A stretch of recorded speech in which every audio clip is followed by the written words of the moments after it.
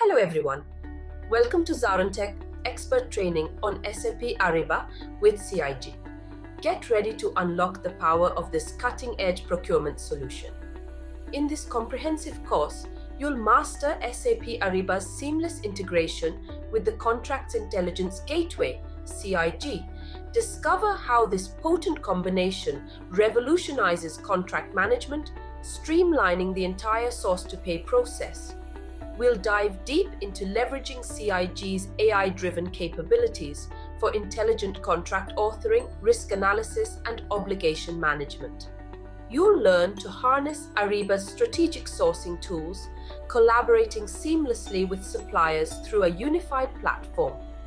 ZaranTech's industry experts will guide you through best practices for automating contract workflows, ensuring compliance, and mitigating risks. Gain invaluable insights into spend analysis and supplier performance management, driving cost optimization and operational excellence. But before we begin, please subscribe to our YouTube channel and hit the bell icon to receive regular updates from us. Now let us take a look at the agenda. Agenda 1. Introduction to SAP Ariba. 2. Key features of SAP Cloud Connector. 3. Cloud Connector use cases. 4. Architecture overview. 5. Data flows. 6. Master data synchronization. 7. Real-time updates. 8. Transaction data integration. 9. Integration challenges. 10. Conclusion. Let's dive in. Okay, so I think we can start now. This training actually includes like CIG implementation, how we are going to implement the CIG. We'll talk about all this like structure, like, that different activities, what we have to perform to implement the CIG. And we'll also try to understand some process flow as well, how actually the process flow is working, and to achieve the process flow, or whatever different setup that we have to, perform. We'll talk about all this setup. Okay. But apart from that, I will also try to show you some project specific document just only for look and feel. All right. So I mean to say, like, in that cases, like that will be only for your look. So that recap, I'm just doing only for your understanding purpose so that we can just align all those things, so what we discussed, and then we'll move forward. So if you remember in the previous session, we discussed about the system architecture, about the CIG, how actually the system architecture of CIG looks like. And in that cases, we discussed about like, that CIG basically we have to use for the ERP integration, right? So generally, if your customer, they are having the SAP ERP system, and if they are going to implement the SAP Ariba applications, so they can implement any of the particular Ariba application. And in that cases, if they would like to have the integration, so in that cases, we have to place CIG in between of the ERP and the Ariba system, like you can see here. Right. So CIG we have to place in between of this Ariba and the ERP system. So since we are placing the CIG in between of this ERP and the Ariba, so we can say CIG is going to act as the middleware. All right. So CIG is not actually the middleware. CIG is called as a direct connectivity, and it is transmitting the data in the real time. But since from technically, if you see, we are placing in between of the ERP and the Ariba, so that is why it is called as a middleware. So as a result of this architecture, what will happen whenever you are going to send any information from ERP to Ariba, that information will first come from the ERP to CIG, and from CIG, it will go to the Ariba Solutions, Ariba applications. And the same way, if you are going to send any particular information from Ariba to ERP, in that case also, that information will come from Ariba to CIG first, and from CIG it will go to the ERP system. So this kind of landscape usually you will see with the customer side, where you will have your ERP system in the backend. In the front end, you will have the Ariba applications, or whatever the applications that your customer they have implemented, and then you will have the integration, like of this integration with the CIG. Okay, and with the help of the CIG, the particular information is going to flow from Ariba to ERP, or from Ariba to ERP, or from ERP to the Ariba system. Okay, so this is something, a kind of normal landscape that you will see. Then apart from that, like whenever we have to work on the CIG, so as we understood, CIG is only applicable in case of the ERP integration, right? But it does not mean like whatever the ERP landscape that your customer they have, we can implement, we can use the CIG. It's not true, because from CIG point of view as well, we are having some support metrics, right? So what is the support matrix from the ERP from the CIG point of view? So in that case is like we have to actually check the versions of the ERP system. So generally, if you see from the ERP side, you will have two different kind of like a system. You may have the SAP ECC, or you may have the SAP S/4HANA, right? So in case if your customer they are available on the SAP ECC, in that cases you should have the ECC version at least ERP 6.0. So if your customer they are not available on the ERP 6.0, they are on the lesser version, like let's say ERP 4.6. So in that cases, they will not be able to use CIG directly, and we have to talk to SAP team, and accordingly we have to prepare the roadmap. So might be the SAP suggest to customer like they have to first upgrade their landscape to ECC 6.0 or higher, then will implement the CIG, or might be based on the customer system architecture, they may also suggest to go with some middleware, and on top of the middleware that we have to implement the CIG. So this kind of thing also will will come like during implementing the CIG, and we have to work with the SAP team closely to how like prepare our roadmap, how we have to implement the CIG. Okay. But apart from that, in some cases, in case of the SAP S/4HANA, so in case of SAP S/4HANA, we don't have any kind of limitations, and whatever the HANA version you have, that is 1710, 6010, 1709, 1909, 2101, 2301 something.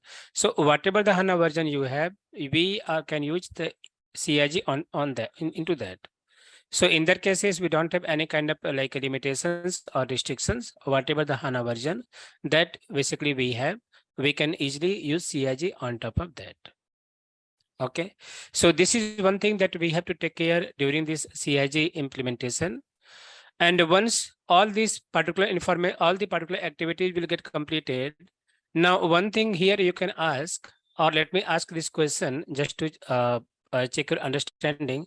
How you came to know, like what is your customer ERP version, whatever different landscape they have, or whatever different middleware they are currently using. How you will come to know about this during the implementation?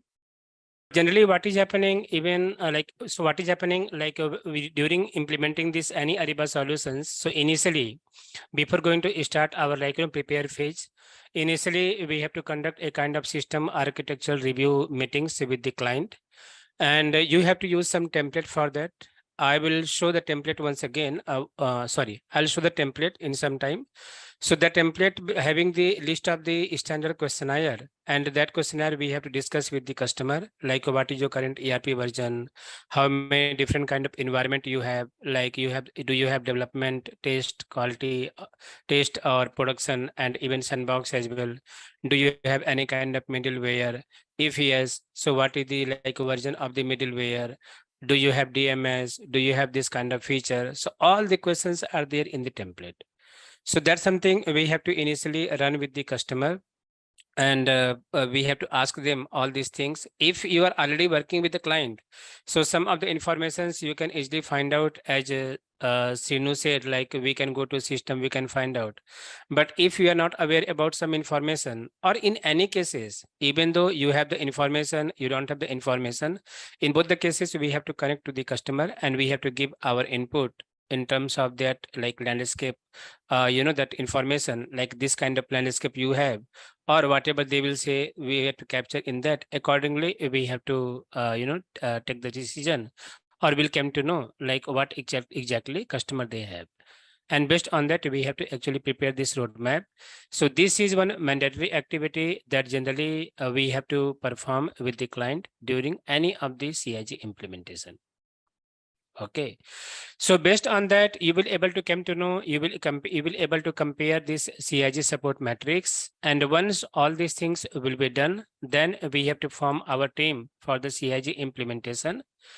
So generally, if we talk about from team formation point of view, So we require the different team member to work on the CIG implementation. So this is not the one man show. So don't assume as a Ariba consultant or as a CIG consultant, I will take care all those things. It's not true. If you are having very good experience, your expertise in all the area, in that cases you may do, but generally in that cases also it's not feasible, because if you see in certain area we are having lots of things, right? So a single person will not be able to perform all those activities. That's why we require the different team member. Okay. If you talk about from team size point of view, so we require the different team, that we can say basically we require the basis consultant. Basis consultant will work on the some system setting, system setup, like they will install the CIG add-on, they will install the cloud connector, they will configure some technical CIG add-on configuration, they will configure the cloud connector as well, right? So all those things basis team they will do. We required some partial help from the SAP Ariba customer support team, that is a shared service team. They have to add the CIG component to our customer license. They will help in that cases. We have to be there as a Ariba consultant. Apart from that, we require the SAP ABAP consultant. So SAP ABAP consultant, they are part of the SAP ERP side, and they are mainly responsible for the coding activity. So wherever we require any kind of coding, any kind of like a implicit enhancement implementation, or we have to implement any kind of customer exit, all those things ABAP consultant, they will take care. So we require the SAP ABAP consultant partially. Then apart from that, as a Ariba consultant, if you know about the SAP ERP side, because if you see, as part of the Ariba to ERP integration, we have to perform some certain configuration which are actually relevant to the SAP materials management module. In short, we can say SAP module. So as a Ariba consultant, if you know about the SAP process, then you can perform the side configuration in the ERP side. Otherwise, if you're not aware, so in that cases, like we require the partial SAP consultant help to perform some certain configuration in ERP side as well. So like that, like this, we have to actually form the team, and each and every team member, they will have their own responsibilities. Okay, so whatever the different activities that actually we have to perform, that team has to perform. So each and every team members, they will have their own active responsibilities, and they have to perform their own activity. So whatever different activities they have to actually perform, we'll talk about in detail level. But let me just quickly summarize those activity once again for your information purpose. So if you see this slide, in this slide, you can see in the first activity, we are having downloading and installing the add-on. This activity, that's something done by the basis consultant. They will do in the ERP system. Then we have to enable the Ariba CIG.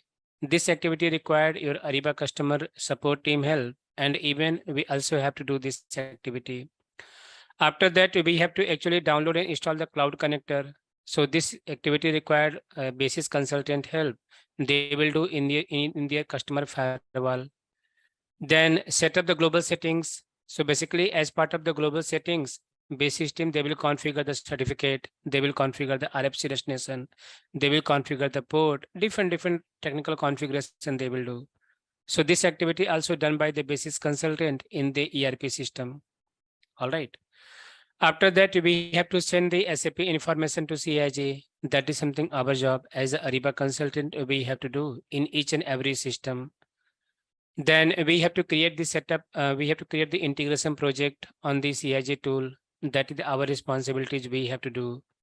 Middleware is something optional. Then we require to do some general settings activity. This is something we have to do as a Ariba consultant. And in some cases, you can also include SAP consultant if you are not much aware about the ERP design. Okay. Then apart from that, if you talk about importing the master data, this is also done by that like as a Ariba consultant. So, for the ERP integration, master data integration is very important.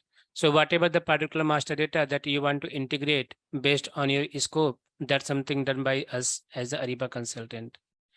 We have to configure the transactions. in these cases, you need consultant help. If you know, you can do it. I'm not saying, but if you don't know, then definitely you require the SAP consultant, because some of the configuration are generally relevant from the SAP core module. Okay. Then specify the cross reference value. This is a part of the integration project setup in the CIG tool that we have to do. Implement extensions and bodies in the sense you can say it's a kind of coding thing, right? So whenever we require any kind of additional coding, or you want to enhance the standard program, what is there in the ERP side. So in all these activities, we require the ABAP consultant help. So the SAP ABAP consultant, they will implement the different kind of extensions, that is customer exit, bodies, they will implement. And even SAP has given all the information about the extensions and bodies. We have to only collect the information, pass it to ABAP consultant, and the ABAP consultant, they will actually perform this activity. Okay. Then add the custom XSLT.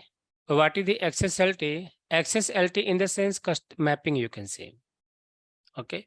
So this is called as a custom mapping. In case of the Ariba to ERP integration, SAP has given the standard mapping. If you see the ERP side, you know, ERP having different database, Ariba having different database, right? And not only database, we are having in the ERP side, different tables, different field. And if you see in the Ariba side, so generally from the Ariba side, we will never have the database access, but wherever you can see some list of the field information. So Ariba side is having different field name as well, because that is based on the Java coding, right?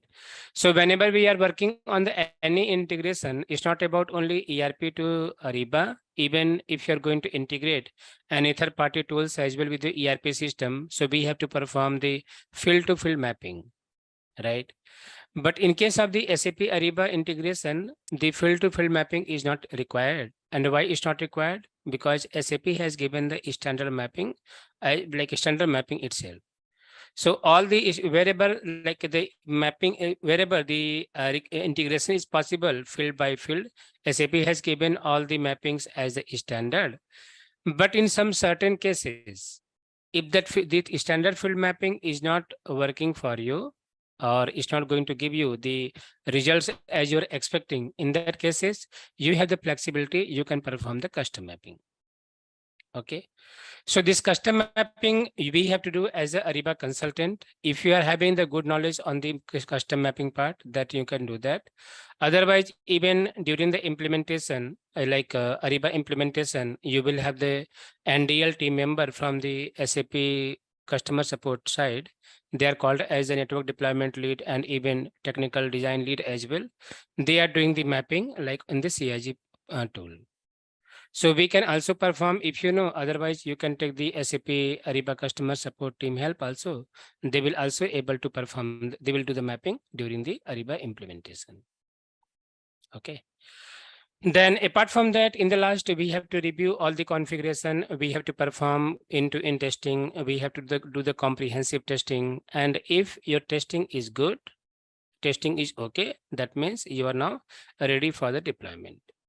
So these are the different things. That's something like we have to perform as part of the CIG implementation with the help of the different team member. All right.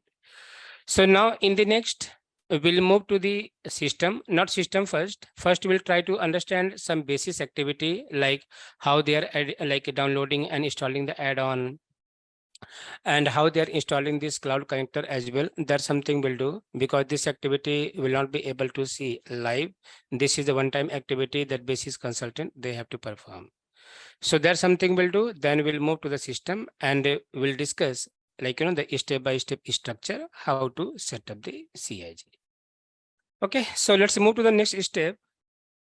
Now let's talk about how actually we have to download add-on software component. So we, in the sense, don't assume as a Ariba consultant, we in the sense basis consultant. Okay. So how the basis team, they are going to download this add-on component, but this activity is very important activity. Why this activity is a very important activity? The thing is that if you try to find out the CIG specific configuration in your ERP system, like you can see, I'm in my ERP system. Okay.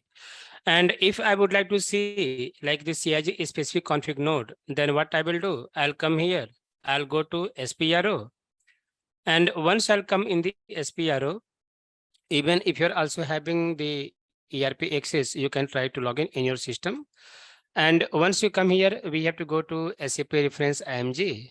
And in the SAP reference IMG, if you see, in the last, we have the config node that is integration with other SAP component. Okay, this config node is a standard. A config node you can find out in all the ERP system like ECC or HANA, you can find out. But once you go inside this here, so inside this, like, you can see we have the config node SAP Ariba Cloud Integration Gateway. All right. So this SAP Ariba Cloud Integration Gateway node will not be available by default, right? So by default, you will only be able to find out integration with other SAP component. This SAP Ariba Cloud Integration Gateway node will not be there as a standard. Okay. So this is something depending on the requirement. If your client, they are going to perform the integration from ERP to Ariba. So in that cases, basis team, they have to actually download and install this software component, like this component. And once they will install this like add-on component, then only you will able to find out this CIG node in your SPRO. So that's why this node is very important. And this activity done by the basis consultant itself, right? How actually they are doing this activity? For that, they have to open the SAP Service Marketplace. And currently, I think this is now called as a service SAP 1, something like that, right? So we have to actually log in on the SAP Service Marketplace or SAP something 1 platform, and it required your S user ID login. So generally from the ERP side, whenever we require to reach any kind of OSS, to reach any kind of support incident to the SAP team, or if you require to download and install any kind of software, any kind of packages. So we have to go there in the SAP Service Marketplace, and it required the authentication of your S user ID. And once you logged in from the S user ID, then in that case, we will get this kind of screen. Right. And I believe in I think this month, this screen is also getting changed a little bit. I'm not sure if you guys seen that or not because of the SAP 1 migration. But most of the information are still remain same. So you will able to see the one option there. That is something, download the software.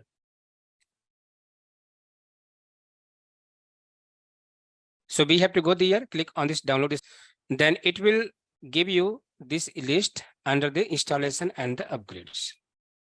And since we are looking for the CIG Ariba specific add-on, so we have to click on this A alphabet. And once you click on this A alphabet, then in the downside, you will see the option of this add-on, that is Ariba Cloud Integration SAP ERP, Ariba Cloud Integration SAP S/4HANA. Okay. Now we can see these two options here, and depending on the requirement, depending on the scope, actually, if your customer, your client, they are having the SAP ECC, then we have to choose the first option, Ariba Cloud Integration SAP ERP. Or if your customer, they are having the SAP S/4HANA, in that cases, we have to choose the Ariba Cloud Integration S/4HANA options here. Okay, so based on the scope, whatever the particular add-on that you will choose here, then it will give you the option, the more detailed information, and accordingly, we can go there.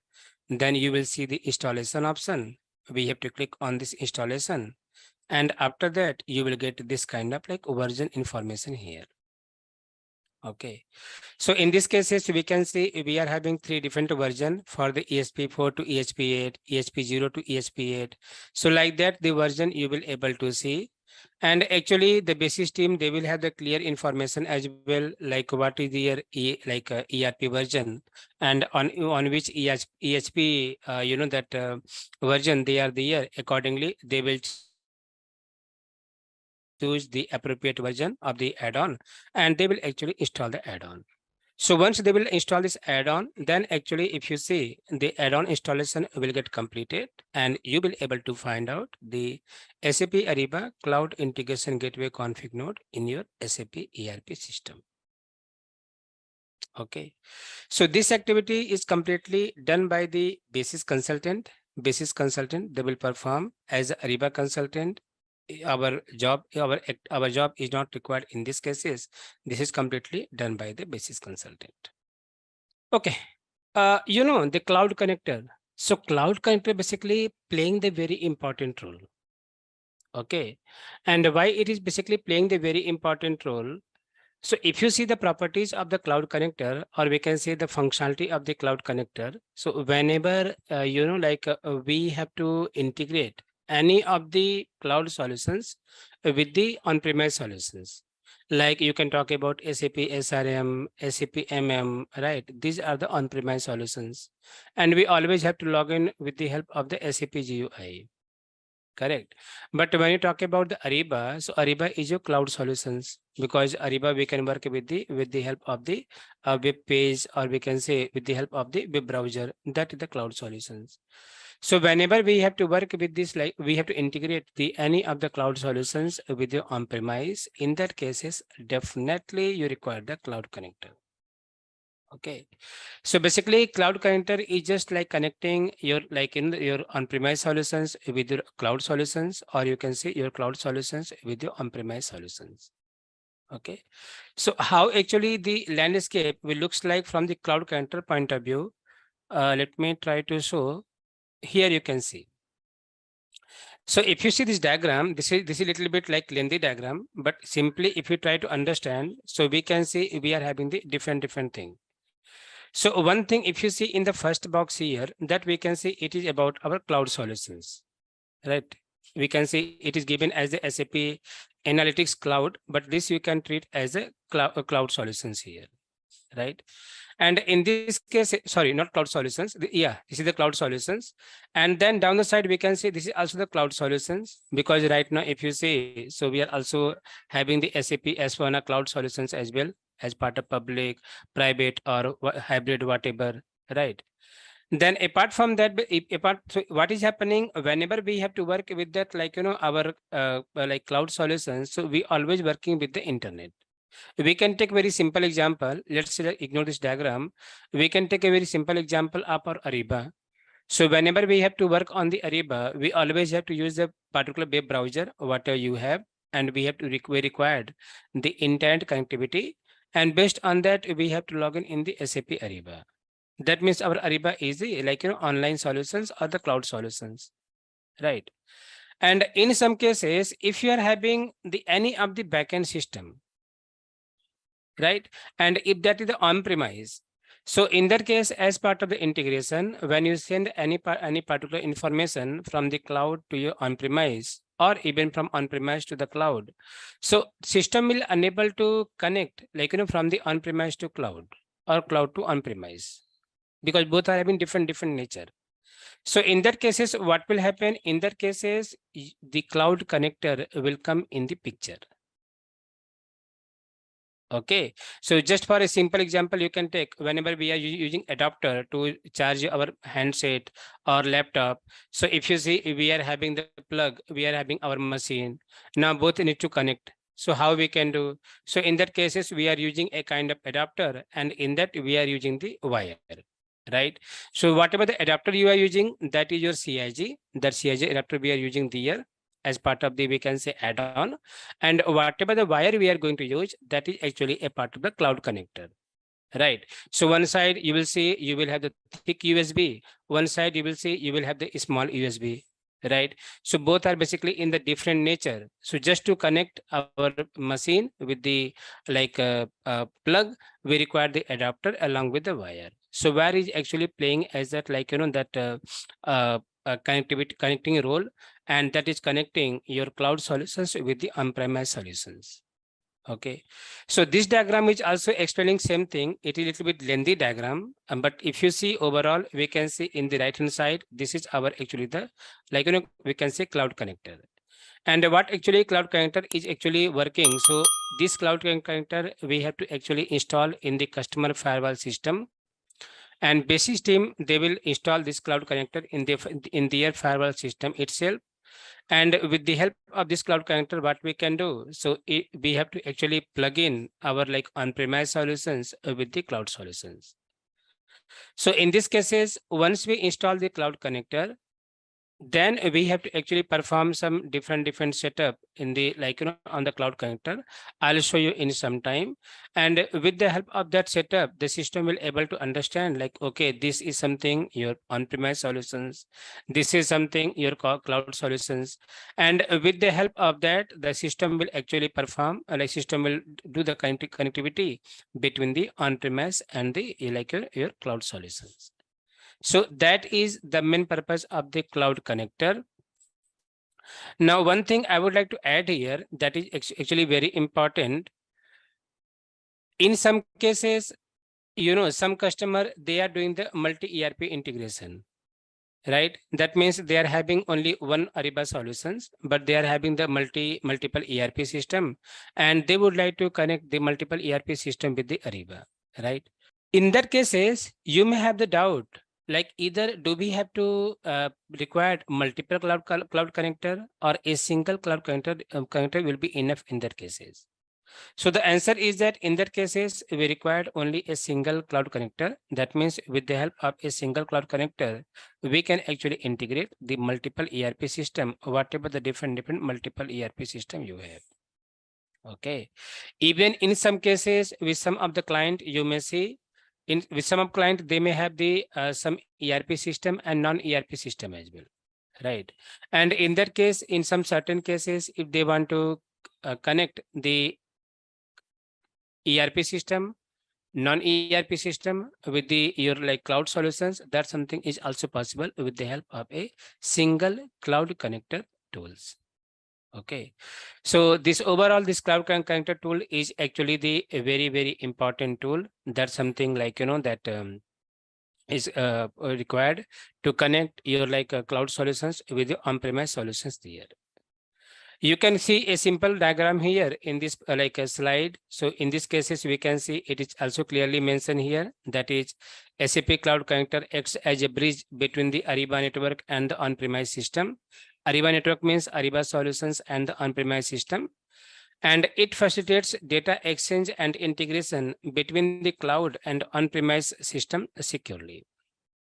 Okay.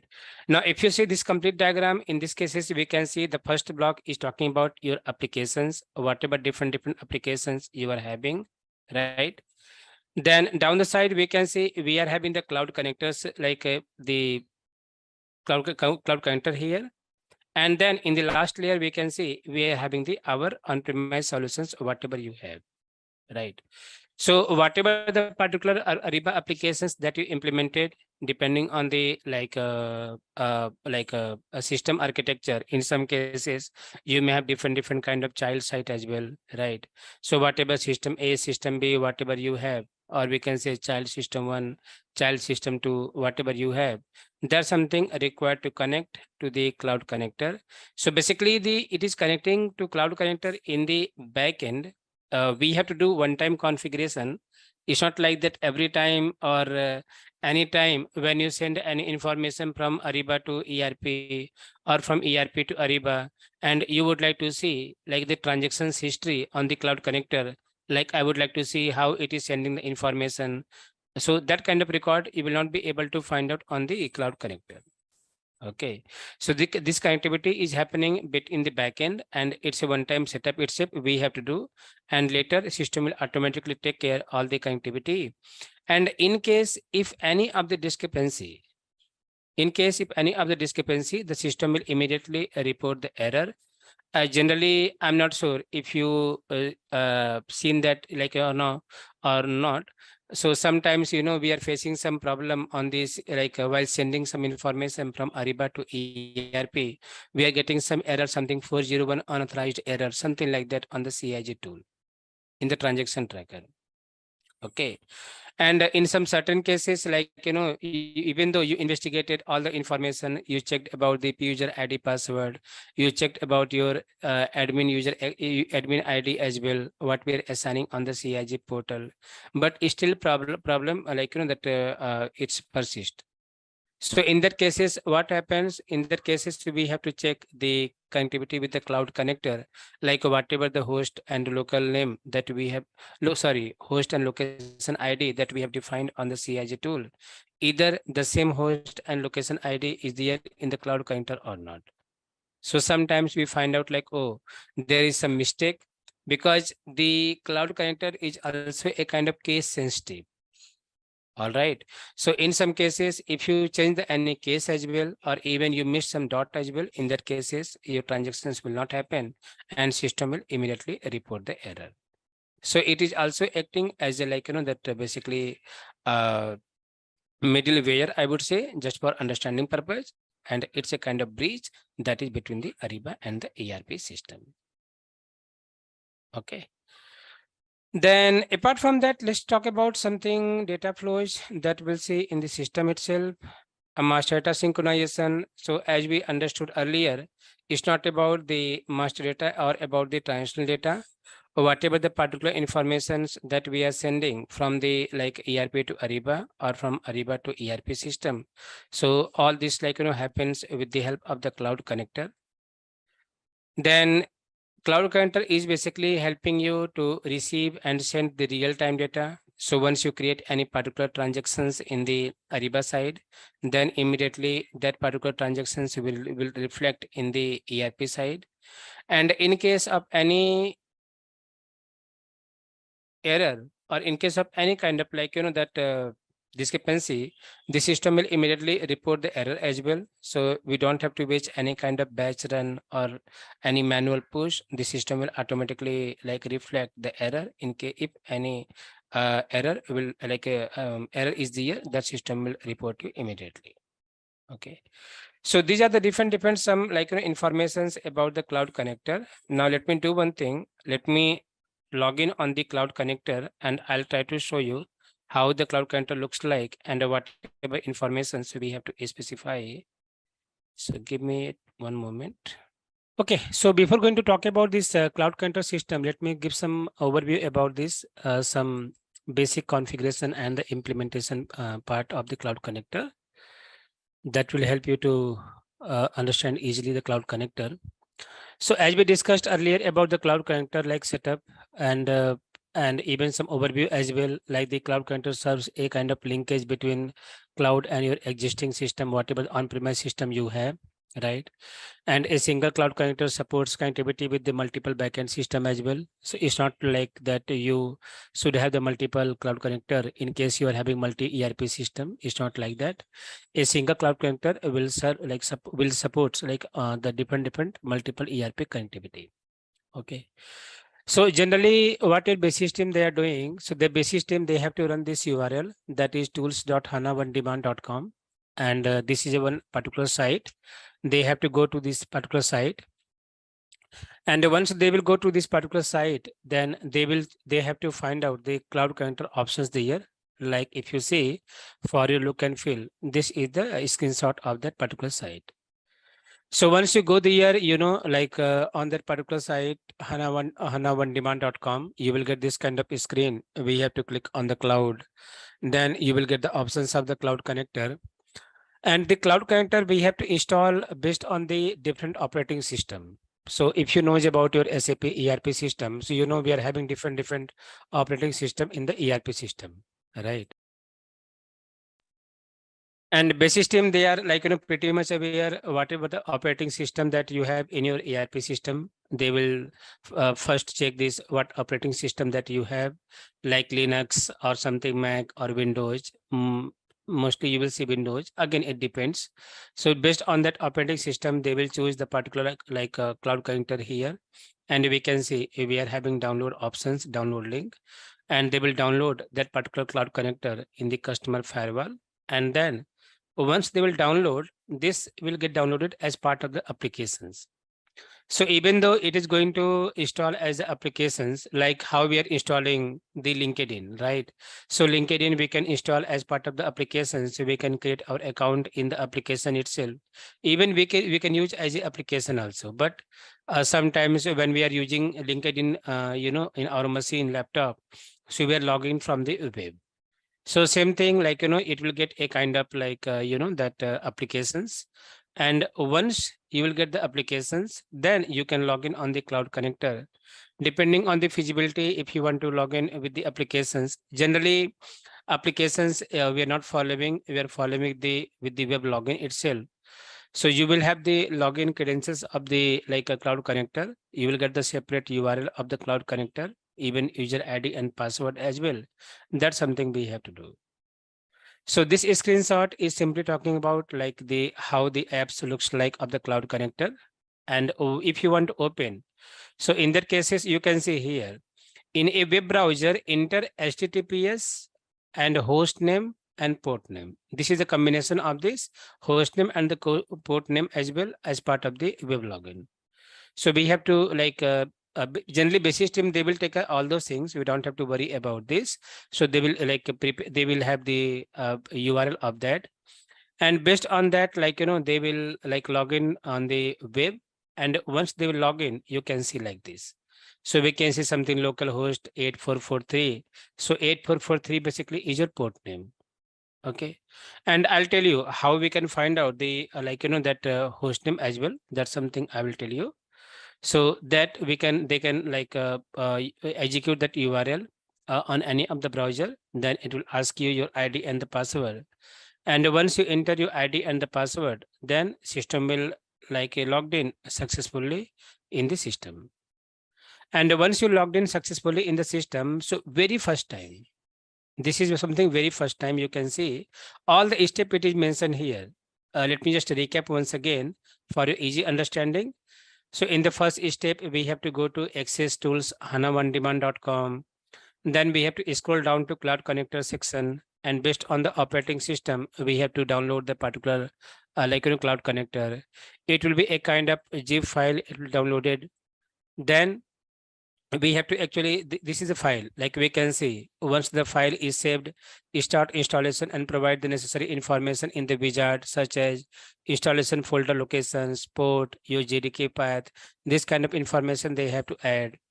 And once the installation is complete, you will able to find out it in install app in the fifth step. So like this, you will able to find out, you can see here, this is showing something for your easy understanding. And after that, in a web browser, enter HTTPS hostname port, that is that like your URL of the cloud connector that we have to enter. And once you enter, then system will ask you like, to give the ID and password. Okay.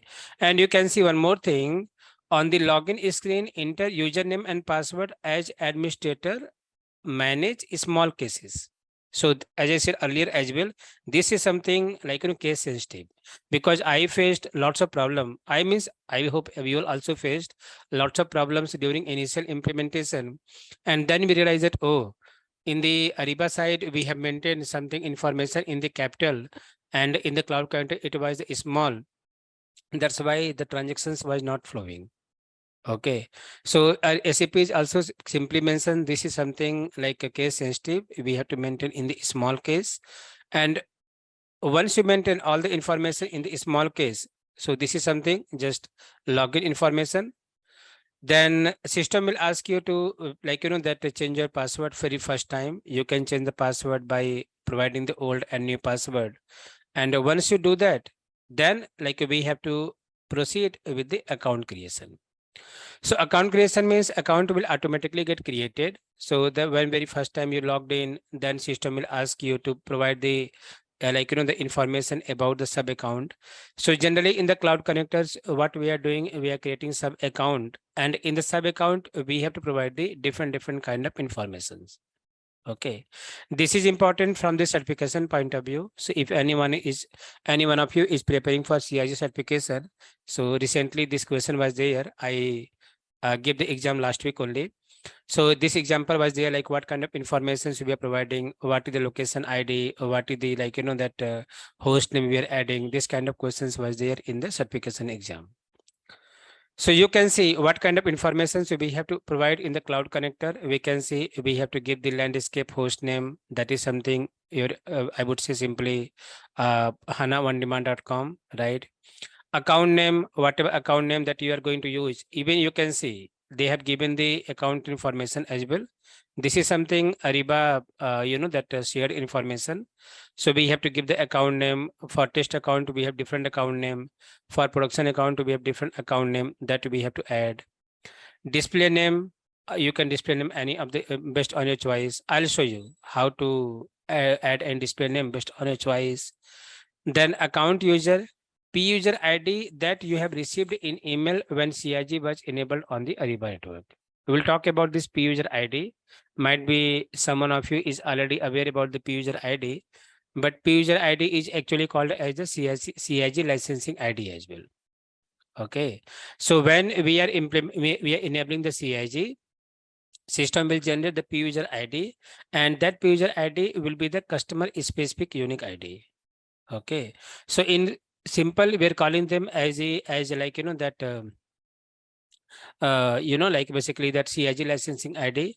So that CIG licensing ID we have to actually provide in that like P user ID, and then whatever the password you have done the password reset in the P user ID, that password also we have to provide here. Then we have to specify the location ID. What is the location ID? Any unique ID identifying the location of this cloud connector for a specific sub account. So basically you can provide any of the information in the location ID, but base system they are providing relevant to the our backend system. So they have to add one location ID there, and this location ID is very important. Okay, so what is the location ID? Just for your simple understanding, I'll tell you. Basically, it is just masking, or you can say hiding your ERP information. So we have provide the like a kind of ERP specific information in the form of the location ID. Okay. Then we have to enter the host name, and host name actually a suitable proxy host from your network, and the port that is specified for this proxy. You need to specify a proxy server that support SSL communications. So generally host name is already there in our ERP system. We can find out from the SM59 transaction code, and that no host name we can provide here. Okay. Then we have to give the port name as well. So we have to enter the proxy port name. That information we have to add. And once you add this information at the initial step, then we have to click on the save. And once you click on the save, then your account setup will be done on the cloud connector. So this is a kind of initial setup that we have to do. And if you see a kind of screen, it looks like this. I'll show you in the system as well. So this is the cloud connector screen. Here we can see define sub account. This option system will ask you immediately once you logged in first time in the cloud connector. And here we have to enter all the information. You can see region, sub account, display name, sub account, password, proxy, all the information so we have to enter here. Okay. Then apart from that, we can see some other information in the down the page, landscape host, account name, display name, account user. This information we have to add here, right? And in the 10th step, once your sub account is created, click on the cloud to on-premise link, and then click on the plus sign to add information about your backend system. So in this cases, since we are going to connect our cloud to the on-premise solutions, so down the side, if you see in the left-hand side, down, we can see cloud to on-premise. We have to click on this option, then you will get the plus options here.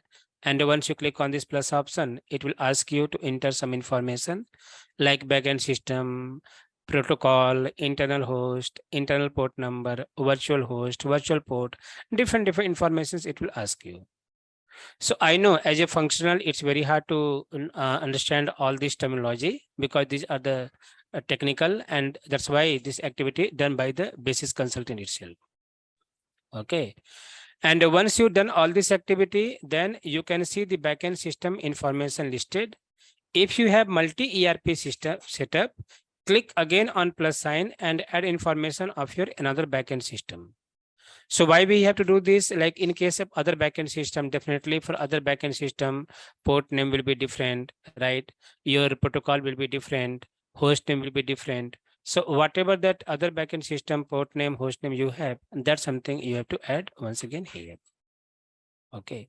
So like this, we can add. Now you can see this is a screenshot about your like the like a sub account under sub account what we added from cloud to on-premise information. That is your backend information that it is showing here.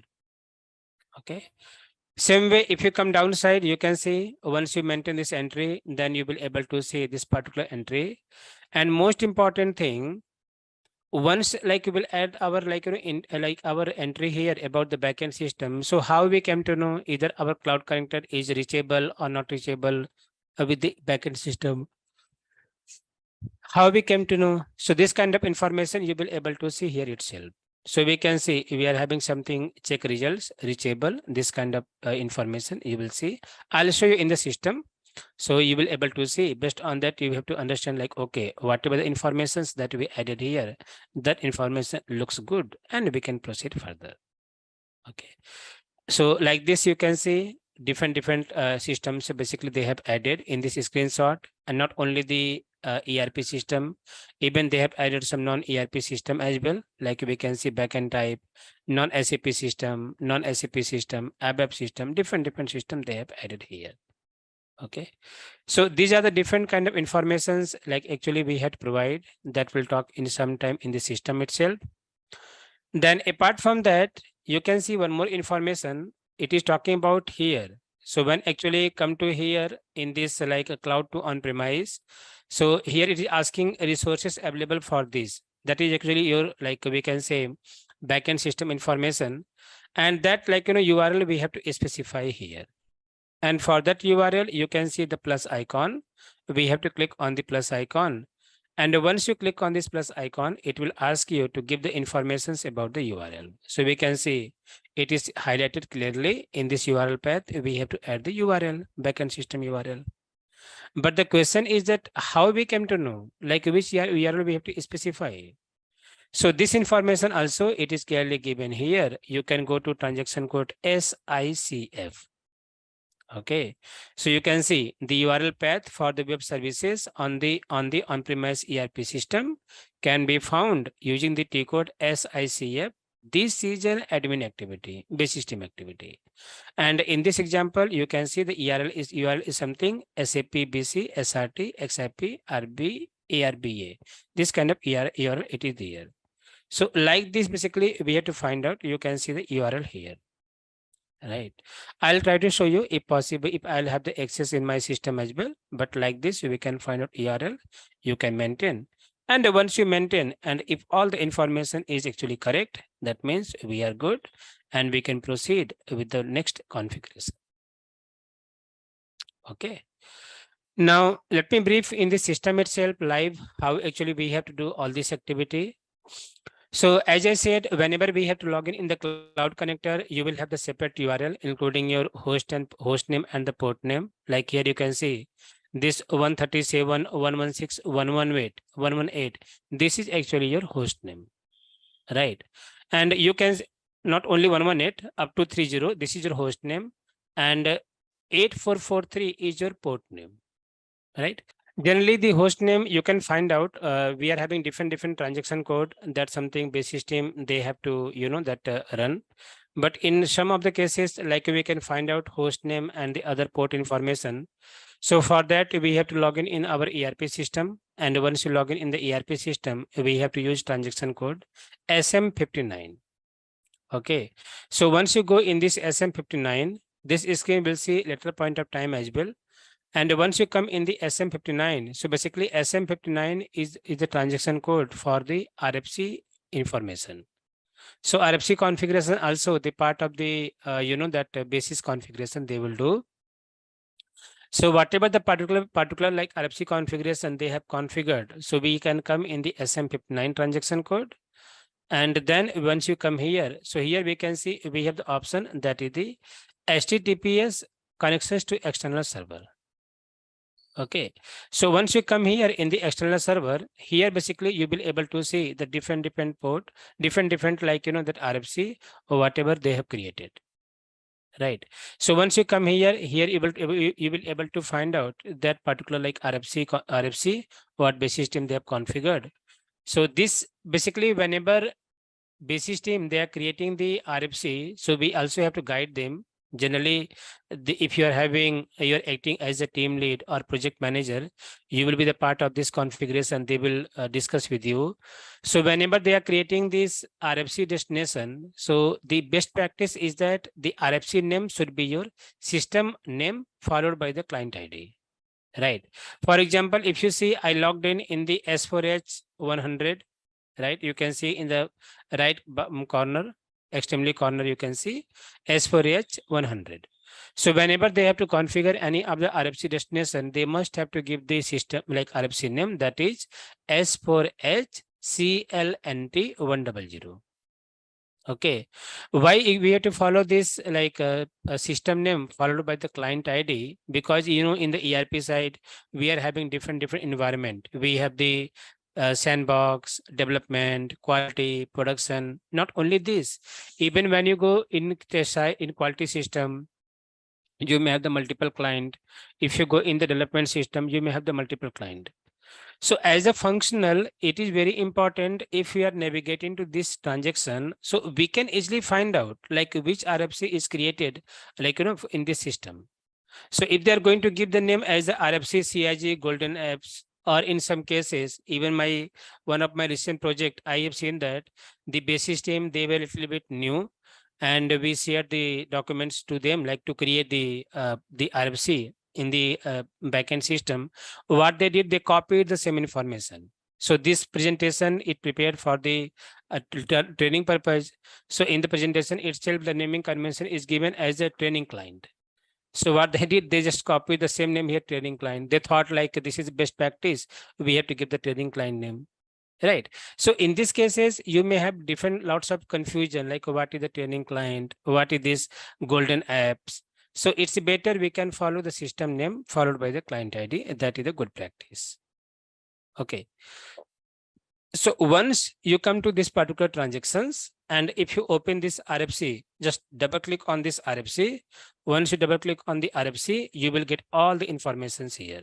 So in this cases, this is something like a demo site. It's not properly completely configured. So in this cases, we cannot find out the port name informations here. Sorry, we can see port name here, port number here. Okay, so all the informations you will able to find out here, like you can see what is the host name, you can see what is the path prefix that you can see here, what is the port name, that's something information you can find out here. Even if the proxy host is also configured, you will able to find out like 8443 number here along with the proxy host name. So this information as a functional, we can easily find out from the SM59 transaction code. Okay. So generally this activity done by the basis team. So accordingly, they will build up this like information, this page. And once they will logged in the first time, they will get the options here, define sub account. So in these cases, since we are logging the next time, up to 9 times. So this information already that created.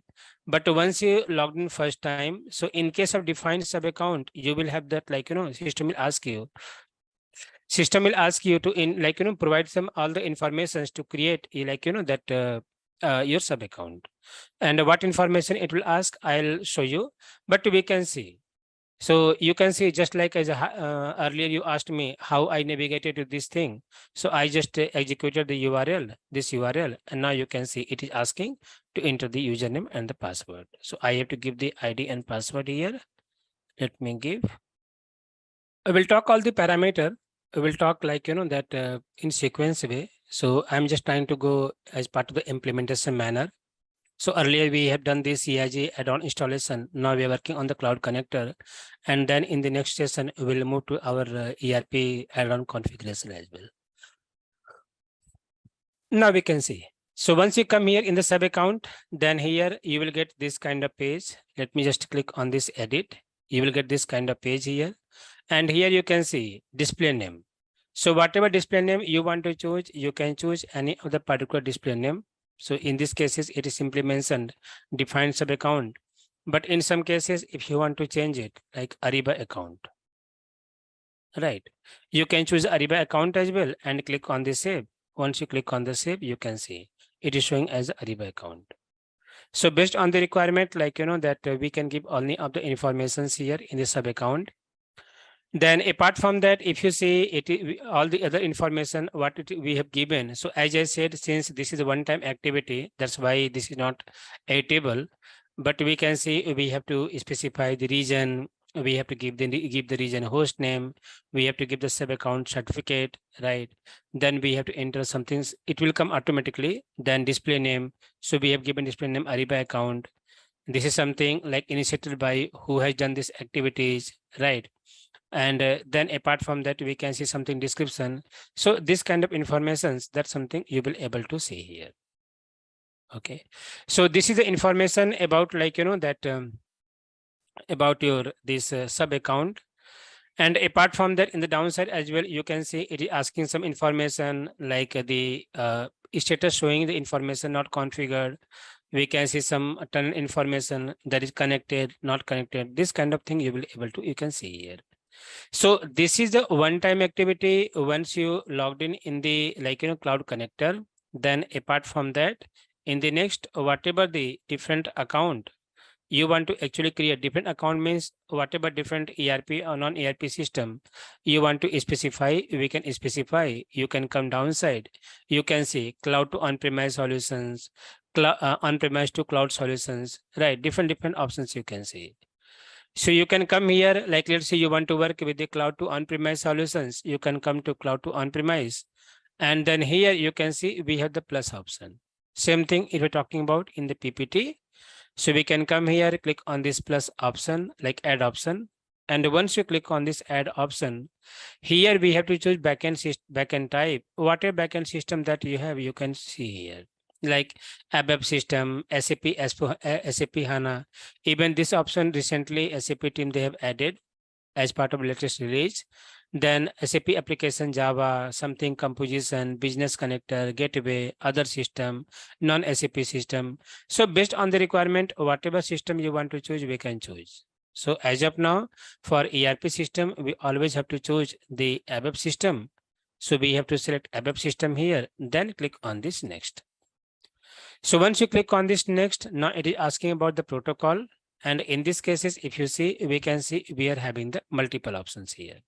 Okay. Now, one thing is important here, that something, once again, this configuration done by the basis consultant, we don't have to configure. But few things just I'm sharing you based on my past experience. So generally here we are getting confusion between HTTP and HTTPS. Okay, so sometimes what happen, it's only a single alphabet differences, right? Now, sometimes what happen, the basis consultant, they maintain the URL in the HTTPS.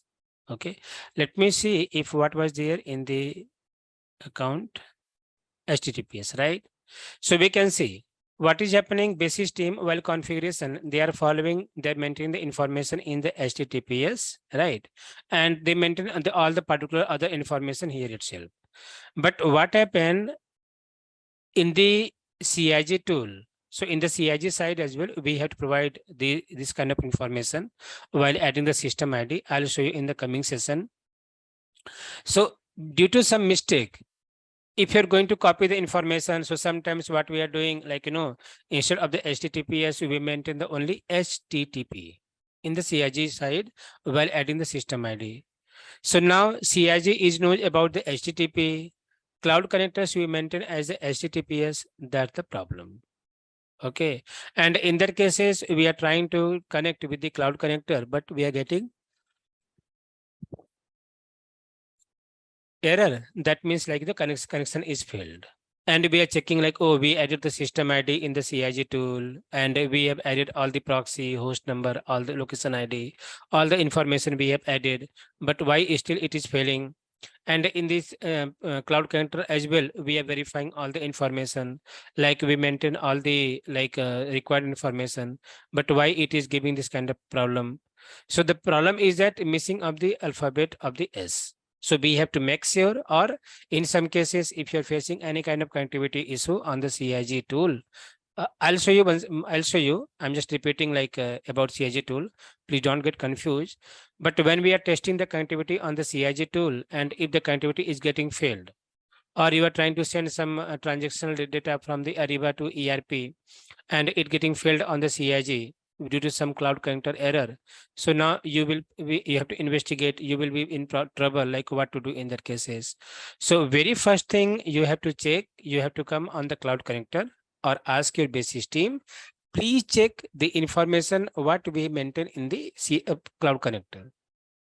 Even in some cases, they may say we have maintained the correctly. There is no problem in the cloud connector. So we have to ask them, please send me the screenshot, because system ultimately will not have. If you are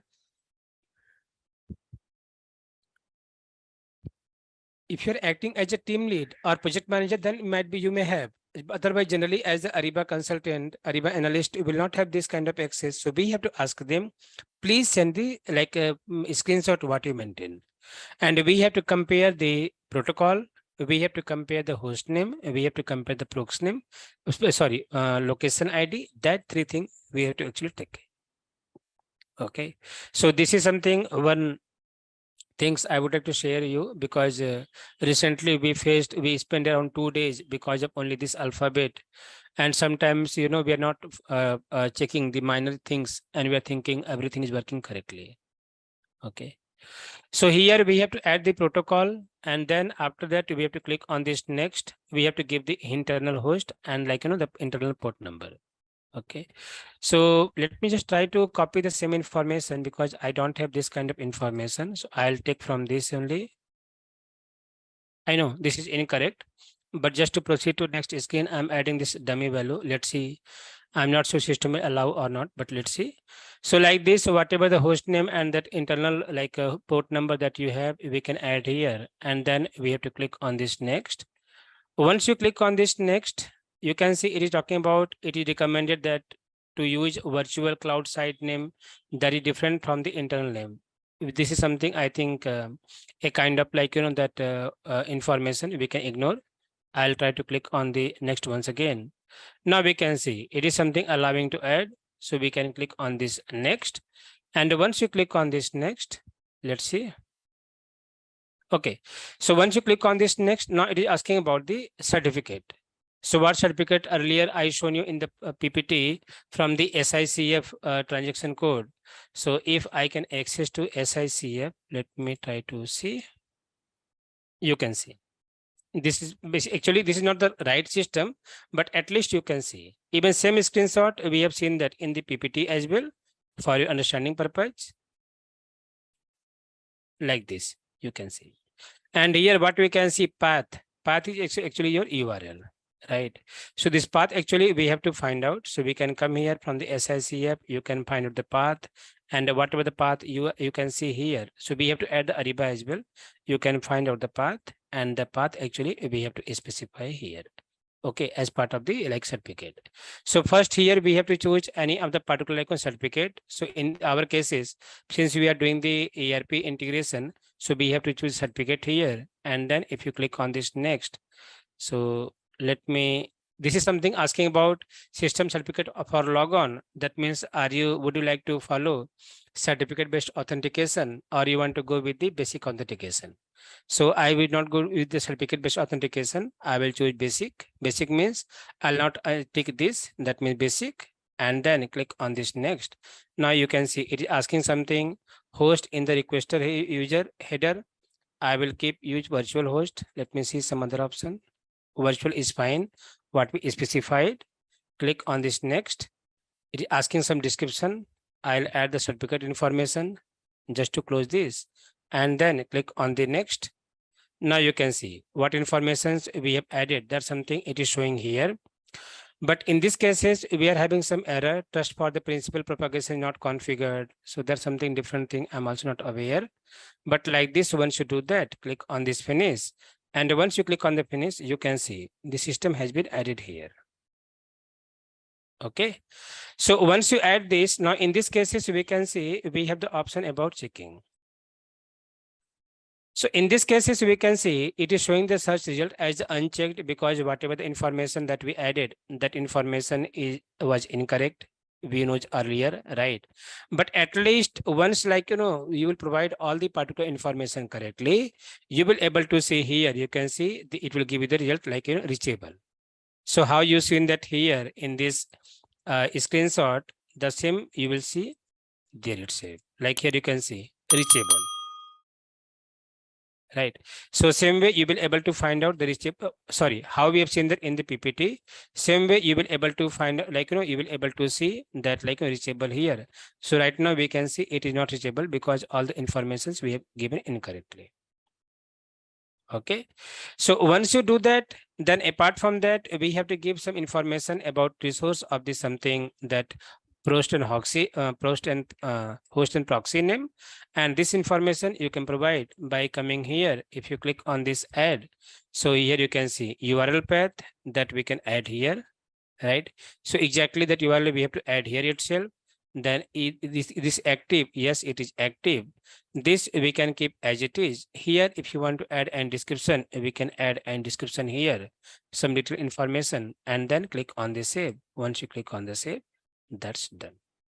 So like that, like, this is the job only we have to perform in the cloud connector. So like that, we have to do the cloud connector setup. So once you come here, we have to provide the information in the sub account, and then whatever different ERP system or even non-ERP system also you want to actually add, we can add here. So how to add, we understood. Apart from that, we can see some other options like on-premise to cloud. So this is something applicable when we are actually doing the integration, like our source system will be completely backend. You want to do with the Ariba, like a cloud, then we can do, right? So generally it's not applicable for Ariba, but for other, you can, if you want, you can do that. Then something monitoring options SAP has given here. We can come to monitor and the cloud to on-premise, on-premise to cloud. That information you can come here. You can check the, that you can monitor the the activities, what is happening in the real time, right? Same thing we can see monitor on-premise to cloud. This information also you can observe here. You can come. You are having the audits option here. So basically with the help of the audits, you can see all the particular transactions or activities, or whatever we are doing in the Ariba, it is getting captured here. So you can see earlier I did some configuration. You can see by today's date, all the information is getting captured here. Okay. So this kind of audit log also you will able to find out in the cloud connector. This is helping you in case someone made some changes.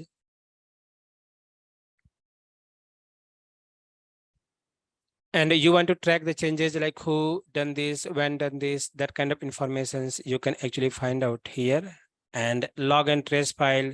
So this is something, in the SAP ERP system also, we are having trace functionality. So that kind of trace functionality log also you will able to find out here. Okay. So this is something just a high level or not high level, just overview about the cloud connector that we have done. I believe at least you understood the cloud connector setup, how to set up the cloud connector, whatever different activities we have to do. So actually, as you know, during the implementation, even though we do not have to work on the cloud connector, but at least if you know what to do, so in case of any challenges, you can also, that work as a shadow resources, and you can guide your basis team as well. Okay, so this is the thing about the cloud connectors. All right, let's test your knowledge. Here's a question for you. Which of the following is not a component of the SAP Ariba Cloud Integration Gateway? Option A, Ariba Integration Gateway. Option B, Ariba Integration Package. Option C, Ariba Trading Partner Integration. Option D, Ariba Process Integration. Take a moment to think, and when you're ready, choose the correct option. Remember, each choice holds a key to unlocking the answer. Good luck! Type the correct answer in the comment section. Hey there, are you ready to unlock the power of seamless cloud integration with SAP Ariba? Our SAP Ariba Cloud Integration Gateway course is here to give you the keys to success. You can learn at your own pace on our convenient online platform. In this comprehensive course, you'll master the art of integrating SAP Ariba with other cloud applications, streamlining your business processes and maximizing efficiency. From setting up secure connections to troubleshooting integration issues, our course covers it all. Our instructors are seasoned professionals with years of hands-on experience in SAP Ariba CIG. They'll guide you through real-world scenarios and share invaluable insights to help you excel in your role. Don't just take our word for it. Our students rave about the practical knowledge and expert guidance they've gained from this course. They've been able to implement what they've learned and drive tangible results for their organizations. The best part, this game-changing course is incredibly affordable, making it accessible to professionals at any level. Unlock your potential and take your SAP Ariba integration skills to new heights. Visit ZaranTech's website below for full details on the training. All right, so let's start now. So in the previous lecture, we discussed about the basic component of the CIG implementation. And as part of the basic component, we discussed about the cloud connector, how we have to set up the cloud connector. Prior to that, we discussed about at high level, how we have to build form our team for the CIG implementation, or whatever the different activities that we have to actually follow as part of this CIG implementation. That's something we discussed.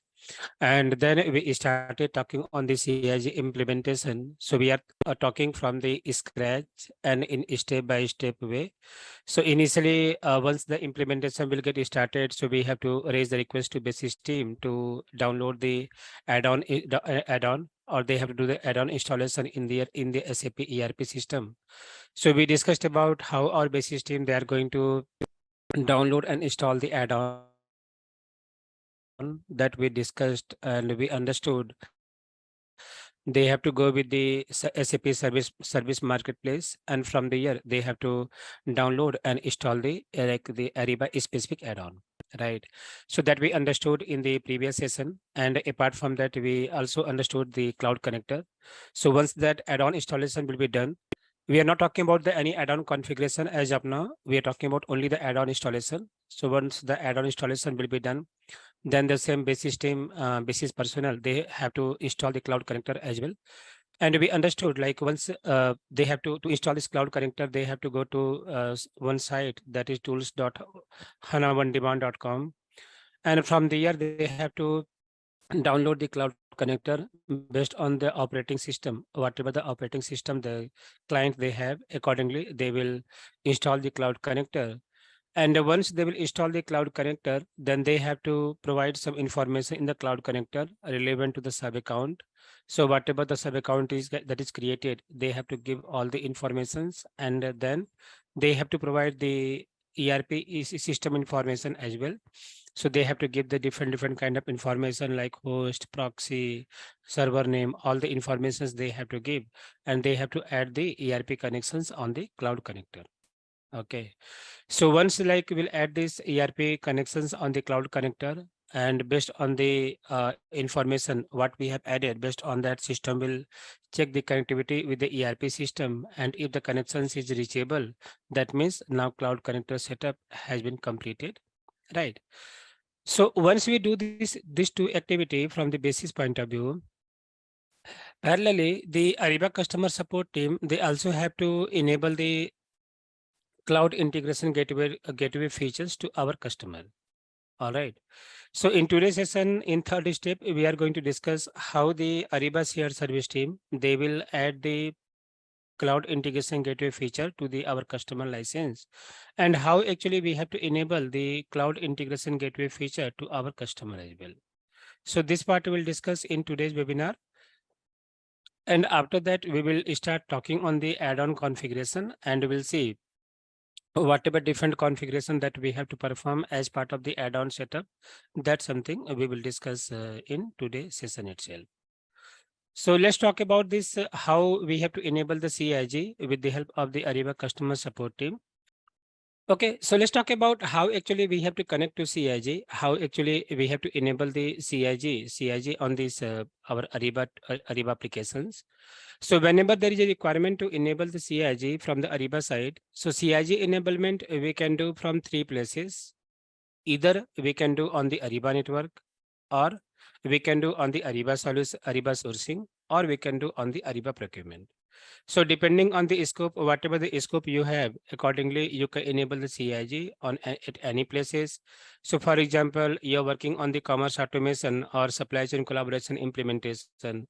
So definitely in that cases, the sourcing and procurement part will not come in the picture, right? So in that cases, we have to enable the CIG only on the Ariba network. Or let's say your customer, they are implementing Ariba strategic sourcing suite. They don't have the Ariba buying and invoicing solution. So in that cases, you will have the two options to enable the CIG. Either you can do on the Ariba network, or you can do on the Ariba sourcing as well. All right. Or in some cases, you may see some customer, they are implementing only Ariba P2P solution, that is Ariba buying and invoicing solution. So in that cases, they will have the options on the Ariba P2P, or they can do on the Ariba network as well. So depending on the scope, like whatever the scope we have as part of the implementation, accordingly, we have to do either any on one places. It's not like that we have to do in all the places. We can do either any one places like Ariba sourcing, Ariba procurement, or the Ariba network. Okay.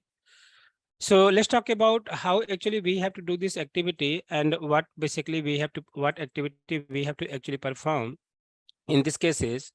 So here it is given some prerequisite before going to enable the cloud integration gateway component to our customer side. So we should have some prerequisite like an active buyer account on the Ariba network. That means your license should be in active status. It's not like that your license is inactive and you are requesting SAP Ariba shared service team to enable the CIG. That would not be possible. All right.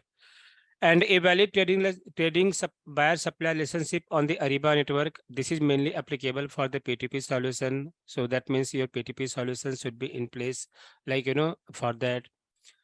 Then we have to enable our Ariba network buyer account to access CIG. This is the general things, and access to SAP service, SAP marketplace to download the Ariba CIG add-on for our ERP or S4HANA. This is a common thing that we did earlier as well.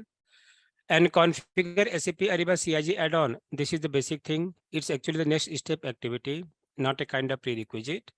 And configure your certificate. This is something, yeah, it's a, I would say mandatory, right, as part of the add-on configuration, because certificate is something just linking your Ariba system CIG tool to the ERP system that should be in place. Even though I don't think so, it's stopping to enable the CIG component.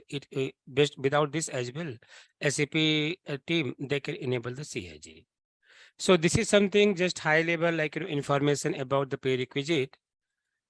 And once we are ready to enable the CIG, so actually, as I said, in these cases, we have the two-step activity.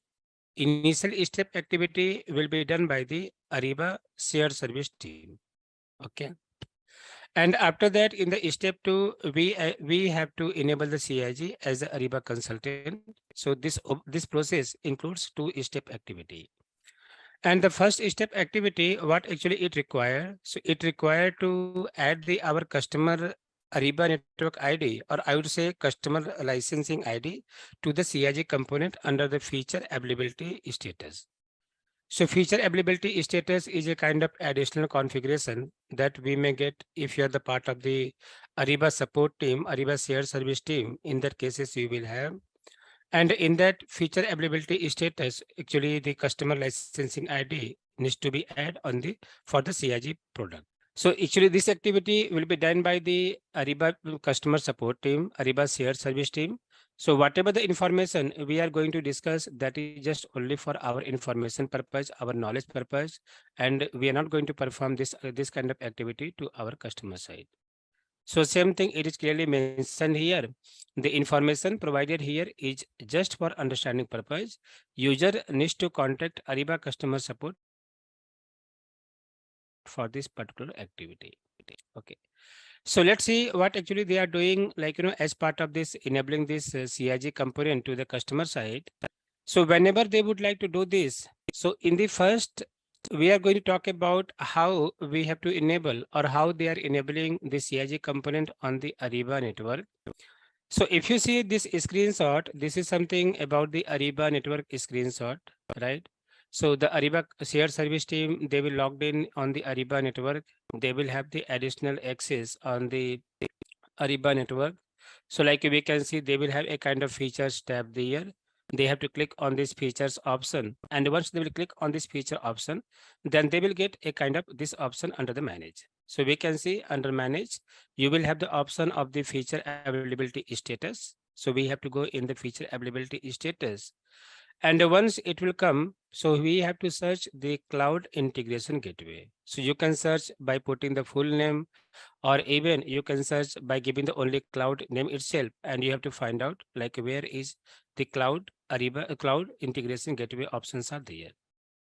So once you find out the cloud integration gateway for buyer, for customer, then they have to click on this edit. And once they will click on the edit, they will add the customer NID here. So for which customer they want to enable the CIG component, that customer NID they need to add in here. We can see under this NID, and once it will get selected, then they have to click on the save. And once they will click on the save, that means this NID is added for your cloud integration gateway component. Okay. So like this, they are going to enable the CIG from the Ariba network point of view. In case if you're having only the commerce automation or supply chain collaboration. Otherwise, if you are having the Ariba strategic sourcing suite or buying and invoicing solution, in that cases, we can enable the CIG from the core administration or from the administration config itself. Okay. How we can do that? So let's see. So how actually they are going to do this, like, in the Ariba sourcing or in the Ariba P2P itself. So for that, they have to log in the administration and or the core administration. So once we logged in the administration or the core administration, so you will get the options of the feature manager here. So in this screenshot, we can see they have logged in the administration, and in the administration, we can see they are having the different additional config access as well. So they have to come in the feature manager, and once we'll come in the feature manager, here we will see the same option, feature availability status. So once we enable this feature availability status, then same way you will get a kind of search option. We can put the text as a cloud, or you can put the complete text as well, cloud integration gateway. And based on that, you have to search, then system will show you the list of features. Okay. One more thing I would like to highlight here, this is not about only for the, like, this cloud integration gateway feature. Apart from that, whenever we are asking or we are raising any kind of SR to the Ariba shared service team to enable any kind of particular feature for the Ariba strategic sourcing or Ariba buying and invoicing solution. So they are actually enabling the features from here itself. So whatever the toggles that you have requested to the Ariba shared service team to enable for your customer side, they are actually enabling all the particular features from the feature manager itself. So actually this feature manager containing all the list of features, and depending on the license, whatever license your customer they have purchased, based on that they will enable or disable any of the particular feature from the feature manager itself. Okay. So once we come here in this cloud integration gateway, we have to click on this edit. And once we click on this edit, then here we can, so once we click on this add and remove option, then in the next, we have to find out the customer sequence ID, serial ID. Now in these cases, we can talk in some different way. So let's say, I'm maintaining some like list of the audience record. So when I'm maintaining some list of the audience records, so I'm maintaining some serial wise, like 1, 2, 3, 4, 5, 6, right? So 1 Sham, second J, third ABC, like that I'm maintaining the list of audience report. So whenever I have to refer the report, so it's not mandatory, like, I will go with the complete name itself. So based on the sequence ID itself, serial number ID itself, I will able to understand like who has joined or not. So let's say, for example, if I'll refer only like serial number one, so definitely one will be the same because in my record, one is talking about the same. So same thing, Ariba team, they are also Ariba company, they are also maintaining. So whenever the customer they are purchasing the Ariba license, so they are maintaining the list of the serial ID. And based on the ID itself, they can easily identify that, like, the customer name. Okay. So same thing you can see in this screenshot as well. If you see in the left hand side, we can see we are having the serial ID 75, 76, 78, 79, something like that. Name you can see only simply bar organizations, right? But they are identifying all the informations with the help of the serial ID. That's something it is showing as part of the customer record based on the license. So for which customer ID they have to enable or disable any of the particular feature. So they will add based on this, like, this ID itself. So for example, in these cases, you can see to add the cloud integration gateway component. Once we select this ID like 78, then 78 will get customer will have the Ariba CIG license. So for which customer they want to enable the CIG, they can choose the customer sequence here. Then they have to click on this done. And once they'll click on this done, now you can see for this like 78 customer ID, the CIG component has been added.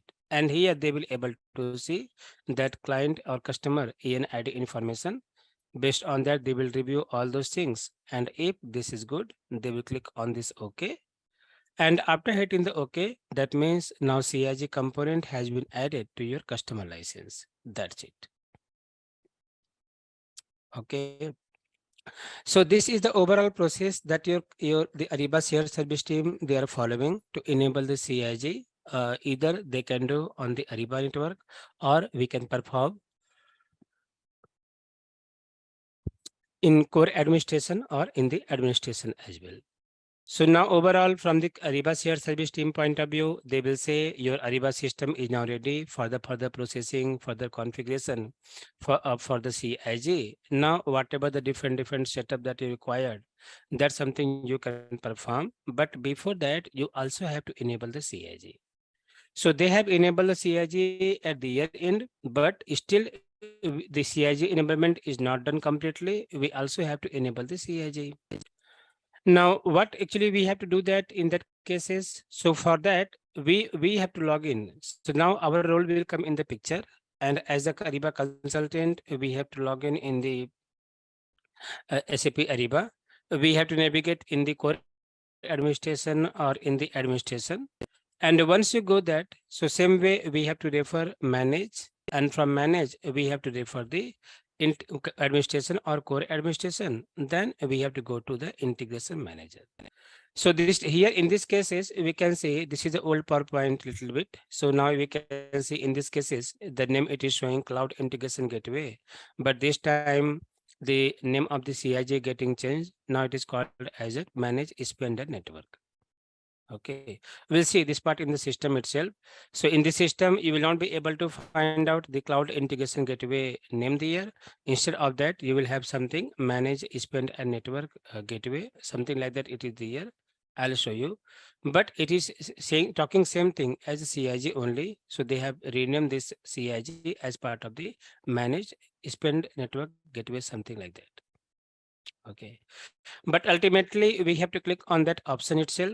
And once you click on that particular options, then very first time, this option you will get very first time. So when you logged in first time after confirmation from the Ariba customer support team, you will get these two checkbox here.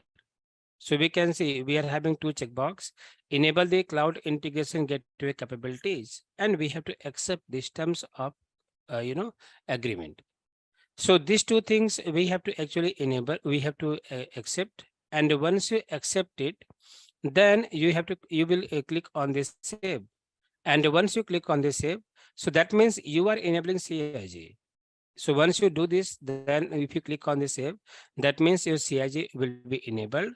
And from the next time, whenever you are going to log in the integration manager, and if you want to access the cloud integration gateway, always you will able to see this kind of information there, that is, status enabled, and system automatically build up the hyperlink here.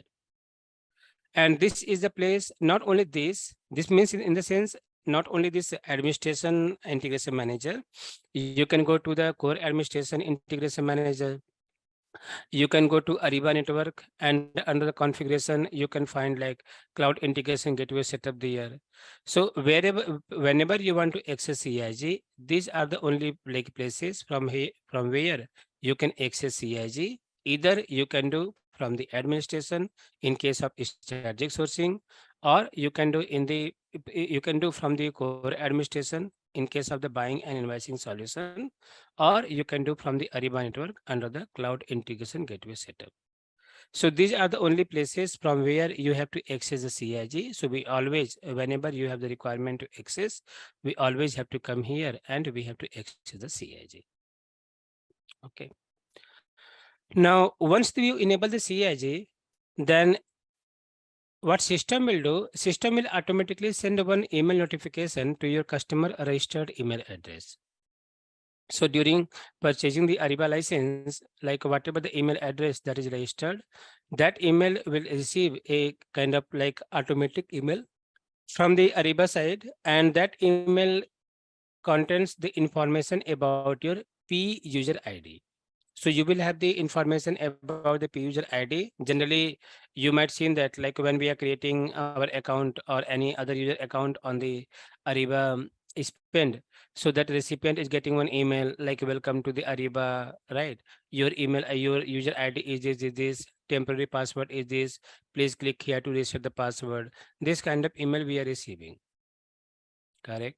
So same way, like that the customer, they will also receive the a kind of email notification, and that email contains the information about the P user ID, and we will have a kind of link to reset our password. So we have to actually generate the password or reset the password of the P user ID, and the P user ID is very important, like information. So we have to keep the P user ID and the password very carefully, because the P user ID is not a kind of alphanumeric value. P user ID is called as your CIG licensing ID. All right. So this P user ID we have to use in different places. So when we'll configure the add-on in the ERP system, in the multiple places we have to use the P user ID. Same way, whenever like that you have to add any system information in the CIG tool, there also we have to provide this P user ID information. So P user ID information is very important. So we have to keep it very carefully. And now in the next, we can say after generating the P user ID, that means CIG enablement is also done. And we are now start to config the other next setup in the ERP side or in the CIG side. Okay, so like this, actually we have to enable the CIG to the customer license. So let me just run this PPT, few more information, just only for your like little bit understanding purpose. And we are going to discuss all these things in the system itself. But let me see if some information is important for us. Yeah, one thing is very important. We can see in this like slide, it is saying each P user is associated with only one AN buyer account. So as a Ariba sourcing customer, even though you enable CIG through your sourcing realm for sourcing master data integration, no new P user ID will get created when you enable CIG again through Ariba network for sourcing transaction integration. And system has the intelligence built to check AN buyer ID connected to your sourcing realm to avoid duplicate creation on P user. So sometimes it happen like sometimes even you have may also have seen that your customer, they have only implemented like SLP module, right, or strategic sourcing module. Now in the next phase, their plan is that they want to implement the Ariba buying and invoicing solution, or they want to implement the Ariba supply chain collaboration or commerce automation, right? So So let's say your customer, they are going to implement this Ariba buying invoicing solution. So in that case, might be you may have to go to the core administration, and under the integration manager, you have to enable that, like that checkbox, right? Or you may have to go on the Ariba network. From there, you have to enable the checkbox. So in that cases, it might possible we might be in under the impression like, okay, once we enable, we will receive the new user ID or password, because earlier we have enabled only for the strategic sourcing. Now we are going to enable for the Ariba buying and invoicing solution, or commerce automation, or supply chain collaboration. So we may expect a new user ID information from the SAP, but that is something not possible, because the P user ID is a unique to your customer ID. Customer ID means we can say unique to the Ariba network ID. So whatever the AN ID that is the year, and for which you enable this, like the and the CIG, that will be for entire whole AN ID. So if your AN ID is the same, definitely in that case you are not going to receive any kind of P user ID. But in some cases, if you are having the different AN ID, generally it's not like a common thing, or even not possible as well. So, but in some cases, in some exceptional cases, we can say, if you are having two different NID, that, like then you will able to, you may receive the different P user ID. Otherwise, for a single NID, you will have a single P user ID. Now let me see something is important. This is something about procurement. So it's talking about same thing, like we have to go to feature availability status, and same way what we discussed, same thing it is required to do here itself. And with the help of this, we can enable CIG for the Ariba procurement as well. Okay, this is one thing let me just tell you, this is something important. Uh, so actually, if you see here, in this cases, what it is talking about, in case of the P2P, that is CIG enablement, I'll not take much time to talk on this, but just one thing it is important to discuss here. So this screenshot, you can see this is talking about enabling the CIG in your Ariba procurement solutions, Ariba buying and invoicing solutions. And for that, we have to log in the Ariba, navigate to that core administration. And once you come in the core administration, so same way we have to go in the feature availability status under the core administration. This is job of the Ariba shared service team. So once they will come here, so here same way they have to find out, they will try to search the cloud integration gateway. And once they'll find out, then same way they will add the customer ID in the CIG component, right? And once they will do this, they have to click on this done here. And once they will click on this, so you can see the same customer ID will get added, for the CIG. So that means for this customer ID, CIG component is now has been added. And after this, if you see, it is talking about repeat step 1 to 6 to enable a procurement site for enable asynchronous integration events for web service channel feature. Okay. So this is something we can say, like, that when we are enabling, I'm not pretty much sure, like, so whenever we are going to enable the CIG component as a Ariba consultant for the procurement solutions, system will ask you to choose the different web services task. Okay, it's not about, like, only for the purchase order, for the invoice, based on the requirement, whatever the different asynchronous task is applicable, you have to choose the particular task. So actually, the Ariba team, they are actually just creating a kind of, like, that prerequisite activity or predecessor activity for this. The same thing they are doing here itself. So this is not our activity. This is done by the Ariba customer support team, but I am just adding this information here. And once they will enable this, so what they are doing, they also have to enable the parameter, and that parameter they can find out under the customizer manager parameters. Okay, this time I think it's a move to the now ICM, intelligent configuration manager, or I may wrong as well, because we never seen that the Ariba side, Ariba people's access, so they may have some parameter under the customizer manager as well. That might also be possible. So they have to come in this customizer manager parameters, and once they will come, you can see application.common async integration task, they are going to just enable this. Okay, so based on this, they are enabling any of the particular that async task. And once they will do this, that means now this particular task is now ready, right? And that means they have done their task as well. So same thing, later point of time, once we will enable. So when we have to enable, the same way we have to come in the cloud integration gateway, then we can see here. This will give you more sense. So we have to enable this particular that check both the checkbox what we have done in the Ariba strategic sourcing or in the administration part. And you can see here it is asking about the some task. Okay, so as even earlier I told you, it's not mandatory you have to choose all the particular task depending on the scope, whatever scope you have. Based on that, you have to actually choose the particular task. So why system is asking to choose any of the particular task? System is asking based on the setup what is done by the earlier from the Ariba customer support team. Okay, so based on that only they're asking to enable this particular task. And now once you select this enablement indicator and this required async task and then click on the save, then your CIG enablement will be done in the Ariba P2P.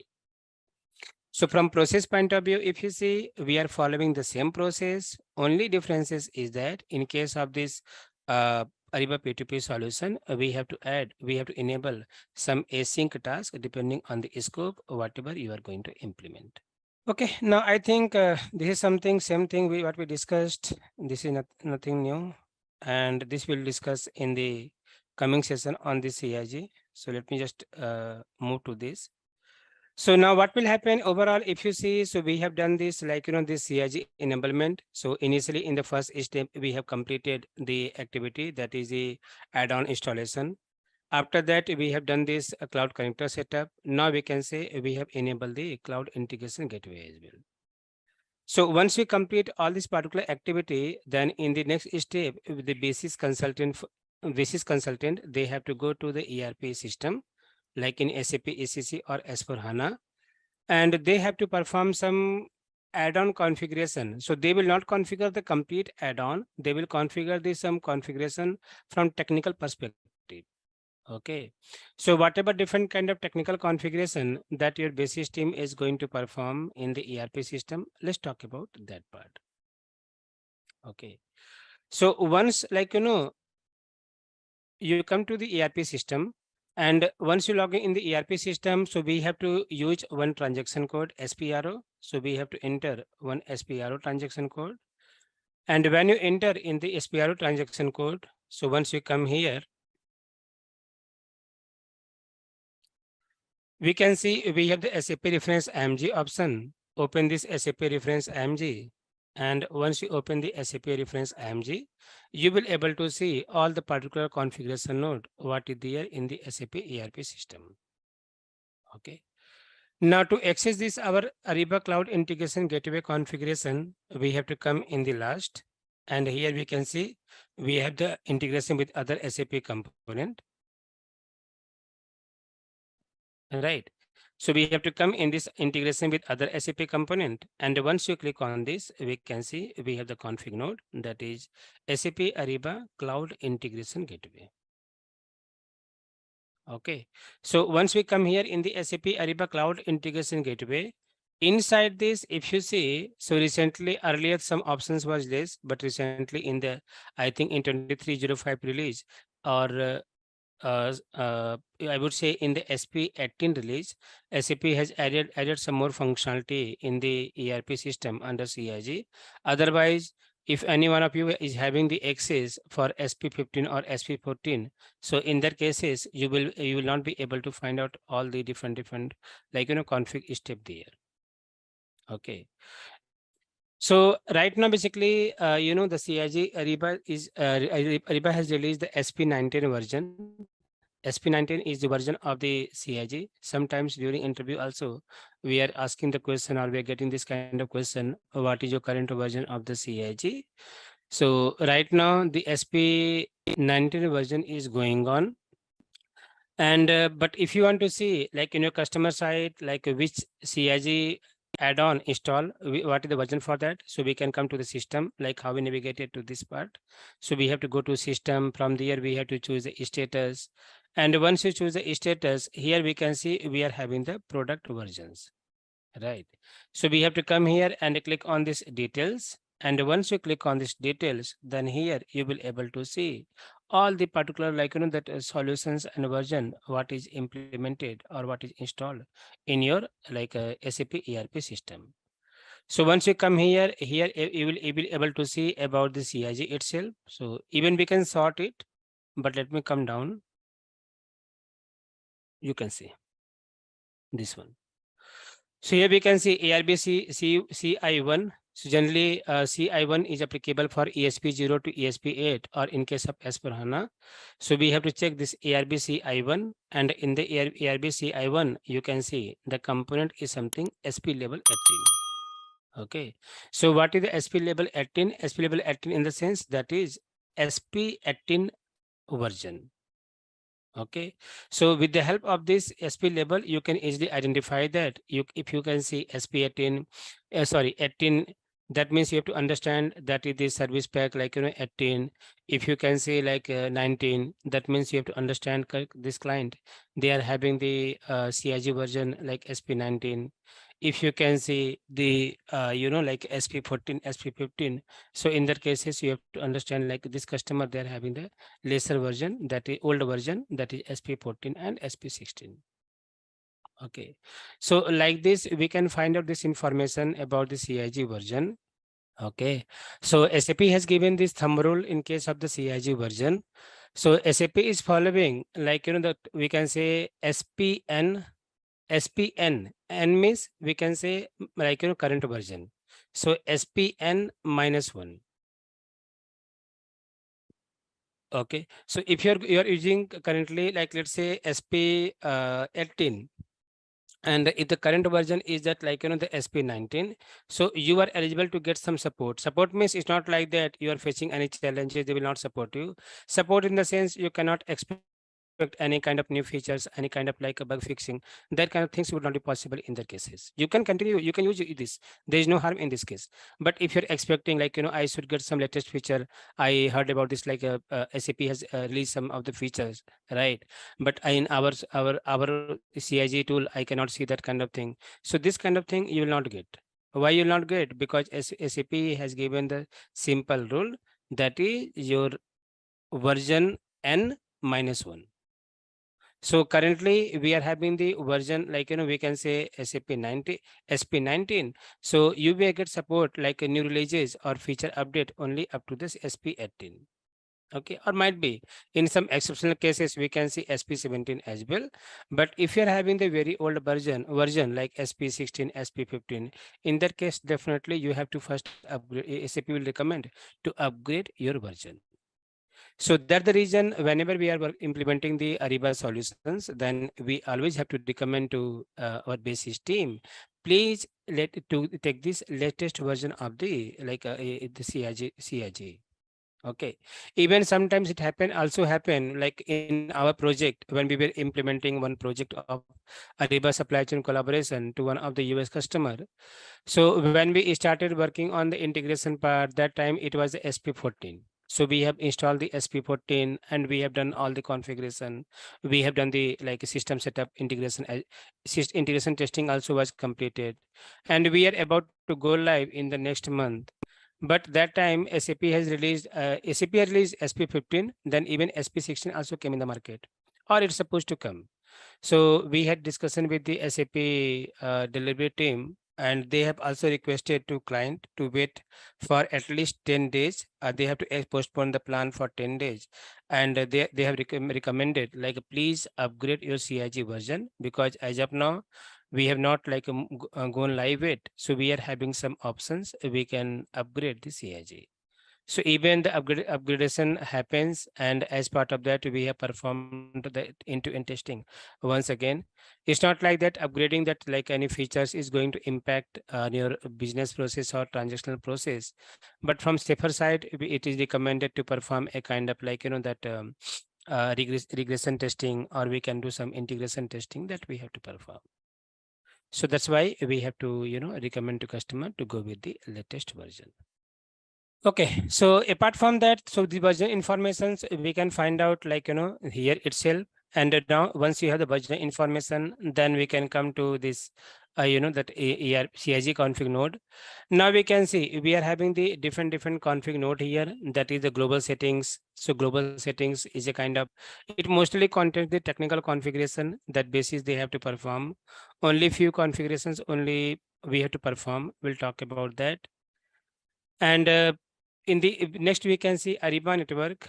Okay, before we can talk about the Ariba network, if you come to the global setting, so whatever the different config you can see here, like we're having different config node. So mostly we can see the technical configuration here, that is maintain certificate, create RFC destination, create port definition, logical system, receiver port, different config we can see. So only few of the config that we have to actually perform as a Ariba consultant. Otherwise, if you are expertise in this area as part of basis, you can do that. Otherwise, this activity will be purely done by the basis consultant. Okay. And then apart from that, we can see master data integration. That's something like also we have to perform, right? Master data native integration. So you have the two option. Either you can config the master data integration, or you can config this master data native integration as well. SAP has given these options as well. SAP Ariba static sourcing suite integration. That's for the Ariba static sourcing integration. SAP Ariba procurement integration, that is for the buying and invoicing solutions we have to perform. Configuration activities for to transfer data. So these two config node, that is configuration activities to transfer data and test central. So these two nodes SAP has, I think, given recently, right? Uh, these two nodes is even though we have this option, but still it not is completely functional. So we talk about some at high level, whatever we can do. Even many things we are not able to do as of now. Might be in the coming releases, we may see some these options will be functional, but like that, different options we have here. Okay. So in the next, let's talk about, we'll go in the sequential way. So let's talk about first the global settings. So we'll see as part of global settings, or whatever things that something base system they have to do. Even we will see in the system itself, and I will run a kind of PowerPoint as well, just for your easy understanding, because this is mostly the technical configuration. So we may not be able to digest all the particular configuration. So we'll try to understand at high level, like whatever the step-by-step activity that our base system they have to perform. That's something we'll discuss. Okay, so let me do one thing. Let me run one cycle in the sense, as I said earlier, like, we will not able to see the complete end-to-end cycle in the system, because the system is still, the integration is in progress, right? The complete integration is not there. We can only create some transactions, like we can create RFQ and we can send it to CIG, that's it, right? So instead of that, what I'm going to do, I'm just going to show you one, like a piece of the process. Okay. And based on that, like, that, or whatever the you want to take, we can take any of the cycle, whatever you want. But I think RFQ integration, like sourcing integration, is a little bit complex, and that some little bit like lengthy as well. So let's talk about this one sourcing process cycle from the RFQ to the purchase order or the contract. And let's try to understand the process, and based on that, we will try to build up the system that might help you to understand in very easy way. Okay, so you can see this slide. So this slide is talking about one process flow of this, like, sourcing integration. And this is applicable in case if your customer, they have implemented the, like the sourcing module only in the Ariba side. And they have the backend SAP system as well. So in that cases, how they are going to run this process, that's something this slide is talking about. Okay. So you can see in this cases, what basically we have to do from the system architecture point of view, you will have the 4 layer, or I would say only 3 layer. So So we can see in this cases, we are having 4 layers. That is first in the downside, you can see that is the our ERP system layer. Then we can see we are having the CIG layer. In third, we can see Ariba Network. So, you know, Ariba Network is a backbone. So Ariba Network will always be there. That's something we can ignore. And then we will have the Ariba sourcing layer, right? So in these cases, how the process will work. So in that cases, in the first step, we have to create the purchase requisition in the ERP system, whatever ERP system you have, SAP, ECC or S4HANA. And once you create the like a purchase requisition in the ERP system, that purchase requisition we have to convert in the purchase order, sorry, in the RFQ, and that RFQ will get transmitted to the Ariba CIG. Okay, so how this RFQ will go to the CIG, that will go with the help of the IDOC. So RFQ will generate the IDOC, where the IDOC, it will go to the Ariba CIG. And once it will reach to Ariba CIG. So, you know, the SAP ERP having different language and Ariba is having different language. So once this information will come to Ariba CIG, then the Ariba CIG will convert IDOC information into the XML information. And that XML information will come to your Ariba network and it will reach to the Ariba sourcing solution. And once it will go to the Ariba sourcing solution, so in the Ariba sourcing solutions, like, you know, one sourcing request will get created automatically with the reference of the RFQ, what we send from the ARP system. So then the sourcing manager or sourcing agent, they have to process that a sourcing request. They have to perform the required activity based on your system customer, like, you know, configuration. And then once they will complete that, they have to create the different kind of RFX event, whatever the RFX event they want to create, like, you know, a request for information, a request for proposal, or we can say reverse auction or forward auction. So whatever the particular event they want to create, they have to create the different type of event in the Ariba sourcing solution. And once they will run the event, so after successful execution of the event, they have to complete the awarding activity. They have to do the supplier selection part. And when the supplier will get selected, so during the awarding activity itself, like business user, they have to specify what they want to create in the ERP system as part of the subsequent document or follow-on document. So based on this selection, whatever option they want to choose, they can choose the option like purchase order or the contract. And based on the selection, that information will come back to your CIG, and via CIG, it will create the purchase order or contract in the SAP ERP system. Okay, so this kind of process, like, you know, you may say, you may expect to design, like if your customer, they are implementing only the Ariba sourcing module and they have the backend system as a SAP ERP system. So now if you see as part of this process flow, whatever the different configuration we have to actually perform. So in these cases, if you see, we have to do the setup in the SAP ERP side first, right? And then we have to do some certain setup on the Ariba CIG. After that, we have to do some certain setup in the Ariba side as well. Okay. So let's talk about whatever different setup that actually we have to perform in these cases. So in these cases, overall, if you see, we have to actually perform the configuration. So we can just make a note for this for your easy understanding. ERP side configuration, then CIG side configuration, and in third, we can say Ariba side configuration. Let me just make a note, then I'll talk about in detail level about all this configuration. I'm just adding some other miscellaneous configuration as part of general settings. Even we can cover in the other, like, you know, in this applications configuration and master data integration setup as well, but just I added so that you will not miss anything. So this is something about this. I think we are building a kind of course curriculum as well.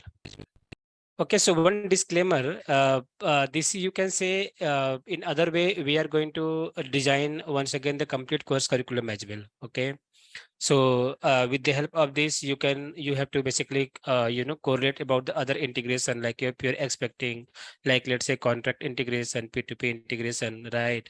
So the same thing we have to, you know, basically follow in the same manner. Because sometimes it happens, some people they're expecting like, okay, now we understood about this, can you go one by one all the particular, like, you know, that particular transactions. So it will be kind of never ending job, right? So whatever the possible thing that we have to do, that I'm just adding here. Okay. Now you can see. So in these cases, like, we have just mentioned all these possible configuration or possible object, which basically we have to touch to configure the end-to-end, integration of Ariba sourcing module with the ERP system. So as we understood, as part of this process flow, we are like in their cases, we are creating the purchase request and RFQ in the ERP system. That RFQ we are sending to the Ariba, right?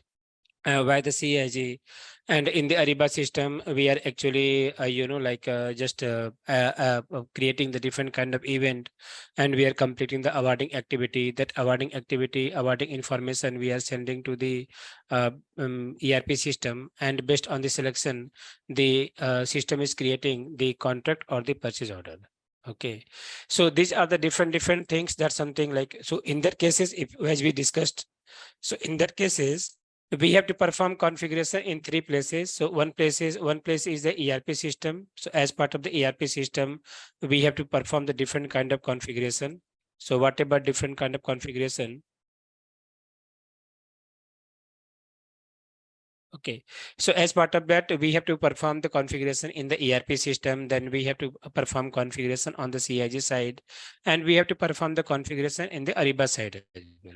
Okay, so Ariba side will include the Ariba network, including the Ariba applications as well. So both I just clubbed in the third step configuration. So if you see in the detail label in the ERP side, whatever things we have to do. So as we discussed earlier as well, so to done the integration, we have to first install the add-on. So we require to install the add-on, whatever the add-on is required for that. Then we have to enable the CIG, even though this is basically out of this ERP, but I just added here a kind of prerequisite. So we have to enable the CIG. After that, from the ERP side, we have to you set up the cloud connector as well. So we have to download and install the cloud connectors, right? Then we have to perform some global settings configuration. That is something, a kind of technical config we have to actually perform. Apart from that, we have to also discuss about this master data integration. So we have to integrate the master data. So whatever different kind of master data, that's something we needed. That's something I will talk, like we have to integrate from the ERP to the Ariba system. Then apart from that, we have to perform some certain configuration in the application specific, that is, we can say transaction specific. So as per our process flow, what we have seen that we are sending the RFQ from the ERP to the Ariba system. So in this cases, RFQ is a transaction, and for that we have to do some certain setup, right? And apart from that, we have to do some other miscellaneous configuration. Actually, that will cover as part of this application specific setup and the master data integration. But just I added here separately. So we have to do some general settings. So generally, in the general settings, so we have to set up the IDOC. So how basically we have to set up the IDOC, that's something we'll see. So this is something, the overall, that we can say process or configuration step that we have to actually perform the ERP side. Okay. Now, once you've done this, ERP side configuration, then we have to move to the CIG side. And in the CIG side, the CIG enablement we should be there as part of CIG side, but let's say ignore this. So in the CIG side, we have to set up the ERP system ID. So whatever the different that system ID you want to add as per your ERP landscape. So generally, if you see in the ERP side, we may have the sandbox, development, test client, UAT client, and the production client, right? So whatever different landscape that you are having, accordingly, we have to add the different system ID in the CIG. After that, we have to actually create the integration project. So whatever the particular documents you want to integrate, so based on that, we have to create some integration project, and we have to provide the different kind of information in the integration project. That's something we have to check. And in some certain cases, if the standard mapping, so as we discussed earlier as well, so for the Ariba to ERP integration, SAP has given the mapping as a standard, right? But in some certain cases, if the standard mapping is not working and you want to create some custom mapping, so we can do some custom mapping as well. So how we have to do the custom mapping, that's something we'll talk as part of the custom mapping. And we have the custom routing as well. So if you try to understand the sounds of the word custom routing, so in this cases, like, whatever the routing that SAP, that Ariba is following as a standard, but if you want to change the routing, so like as per standard, SAP is sending the information from system A to system B, but you have the requirement like system should not send the information from system A to system B. System has to send the information from system A to system C. So in these cases, if you say, that means you are expecting a kind of custom routing, and that will come as part of the custom routing here. Okay. Then we can see certificate setup. So I just mentioned this like separately here, certificate setup. We don't have to do anything in the certificate. Anything in the sense, we don't have to perform any configuration. If in some cases, if required, you can download the certificate from the CIG and you can give it to basis team. They will do the same setup in the ERP side. So for that, like, we should know like from where we can get the certificate, because whenever they will get any kind of notification about the certificate expiration or certificate update. So in that cases, you have to download the certificate from the CIG and give it to the basis team. Then basis team, they will configure the certificate. So how to do that, something we'll do. Then we are having the transaction tracker. So transaction tracker is just only for your monitoring purpose. You can go in the transaction tracker. You can monitor the any of the particular information, right? So how actually we have to monitor whatever the different flexibilities that we have in the transaction tracker, that will talk as part of the CIG. So this is about the CIG side setup. Then apart from that, in the if you move to Ariba side configuration, so in the Ariba side configuration, like we have to actually configure the endpoint. Endpoint means in simple you can say destination point. Like once we create the document, any particular documents, to which destination system you want to send that particular information, in that thing we have to actually configure as part of the endpoint configuration. Then apart from that, we have to configure some like, that additional document type. So generally, in the ERP side, if you see while creating the purchase order, purchase or contract, so we are using some standard document type like NB, that MK, WK. So this standard document type we are basically using. But sometimes while implementing this Ariba sourcing solution, if your customer, if they are having like the any custom document type like GV, GNB, or we can say GMK, GWK. So in that cases, we have to add the document type also in the Ariba side. Though this activity we have to perform with the help of the Ariba shared service team, but at least we should know how actually they are doing. That's something like, that we have to actually do that in the Ariba side. And in the last, we have to add the ERP system ID.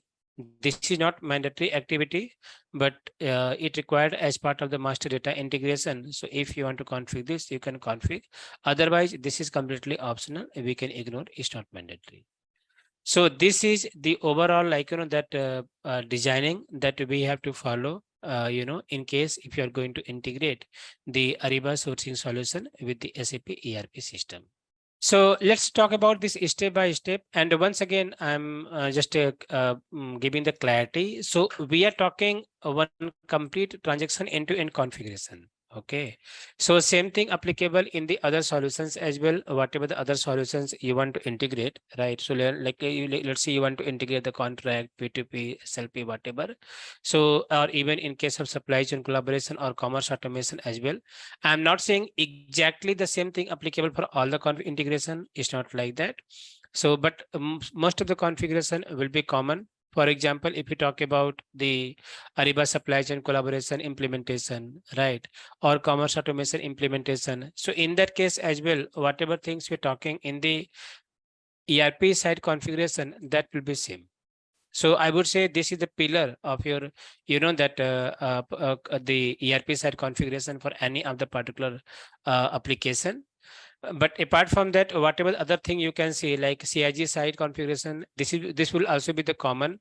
Only information will vary depending on the scope, like which particular applications you are going to integrate, and some information will be also like vary in case of this Ariba site configuration as well. Either it could be Ariba network or Ariba applications as well.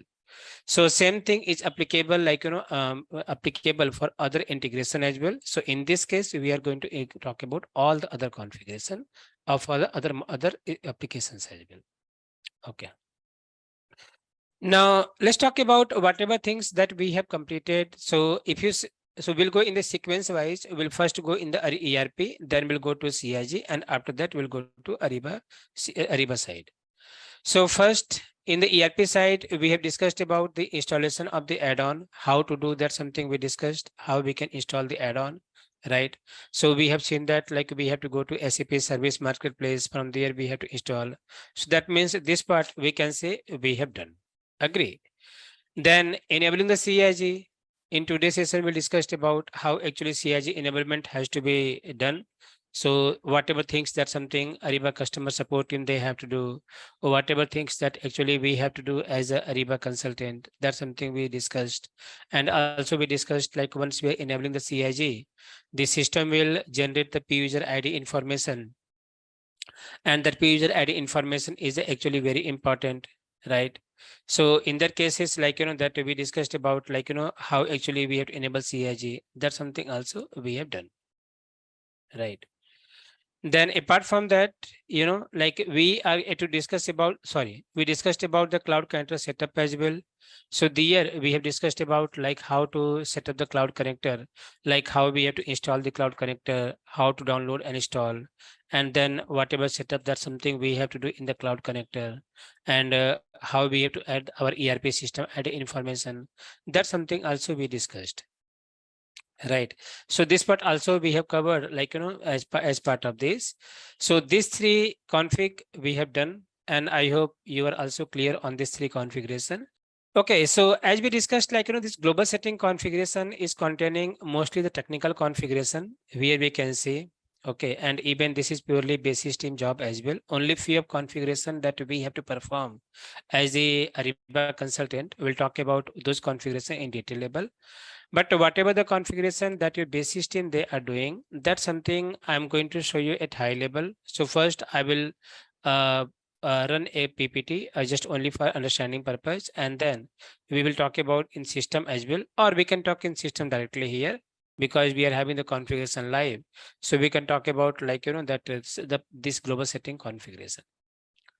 So once you come in this global settings configuration, so here we can see the first configuration is the maintain certificate.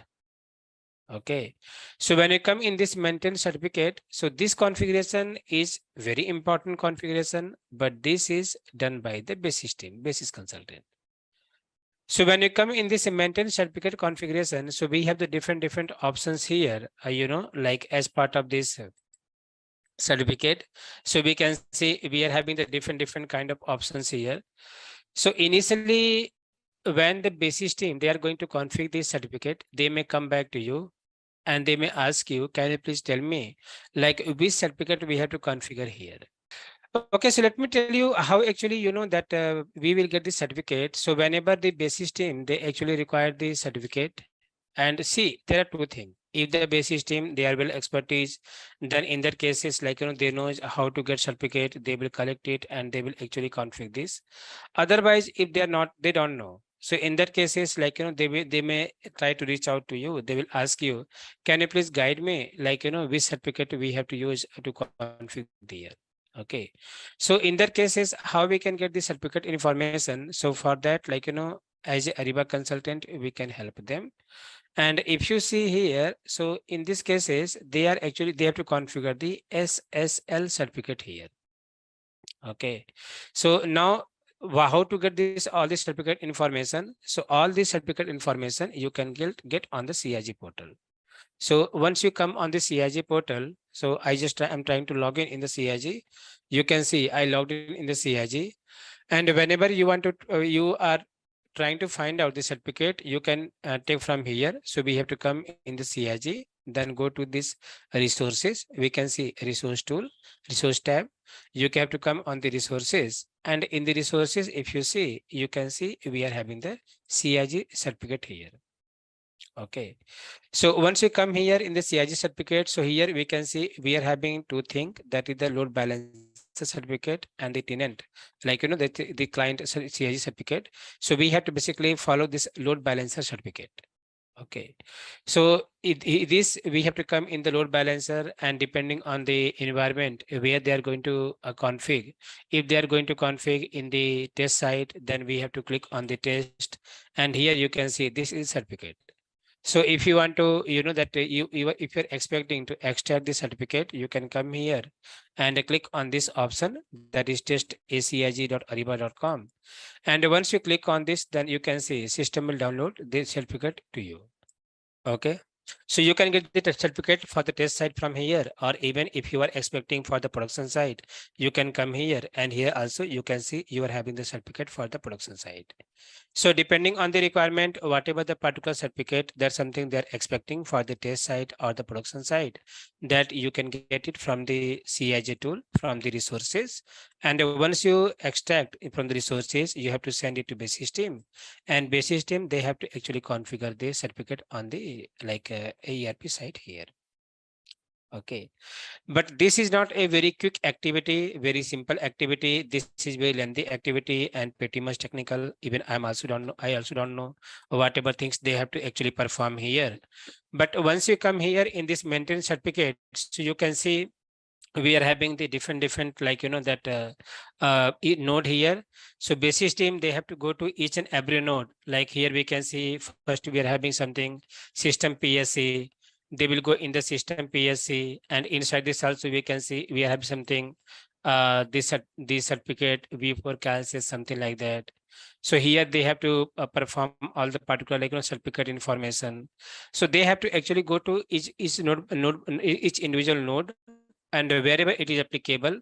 So to which node it is applicable, I don't know, because I'm not the basis guy, but at least they have to go to different node here, and wherever this is applicable, they have to actually config the certificate here. Okay, so they are following a kind of list of the activities here. If I can show you for your understanding purpose, let me try to show you from here itself how they're following to configure the certificate. So you can see they have to come in this maintain certificate options here, and once we will come in this maintain certificate options, then you can see the similar kind of screen you can see in this presentation as well.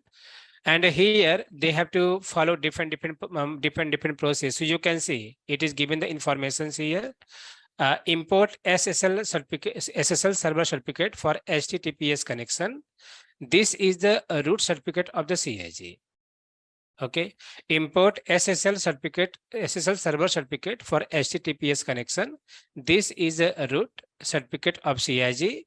On the trust manager screen, click SSL client anonymous, and click the import certificate button, and refer the below examples shown in the screenshot below. So in these cases, what process they are following? So they have to come here. They have to click on this SSL client anonymous.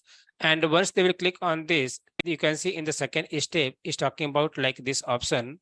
So if I'm not wrong, if I'll go to my ERP system once again here. So here we can see we are having the node that is SL client anonymous, right? So we have to come in these options they are saying, and once we come here, so here basically you will get the options of the, in the downside we can see we are having the options of the import certificate, right? So same thing they are asking here, we have to come here and click on the import certificate. And once you click on this import certificate, then in the next you will get this kind of like step you have to follow. So now you can see in the third step, we have to navigate to the local drive in your computer where you have saved this SSL server certificate of the CIG. Select the certificate and press the enter. So whatever the certificate that we have earlier installed from the CIG tool, so wherever we have saved that like certificate, that's something like, we have to pick it, and then we have to select, and we have to allow to import the certificate. Okay, so once you do that, then click add the certificate list, and you will see a message that you have added the certificate successfully. and ensure that you save the newly added certificate. This notified the ICM about the new certificate you have just imported. So thing is that they're trying to say like while importing the certificate, it's not like that. Like let's say the same certificate we have downloaded few months back, and the same certificate I'm going to import in the ERP system as well. This is not the correct. So what we have to do actually, we have to, basically enable the certificate. Sorry, we have to download the recent certificate from the CIG side, and that certificate like, actually we have to install in the ERP side as well. Okay. Then apart from that, they're saying the different steps here. You'll get this kind of pop-up. You have to give the file. You can see the file name here. Then click on the allow. Once you do that, the certificate information will get updated here, right? Then we have the option add to certificate list. Once you click on that, you can see different kind of informations. Then certificate added to our PSC. And once again, they're asking, we have to go to something extras. Sorry, we have to go to the like transaction code SMICM. Then from menu, we have to go to ICM, restart. This is the activity we have to do. So you can see, I'm just showing you only for information purpose, not in detail manner, because this is purely basis consultant job. So here it is trying to show you like we have to come in this something SMICM. And once you come to this particular T code, you can see we have to go to ICM. Then from ICM, we have to go to restart, choose the option of the S. Then it will give you a kind of pop-up. Do you really want to restart the ICM? And then they are saying something, we have to navigate the maintenance certificate under global setting once again, then go to the trust manager, create a new client, right? So if you see the screenshot, so we have to go to maintenance certificate once again, then go to environment, SSL client identities. After that, you will get this kind of entries here, this kind of screen. We have to maintain one new entry here. And as part of new entry, we have to maintain the identity as the Ariba, and we have description Ariba Network Client. Okay. And once you do that, the same way we have to go to next one, SL client Ariba Network. And the same way we have to follow the different process. Like we have to go to import, then import this SSL client anonymous. And then same way, whatever you uploaded there, same way you have to do the here itself. And this certificate will also get added in the like our ERP system. So overall, if you see, this is not a kind of quick activity or a small activity. This include the different like activity as well. So I think this is completely done by the basis consultant. So my intention is just showing this PPT or just to show in the system itself, just for your look and feel like this. You know that basis team, they are actually configuring the certificate here. And the main thing is that how we can find out the certificate. So as we have seen that whenever we require to extract the certificate, we have to go on the CIG tool, and under this resources, we will able to find out our certificate. We have download the certificate and we have to give it to the base system if they required. Okay. So this thing basically they are doing. This is a technical configuration completely done by the basis consultant. Our if help only required in case if they're asking to from where they can get the certificate, that information we have to actually provide to them. So not only this, even if you see, we are having some other configuration that is create RFC destination port, logical system, receiver port, and some other configuration is also there. So whatever the configuration is applicable, I'm not saying all the complete end-to-end global setting configuration required. It's not like that. So whatever other configuration required, so mostly this global setting done by the basis consultant. Only two things, or I would say only one thing we have to maintain or we have to perform. So one is that sending the SAP information to CIG. This is a very important activity that we have to do as a Ariba consultant. And this activity we have to perform in each and every ERP system. Then apart from that, we also have to work on this map the variant and partitions for SAP Ariba Solutions. So these two things actually we have to take care. Rest of the complete part, your base system, they will take care. So I think not today now, but in the next session, we'll talk about the other global setting configuration, which are actually relevant to our integration project, even though it is done by the base system, but let's talk about at high level, at least for our look and feel. And then we'll start the other configuration in detail level, like which we have to perform as a Ariba consultant.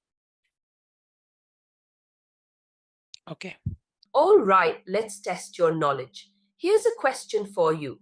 What is the primary function of the SAP Ariba Cloud Integration Gateway? Option A, to provide a secure and scalable platform. Option B, to manage user access and permissions within SAP Ariba. Option C, to handle financial transactions and invoicing. Option D, to perform data analytics and reporting. Take a moment to think, and when you're ready, choose the correct option. Remember, each choice holds a key to unlocking the answer. Good luck. Type the correct answer in the comments section. Hey there, are you ready to unlock the power of seamless cloud integration with SAP Ariba? Our SAP Ariba Cloud Integration Gateway course is here to give you the keys to success. You can learn at your own pace on our convenient online platform. In this comprehensive course, you'll master the art of integrating SAP Ariba with other cloud applications, streamlining your business processes and maximizing efficiency. From setting up secure connections to troubleshooting integration issues, our course covers it all. Our instructors are seasoned professionals with years of hands-on experience in SAP Ariba CIG. They'll guide you through real-world scenarios and share invaluable insights to help you excel in your role. Don't just take our word for it. Our students rave about the practical knowledge and expert guidance they've gained from this course. They've been able to implement what they've learned and drive tangible results for their organizations. The best part, this game-changing course is incredibly affordable, making it accessible to professionals at any level. Unlock your potential and take your SAP Ariba integration skills to new heights. Visit ZaranTech's website below for full details on the training. Okay, so in the previous session, we have discussed about the some configuration, or I would say basically we discussed about the scenario. And based on the scenario, so we took one scenario regarding this, like I would say sourcing solution. And we discussed about, like, let's assume the customer, they are going to implement the Ariba sourcing, or we can take any of the scenario because the same process will be applicable for all the other like solutions as well. So we took one scenario and then we discussed about, like, if customer, they want to implement that particular process and particular solutions. And from the integration point of view, how we can achieve the integration, from the SAP ERP system to SAP Ariba. And based on that, we discussed about, like, that we have to perform the different kind of setup to achieve that client requirement. And in that cases, we have to perform some certain configuration in the ERP side. We have to do some certain configuration on the CIG portal, and we have to do few configuration on the Ariba network as well. So that's something we discussed, right?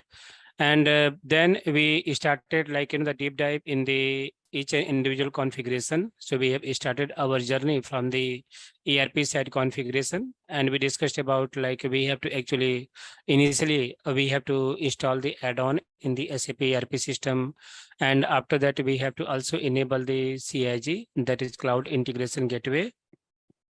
And parallelly, we also have to work with the cloud connector as well. And whatever things we have to follow in case of this add-on installation or CIG enablement, and we can say cloud connector, that's something we discussed. And even we have also discussed about the global setting setup as well. So basically the basis team, once they will install the add-on in the SAP ERP system, so they have to perform some certain configuration in the global settings, like they have to configure the certificate, they have to configure the port, they have to configure the RFC, they have to map the variant as well, variant and partitions as well, right?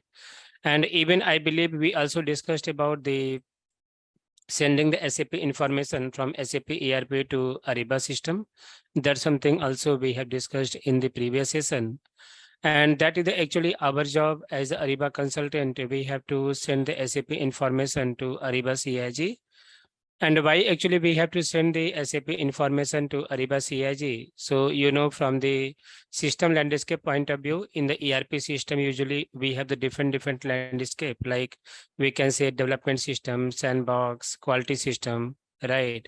And in that cases, like, that how system will, Ariba system or CIG system will come to know like which system you want to integrate from the ERP system to Ariba. For that, we have to send the SAP information to CIG. So I believe we have done this like global settings configuration. Okay, so once again, let me just, that give some overview once again on this. So basically, whatever things that we are discussing here as part of this scenario, so you can, like we can say, this is going to include the overall our course as well. Okay, so because in this cases we are talking for some specific module, we can say, but whatever the configuration we are talking here, this configuration is applicable for the other module integration as well. So for example, if you are integrating the Ariba sourcing module with the ERP system, in that case also we have to follow same process.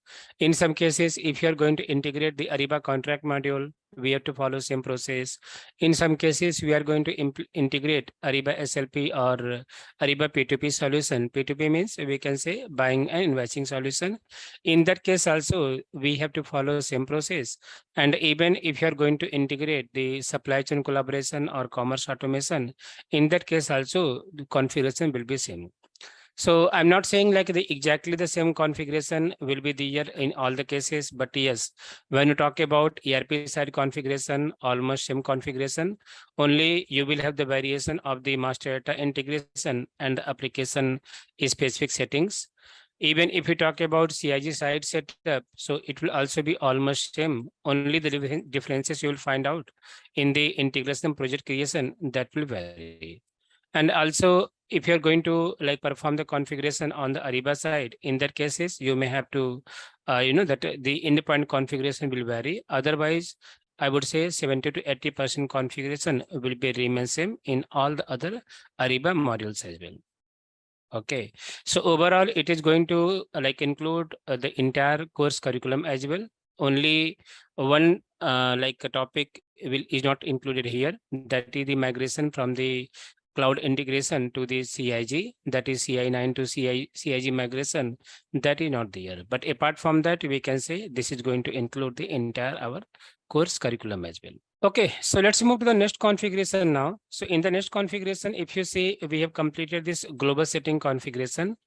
In the next, we are having the Ariba Network Integration. So basically, this Ariba Network Integration is only applicable in case of the commerce automation and the supply chain collaboration. Okay, so whenever we are going to implement this commerce automation and supply chain collaboration, in that case, actually, we have to perform the configuration inside this Ariba Network Integration. Otherwise, if you are not going to implement these solutions, that is commerce automation or supply chain collaboration, in that cases, we don't have to perform any particular configuration here. So this training is especially for the cloud integration gateway, not for the commerce automation or supply chain collaboration. But at least let me give you some overview about this Ariba network integration as well, and that will make you some understanding. Okay. So when you actually come in this Ariba network integration, so before going to talk about the Ariba network integration, once again, if you see the global setting configuration is the pillar of the CIG implementation. So whenever we are going to implement the CIG for any of the particular integration or module integration, this global setting configuration will be the pillar. So this will be the compulsory in all the cases. We cannot ignore this global setting configuration. Inside the global setting configuration, some of the configuration will vary based on the particular module which we are going to implement. Otherwise, if you see, this is the completely pillar of the CIG integration. Okay. So once we complete this global setting configuration, we can say your base configuration has been completed, or we can say the connectivity has been completed. Now, as a Ariba consultant, we have to start our role because the global setting configuration will be done by the basis consultant. If you are expertise in the basis area, you are having the experience, then you have to perform, you can do that. Otherwise, generally, when the basis team, they are like installing the add-on. So as part of the prerequisite, they will perform the configuration in the global settings and they will confirm to you, like this activity has been completed. You can start your functional configuration now. So from now onwards, we are going to talk about the functional configuration, which as a Ariba consultant, we have to actually perform. Okay. So if you come here in this Ariba network integration, so as I said, it is applicable for commerce automation or supply chain collaboration. So in this, we have the two configuration. One is the general settings and second is the application specific settings. Okay. So if you go to this general settings, so generally in the general settings, we are going to set up the interface. I'm not sure either you guys are aware about the commerce automation or supply chain collaboration or not. So generally as part of this commerce automation or supply chain collaboration, what we have to do, we have to collaborate our ERP system with the Ariba network. So in that cases, your Ariba strategic sourcing and Ariba buying invoicing will not come in the picture. And in that cases, you will have the Ariba like a network, and that collaboration we have to do with the ERP system. So in that cases, if you see your source of documents will still be like SAP ERP system. And if you see the process flow, that process will looks like this. I'm not going to talk about the entire process because this is not for this topic. This training is not for the commerce automation, but I'm just giving some high level overview to you. Now, in that cases, your system architecture will looks like this. So in that case, you will have the SAP ERP system. It could be ECC or S/4HANA.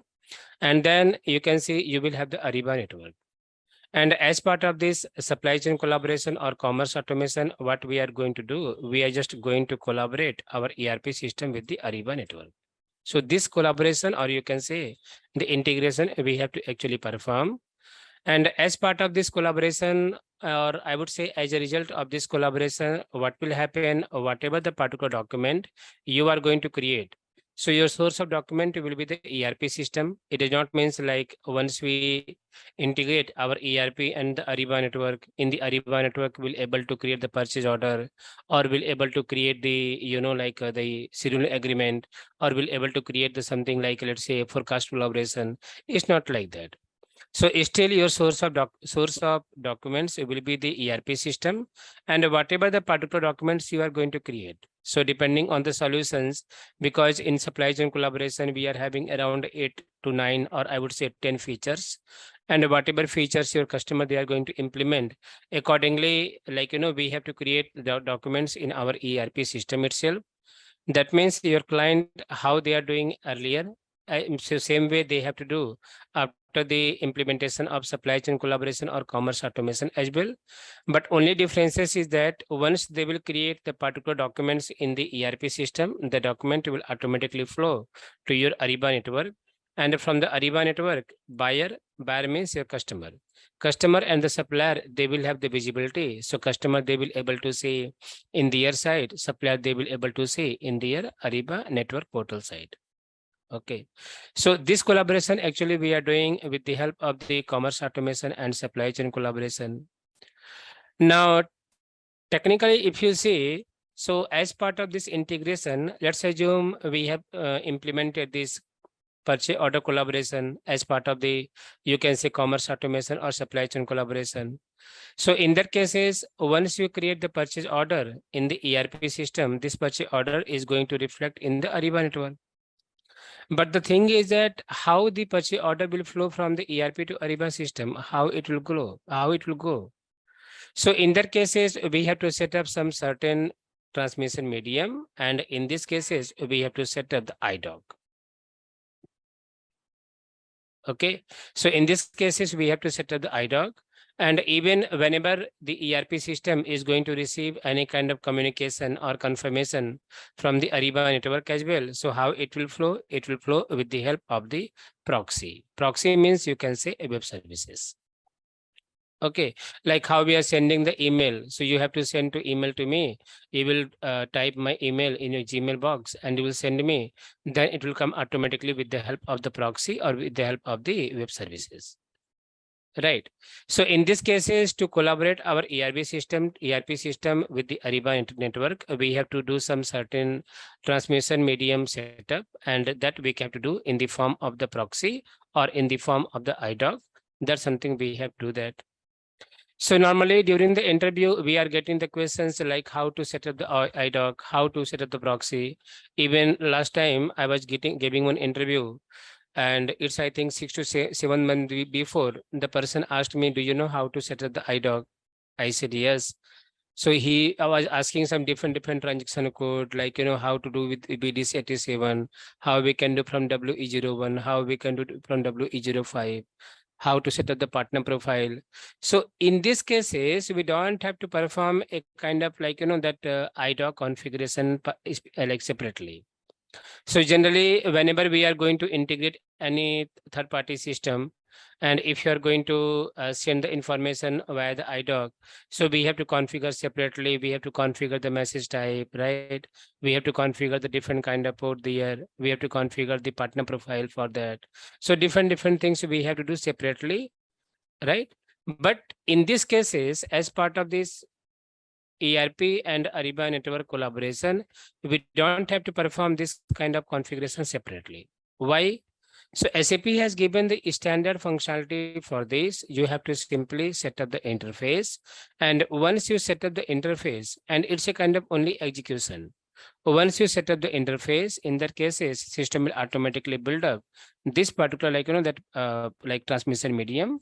So wherever IDOC is applicable, system will automatically build up the IDOC in the background. Wherever proxy is applicable, system will automatically build up the proxy automatically. Okay, but how system will do this kind of thing? Then system will do this kind of thing with the help of this set up the interface. So when you come here inside the Ariba Network Integration, we have to go in this setup the interface. And when you expand this setup the interface, here we can see we have the config node that is configure the connections to send the message. This is very important configuration in case of the supply chain collaboration or commerce automation implementation. Okay, so once we come here and when you will execute this particular transactions, in these transactions, you will able to see all the particular document flow as part of the inbound or as part of the outbound. So we can see this is the screen, and in this screen, we can see we are having two different sections. First sections, if you see, we can see interface setup for the IDOC. Right. And inside this interface setup for the IDOC, we can see we have two options. One is that outbound messages sent to Ariba CIG. And the second option is that inbound messages sent from the CIG. So outbound messages sent to CIG means ERP to your CIG system. CIG means you can say Ariba. And inbound messages sent from CIG means whatever the informations you are receiving from the CIG to ERP system, that is the inbound messages. So whatever the particular documents you are going to receive or you are going to send as part of the IDOC, that we can select here. So in case of the outbound messages, if you want to select, we can select the purchase order, because generally we have to send the purchase order from the ERP to Ariba system. We can select the purchase order here. As part of the inbound messages, you may receive the invoice from supplier. You can choose the invoice. You can choose the order confirmation. This kind of document we can choose. Same way we can come downside, and in the downside we can see we are having the interface setup for web services. And in case of web services also, you can see outbound messages sent to CIG, and same way if you come downside, inbound messages sent to CIG. So whatever the particular document is applicable as part of the outbound messages, outbound means what information you are going to send from the ERP to the Ariba system. So you can choose any particular document here, like invoice status update, payment proposal, product activity message, service sheet response, ship notice request, quality notification, remittance cancellation, quality inspection decision, different outbound documents you can select here. Same way, whatever the particular documents you are going to receive from as part of the inbound from Ariba to ERP, that inbound document you can select here. That is advanced SIP notice, component consumption request, document status update, service sheet update. You can choose and any particular document here. So once you choose any of the particular document here, then based on this, we have to like do all this required selection and we have to click on the execute. And once you click on this execute, the system will automatically build up the interface. So for which particular document the IDOC is applicable, IDOC will automatically get defined. It will be set up automatically.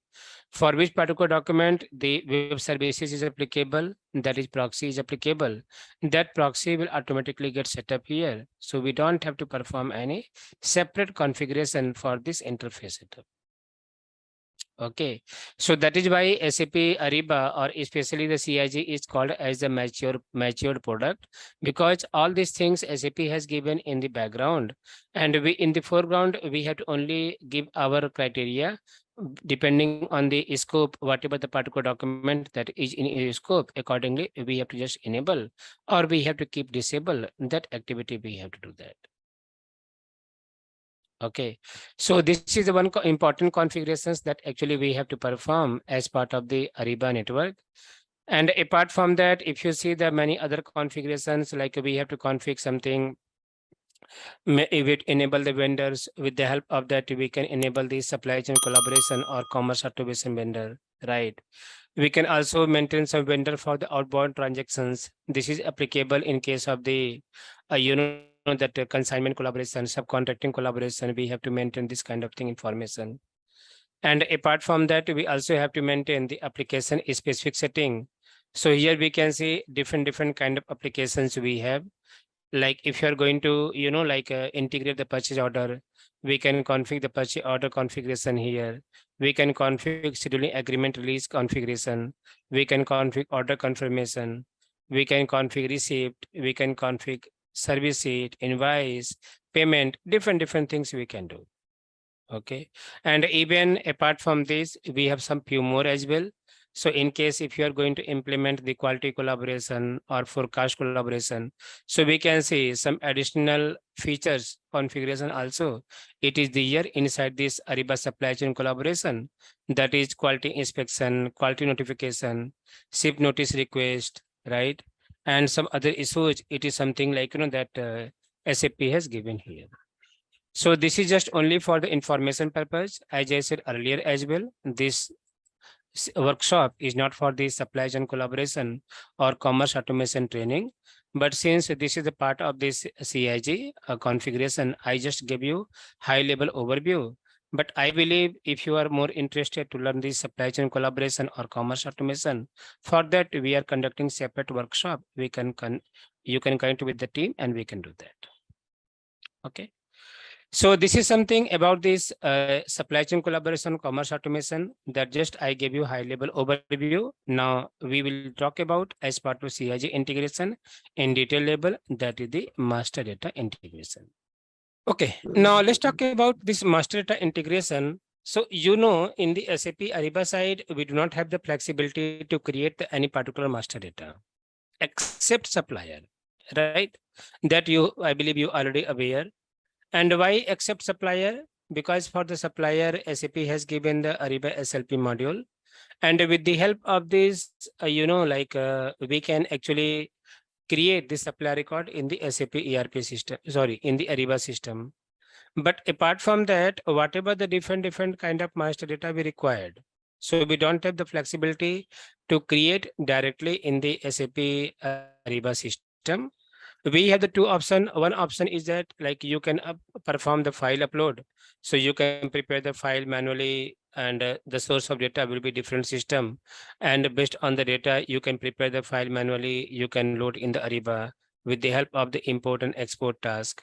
That is the one option we have. Right. Apart from that, we have the other option, like in some cases, if you are having the backend SAP system. So as part of the integration, you can actually integrate the master data from the SAP ERP to the Ariba system. Okay, so for that like requirement, SAP has given this config node, that is the master data integration. And even from the master data integration point of view, SAP has given two options to the customer. Earlier, it was only one option, that is the master data integration. But now in the recent releases, SAP has also given this option, that is the master data native integration. Okay, so I would say actually the master data native integration is a simplified process of the master data integration. You can use only one. It's not like that we have to use the both. Can use only one. Either you can use the master data integration or you can use this master data native integration as well. So depending on the scope, whatever things that you want to, that use, you can use as per your choice. But differences is that both are making same sense. But thing is that in case of the master data native integration, SAP has simplified the process. We are having more options to integrate the master data. Whereas in case of the master data integration, many things are clubbed together.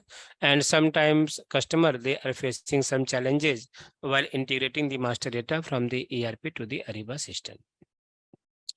Okay, so let's talk about both the config node, that is the master data integration and master data native integration. So let's first explore this master data integration, then we'll talk about the master data native integration as well.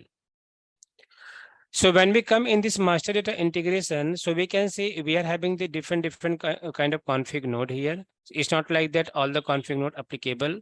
So whatever the config node is applicable for us, we'll talk about all those topic. So first we have to go in the general settings under this master data integration, and inside the general settings, we can see we have the different config node here. Okay. But before going to talk about, or before going to explore this master data integration or any of the, it is applicable for any of the other CIG integration as well. So SAP has given one document that is called as a CIG cookbook. You can tell CIG cookbook, or even you can call them, that is called as a cloud integration gateway configuration guide as well. So to perform this integration, SAP has also given this document. This document is called as SAP Ariba Cloud Integration Gateway Configuration Guide. And this document is available that on the Ariba Connect. If you have the access of the Ariba Connect, you can go there, you can simply extract the document, you can save in your local machine. Okay, so whatever the different configurations that actually we have to perform as part of the cloud integration gateway configuration, all the particular document, all the particular configuration, you will able to see in this CIG cookbook. Okay, so even SAP is also recommending, before going to start working on the CIG configuration, please refer the CIG cookbook. And also you have to refer the latest CIG cookbook, because whatever the different config that is there, and if some changes happens in the configuration and you are not aware, in that cases, it may create some problem. And not only this, even we will see in some time. So even for all the particular config node, SAP has given the standard or predefined variable. We have to only maintain the data there. So for understanding purpose, how we came to know which data we have to enter, whatever supported values we have to give there. For this understanding, we can actually, refer the CIG cookbook, and in the CIG cookbook, all the particular configuration is given here. Okay, so even for example, if I'll go to my ERP system once again, and we can see we are going to start talking about the first configuration, that is the general settings under master data integration. And in the general settings, we can see we have the config node, that is configure external commands for operating system. Okay, now if you come here, if you open this particular configuration, so you may see, or you may not be able to understand what exactly we have to do in these cases. So once you see that particular screen, you will see the different kind of informations, like you can see here. Okay. And if you try to understand, we can see SAP has given, these are the predefined information that SAP has added by themselves. And once you will install the add-on, this configuration you will able to see by default. But here, as a functional consultant or as CIG consultant or Ariba consultant, it's very hard to understand what is this command name, what is the operating system, what is the program name, what is the functionality of the program name, what parameters we have to maintain as part of external program, what is the like additional column. So this is very hard to understand this. Might be if you put your effort, you will do some Google, you will search on the Ariba Connect, you may understand some of the commands, some of the program. But if you see, we are having the list of the program here, and it's very hard to understand this. Okay. So generally what SAP is recommending in these cases, you don't have to do anything from your side. So when you're starting your CIG implementation, once you arrived on this particular config node, nothing to worry. You have to just simply open the CIG cookbook, CIG configuration guide. And in the CIG configuration guide, try to find out this config node, that is how to configure external commands for the operating system. Okay, and once you find out this particular config node, then if you navigate to this step, then here you will see the step-by-step information itself, what actually we have to do here. So we can see, we open the same configuration to configure the external command for operating system. Now you can see all the process, it is given as a standard. Go to SPRO, IMG, integration with other SAP component, Ariba CIG, master data integration, general settings, and then click on the create, the external command skin appears, maintain the following values for the operating system. That's it. So once you find out, then we have to come here once again, and here we can see we have the option of the create. You can see here, you can simply click on this create option. And once you click on the create option, then just you have to maintain all the informations one by one. So whatever different entry you can see as part of the command name, this you have to enter here. And whatever values, that's something it required there, that's something also SAP has given as a standard. Okay, so we have to simply just follow the copy and paste. You can copy all the particular information and that you have to maintain in the command. That's it. This is the activity we have to actually perform. Okay, so this is a kind of technical things, and it is completely predefined. So we have to simply just mirror up from the CIG cookbook to Ariba. That's what the best practice we are following in these cases. And in these cases, we don't have to think much. Okay, because this is also SAP recommendation. Okay, so this information we have to maintain here as part of this configure the external command. And now in the next, if you see, we have the option that is the configure Ariba incremental extract event. Okay, so what is happening whenever we are integrating the master data from the SAP ERP to the Ariba system? And we are sending two different kind of informations from the two different kind of master data from the ERPs to the Ariba system. One is that newly created. Second is the incremental. Incremental means we can say updated. Right. So let's say, for example, we are sending the list of the supplier, list of the cost center, list of GL account from ERP system to Ariba system automatically, with the help of the master data integration. And in their cases, so initially we are expecting like whatever the list of supplier record or whatever the list of GL account cost center, that's something we have created that should go to the Ariba system. But not only about the creation, even later point of time, because in the ERP system we have the flexibility. Sometimes we are also updating the master data. Right. So like today supplier name is something supplier name is something different, or address is something different. Tomorrow, if I require, I will change the supplier name, supplier address. Right. Or sometimes we are changing the GL account and cost center as well. right? So whatever that newly created master data integration, that basically you are to do, you will do.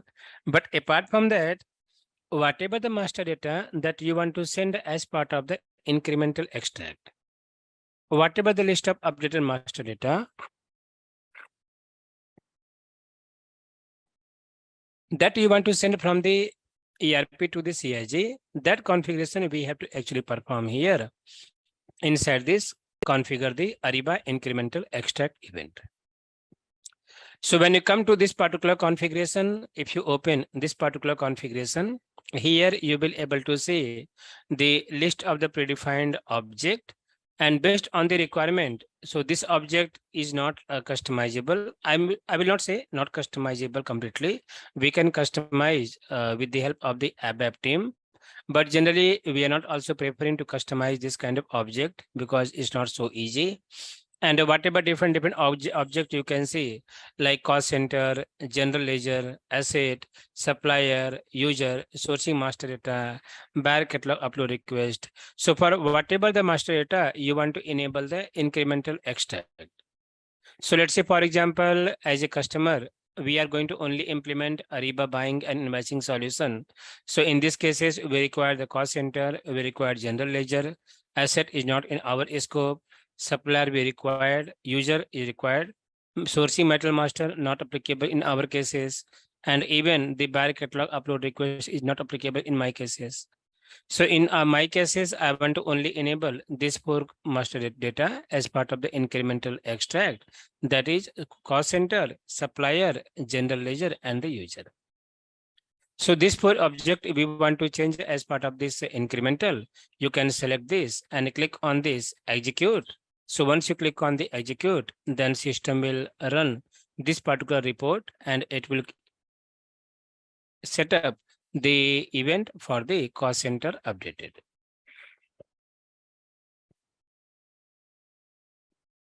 Okay, so like here we can see now system is saying something, this event is already exist. That means whatever that, like, that cost center change, created, deleted. So generally, from the update point of view, you can say either we are changing or we are deleting these two activity we are doing, and accordingly system will automatically set up this relationship here. That means we have enabled the Ariba incremental extract event.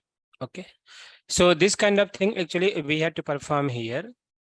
So this kind of options SAP has given as a standard, and for that SAP has given this config node, that is configure Ariba master data incremental field restrictions. Okay, so in that cases, we have to work with this configuration, that is configure Ariba master data incremental field restriction. So we can come to this particular configuration, and if you open this configuration, depending on the object, whatever the object you are going to send as part of the incremental extract, depending on the object, you will able to see the list of the field restriction. Field restriction means field list of the field choice, and if we will make the changes in that field, then only that information will go to the Ariba system. So once you come here to this particular configuration in the field restriction, here you can choose any of the particular data extract, whatever you want to choose, you can choose. Like we can see asset, catalog, cost center, general ledger, supplier, sourcing metal master, user. You can choose any particular object here. So same field, same object we have seen that earlier in the previous configuration node while enabling the incremental extract event. And the same kind of similar field we can see here itself. So for whatever the object you want to see the incremental this field restriction, we can see here. So we can come to this option and you can choose any of the field. Like let's say I'm going to take this users. I will come here, I will select this user, double click on this user.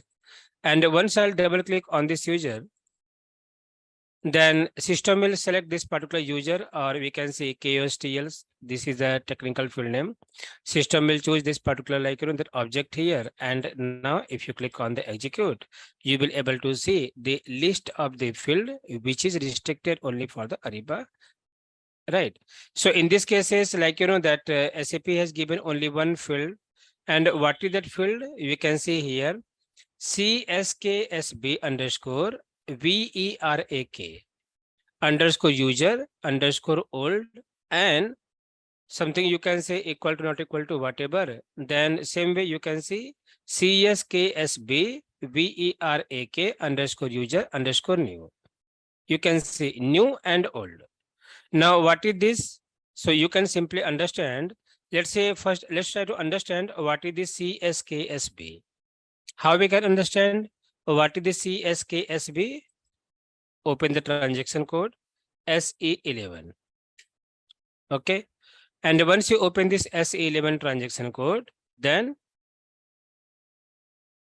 you have to actually give the field name, that is CSKSB. So here we can enter the field name CSKSB. And once you enter the CSKSB, let's see what is this. So CSKSB, it looks like cost center master structure for change document. So it is saying cost center master structure for change document. And inside that we have one field, that is VERAK. Now what is the VERAK? So let's me try to find out here itself. VERAK. We can see person responsible, right? I'm not sure if you are aware about this cost center configuration in ERP side or not. So if you know, then you might have seen that while creating the cost center from the KA01 transaction code, we have to specify the person responsible, right? So as part of this incremental, as part of this cost center integration from the ERP system, we are also sending the person responsible. And in some cases, if you are going to make any kind of changes in the person responsible value, that is VERAK, and if the value is something getting changed from old to new, then this information will only go to the Ariba system. Apart from that, if you're going to make any other changes, might be you go the year, you maintain some different information the year that is not relevant to Ariba. In that case, nothing is going to happen. Okay, because that field is not, that information is not relevant to the Ariba system. So not only this, even if you choose any other that object, like let's say, for example, I would like to say for the GL account, right? So for GL account as well, we are having the different like list of field. So same way we can come here, or even you can check the cost center as well in the detail label. So we can say here itself, we are having the 3 cost center. Cost center, cost center, cost center. But why 3? Because one is a create, second is a update, and we can see third is a delete. So if you see here, we can see, you can see cost center change, cost center deleted, and once again cost center change here. And also we are having one cost center deleted. 4. So we can choose any of the particular option which you want to see. So let's say, for example, I am going to select cost center change. I will come here, double click on this. And same way, once I'll click on the execute, I will able to see the list of field. So here also we can see in case of this cost center change, we are having the list of different field.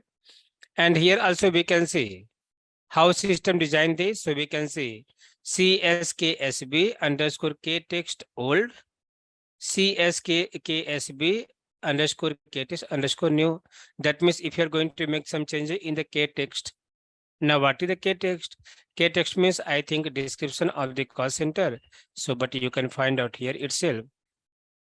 Sorry, it was there in the CSKB only, but let me just type here. K text. Check what is the K text. You will able to find out here. General name. So general name of the cost center. That means if you are going to make any changes in the general name of the cost center, that will go to Ariba. Or if you are going to make any changes in the long text, L text means long text, then this information will go to Ariba. So like that, these are the informations that SAP has given as a standard. But sometime, let me share one of my past experience in these cases. So apart from this, sometimes some customer they may require some additional field as well, like they want to send this additional field information from the the as part of this master data. So in that cases, like we have to work with the ABAP consultant. We also have to work with the Ariba shared service team as well, and we have to work with the ABAP consultant. We have to ask them to do some adjustment in that particular that expressions what it is configured there. They will add a kind of new expressions there. So this option is possible. If you required, we can raise a request to ABAP consultant. They can do that based on your requirement. So this kind of option is there in the ERP system. Then apart from that, in the next we have the configure Ariba event linkage. Now if you come to this, and at any point of time, whenever we are going to perform some configuration, so might be in some certain cases or not in certain cases. In most of the cases, we may get different kind of things like what to do, how to do, right? So this information you can only understand based on the experience. Even if you refer the CIG cookbook, so in the CIG cookbook, you will able to find out the step. It will not give you the exact information we have to do, what will be the impact of this, and what will happen if you will not maintain this kind of information. This thing you will not able to find out in the system, right? This kind of information will come as per your experience only. Right. So now the same way, if you apart from this, in some cases, if you are getting some confusion, like what to maintain the information in that, so even you can open this SAP documentation as well, which is available in the screen itself. You can open this particular documentation, and here also, this is same thing what we have seen in the CIG cookbook. Similar kind of informations you will able to find out in the SAP documentation as well. So with the help of this itself, with the help of this also, if you want to enable or you want to perform some certain configurations, we can perform here. Okay.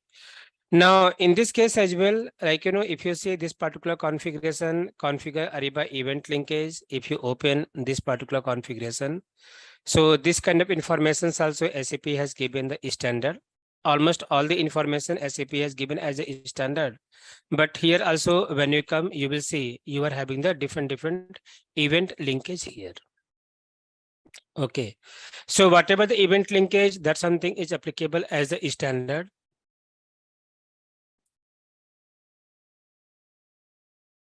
That kind of event linkage, like we can see here, but apart from that, some of the event linkage we have to actually configure based on our requirement. So let me just give you a normal scenario to understand, like in which cases we have to configure the event linkage. So let's say, for example, you are receiving the invoice from the Ariba Network Supplier Portal. So you have implemented the Ariba, let's say Ariba Commerce Automation. And as part of the Ariba Commerce Automation or supply chain collaboration, we are having the flexibility. We can receive the invoice from the Ariba Network Supplier Portal to our ERP system itself. This kind of options we have. Okay, so in that cases, supplier, they are sending the attachment, to you. So you want to receive the attachment in the ERP system itself. So how we can receive the attachment in the ERP system? For that, we have to generate the event. We have to create the event linkage, right? So how actually we have to create the event linkage? So once you come here to this particular screen, here we can see we have the options of the new entries. You can click on the new entries here. And you have to refer the CIG cookbook. You can refer the CIG cookbook. And from the CIG cookbook, you will able to find out the informations here. So let me try to show you.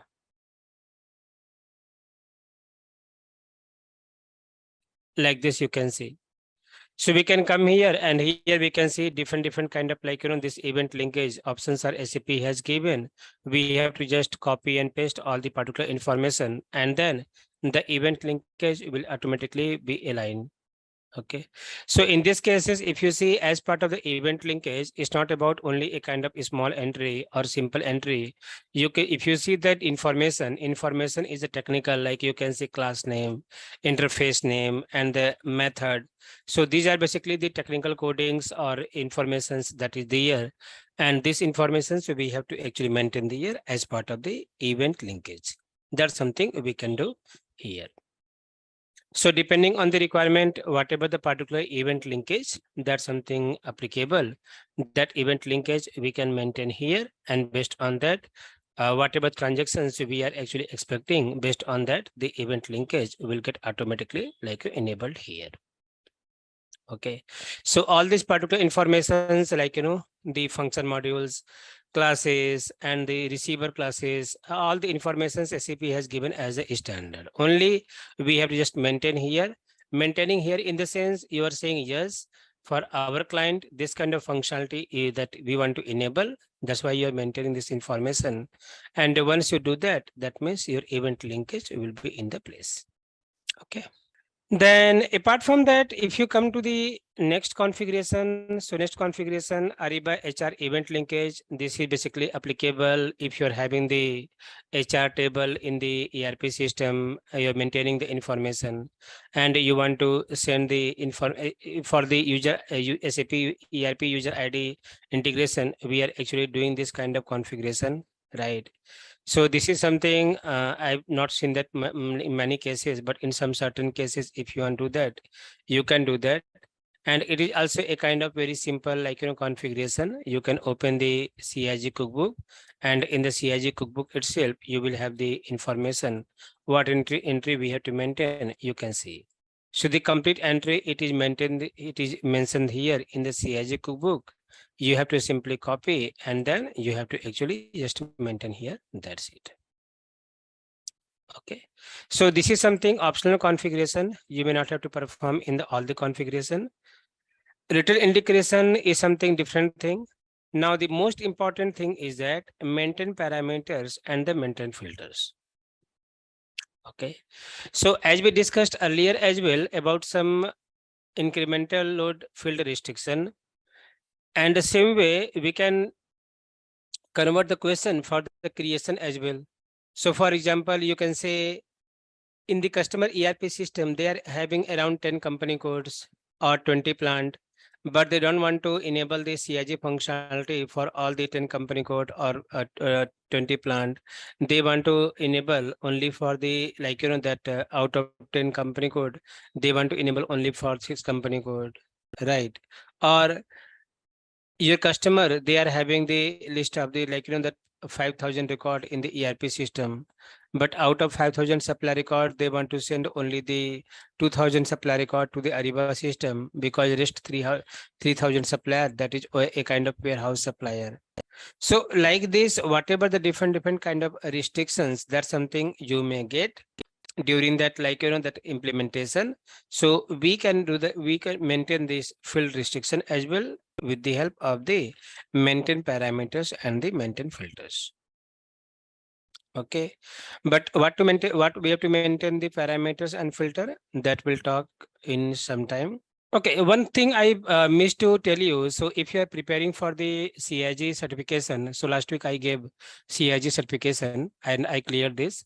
So in the CIG certification, one question was there regarding this, like, HR event linkage, this value, this, like, what information we have to maintain. So in that CIG certification, there was one question like, what to integrate our HR master, what different kind of info type we have to actually maintain. So in that one, there was having the 4 options like 0001, 0002, 0105, and even it was mentioned something 0510, something like that. And we have to choose the 2 correct answers. So please remember, in that cases, this info type we have to maintain 0001, 0002, and 0105. So this 3 entry is correct. So if you're appearing for certification or planning to appear, then this value will help you. So once again, remember to integrate our HR master from the ERP system. Sorry, to integrate the HR master in the ERP system, we have to maintain some info type. And what different kind of info type we have to maintain? We have to maintain 0001, 0002, and 0105. This is just for your information purpose. Okay. Okay, now let's talk about the next configuration here. So next we can see we have the maintain parameters and the maintain filters here. So actually, if you see in the maintain parameter, so when we expand this maintain parameter, we have to perform 3 configuration, that is cross applications, procurement, and the sourcing. These 3 configuration we have to actually perform. So what is the cross applications? As you know, it is applicable for both the solutions, that is strategic sourcing and the P2P. Procurement is only for the Ariba buying and invoicing solution, or we can say procurement P2P, and sourcing is for the only strategic sourcing. So what actually we have to do here, so we have to actually enable the particular event, like which event or which extract you want to actually enable in the SAP ERP for the respective to this particular solutions. For example, if you're having the complete Ariba suite, in that cases, you may have to enable some of the particular extract which is applicable for the upstream, downstream both. Or if you're having only the downstream part, so in that cases, you have to enable some certain parameter, some particular like extract, which will be only applicable for the Ariba P2P itself. So whatever the different kind of extract you want to actually enable, we can enable with the help of the maintain parameters. Otherwise, how system will come to know, like which information system has to extract, which information system has to send to the ERP system, how system will come to know. So system will come to know with the help of this information only, that is the maintain parameter. So whatever the like particular object you are going to enable here, based on that system will understand this particular object, system needs to extract and send it to Ariba. Okay, so how we can do that? So we can come here in the maintain parameters, and if you go in the cross application, inside the cross applications, you will able to see the predefined variables, and that variables what we are going to see, that is the standard variable SAP has given, and based on the requirement, whatever the particular variable you want to maintain, you can maintain any of the variables here. So generally, in case of this cross application component, we have to enable the variable about the change doc wait time second. So this is for about like, incremental, like how long system has to wait to extract the information and to send the information to CIG. That entry you can maintain. You can maintain the default language as well, in which language you want to send the communication or payload from the ERP to Ariba. Then we have to also maintain the directory as well. So generally, when we are sending the any particular master data, so for that SAP has given one master data program, and that master data program we have to run in the foreground or in the background with the help of the batch job. And there we have to specify, like in which directory the extract will get saved, and from where the extract will pick and it will go to Ariba system. So what for that purpose, we have to specify the temporary directory here that we can actually maintain here. So how we have to maintain this particular information? So once you come here, click on the modify. And once you click on the modify, this page will be editable. And depending on the solution, whatever the variant and partitions, even in the previous session as well, we discussed about the variant and partition. So whatever the particular variant and partition is applicable in your cases, you can maintain the variant and partitions here. And in the low column, you can maintain the value. So in which language you want to send, you can mention the language here. And what is the directory you have created, you can maintain the directory name here. So all these informations you can actually maintain in the cross application master data. Okay. Not only this, even if you go to the other configuration, like in case of this procurement and the sourcing, there also you will able to see list of the variable. So if you go to the procurement here, you will able to see the list of variable. And once again, this variable is purely standard. It's not in our hand, like we cannot customize this. We have to only enable or disable, that's it. So like here we can see now we are in the Ariba procurement master data, and list of variable you can see as a standard. And as of now, all the variables is disabled. But if you want to enable, so then for that we have to come here, click on the modify. Then same way, this page will be a table, and whatever the particular variable you want to enable, you can enable as well. Okay. But one thing you may think, how we came to know which particular variable we have to enable or which particular variable we have to keep disable, how we came to know. So in this cases, your experience will come in the picture. If you're having the good experience, you can easily understand that like which master data you are expecting to send from ERP to Ariba. Based on that, we can enable or disable. Or else you can go to the CIG cookbook. And in the CIG cookbook as well, all the informations are clearly given here. So for example, if I'll come here, and we can see we have the config node importing master data for SAP Ariba Procurement Solutions. And in this case as well, you can see the first config node is that how to maintain parameters for SAP Ariba Procurement Solutions. So once you open this particular configuration, then here as well, you can see we are having the same config informations here, like go to SPRO, then CIG, master data integration, general settings, maintain parameters, procurement. And here you can see all the variables here itself. But in these cases, you will find out some description as well. Like here we can see applicable for the SAP Ariba procurement solutions. This is an optional field. Set this parameter to enable general ledger export extract to pull and use balance sheet account. So this is for the GL account, general ledger account. So if you're going to send the GL account information from the ERP to the Ariba system, in that case, we have to enable this particular variable. And how we can enable this information is also given as part of the supported value. Like we can see variable name, balance sheet account, field name, leave it blank, number 4 times 0, variant partition, your system is specific variant and partition. Then in the low column, we have to specify allow to fetch if you want to enable this, or you can you can maintain this allow if you don't want to fetch this. So depending on the choice, whatever the particular options you want to maintain here, you can maintain. So same way here as well, you can maintain the variant. In the partitions, you can maintain the partitions. And here, if you want to allow it, that means if you want to fetch it, then we can maintain the allow here. Okay, so not only this, whatever the different variables you can see, even you can see we have something currency conversion bank rate, currency conversion euro rate.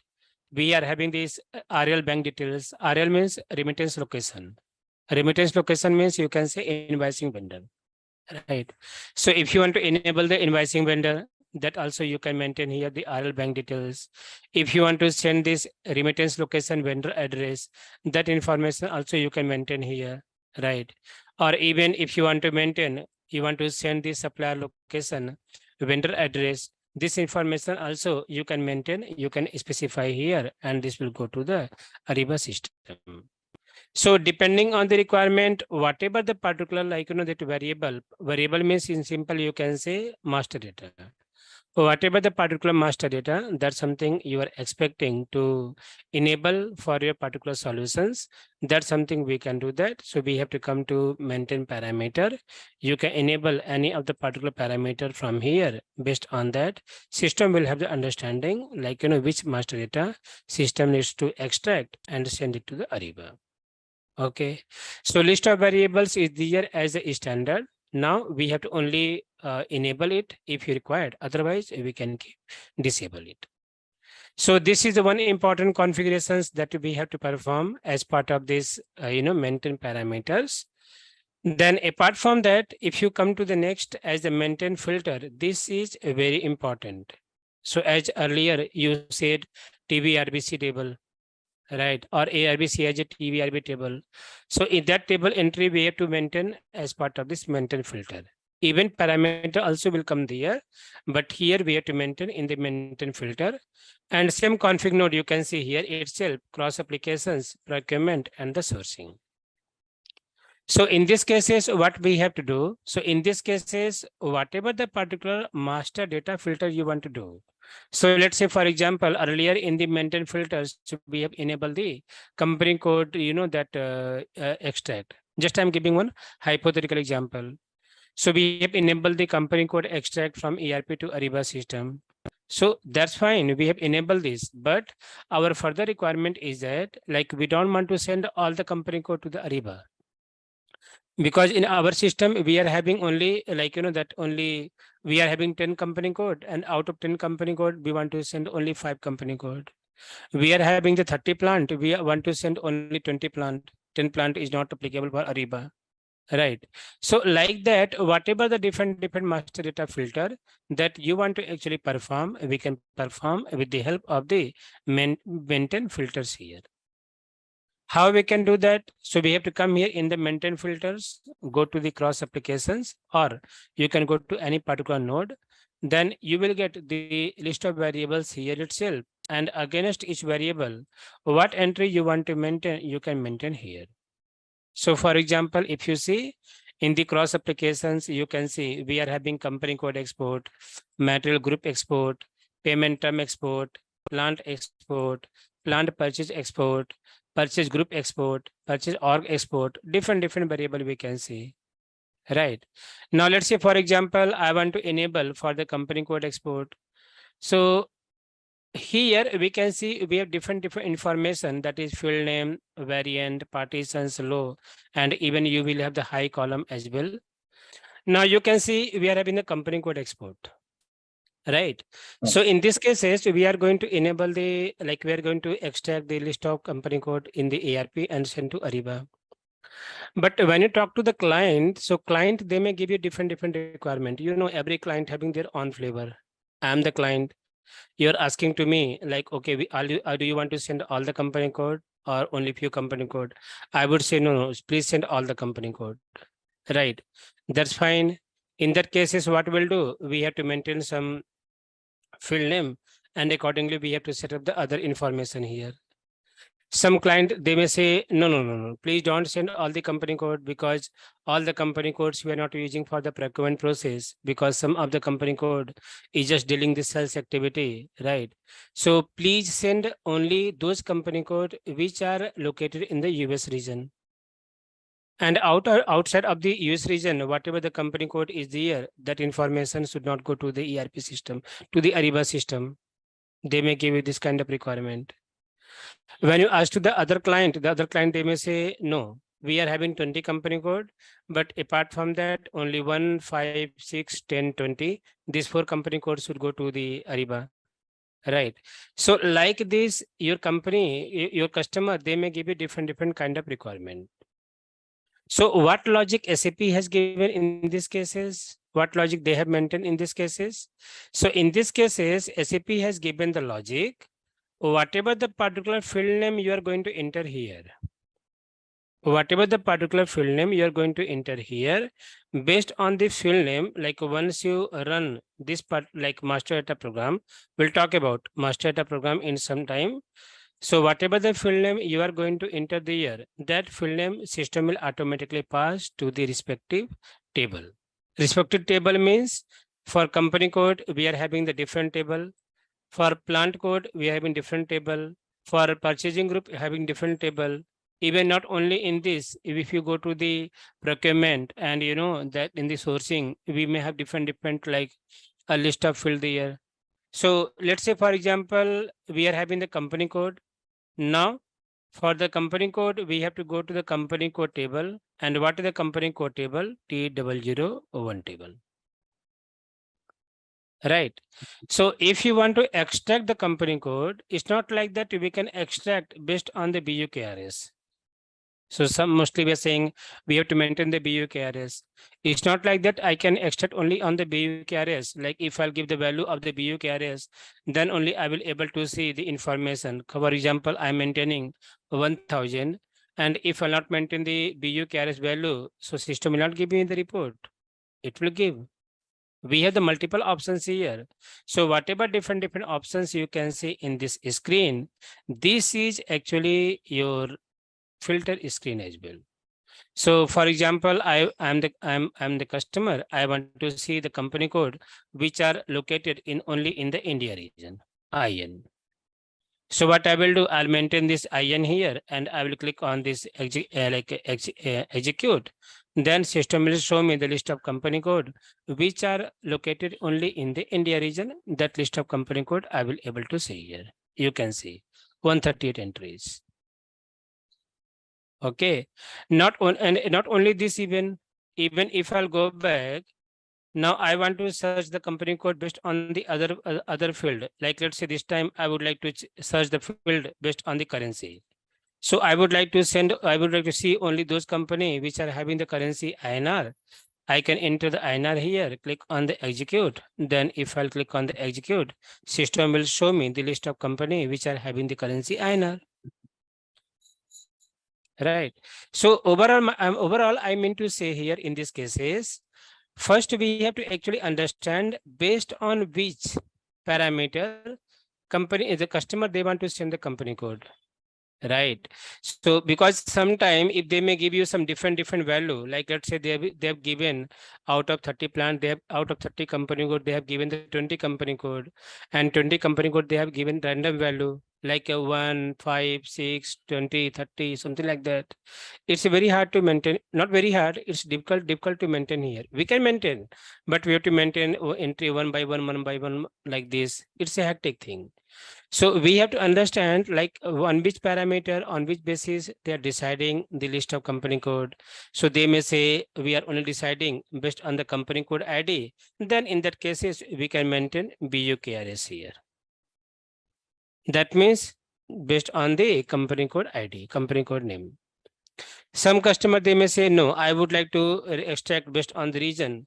So in that cases, if they want to extract based on the region, then in that cases, we have to take this region field, that is land one. You can paste here like this.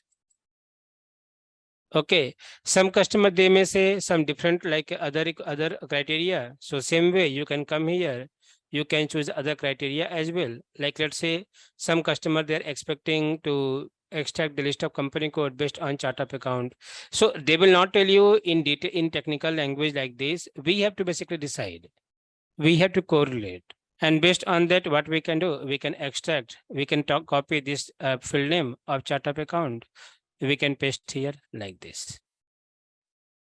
Okay, so the benefit of this is that whatever the entries you are going to maintain, like let's say our customer, they said like, that we want to only send the company code which are having which are located in the India region. That's it. So in that cases, how to maintain this entry? We can come here in the company code export. We'll maintain the field name land one variant, whatever the variant you have, your system specific variant, you can maintain. You can maintain the partitions here, right? Now they have given the value like which companies are located in the like US region. Okay, so here we maintain the field of the region land one. Now which are located in the US region. That means here we'll select the sign. Sign means include or exclude. So do you want to include this one or do you want to exclude this one? So in other way, if you talk, so some customer, they may say we are present globally, but whatever company is there in the US region, that is not part of Ariba. Other than that, all other part of Ariba send all the company code.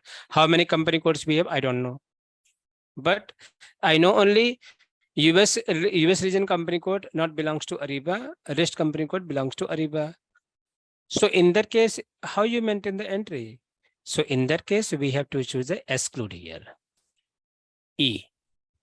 This entry system has to exclude the US region entry, system has to exclude. Otherwise, if customer is saying only US region company code is a part of Ariba, then we have to choose include. Operator, you can choose equal to, or in some cases not equal to, in some cases between as well.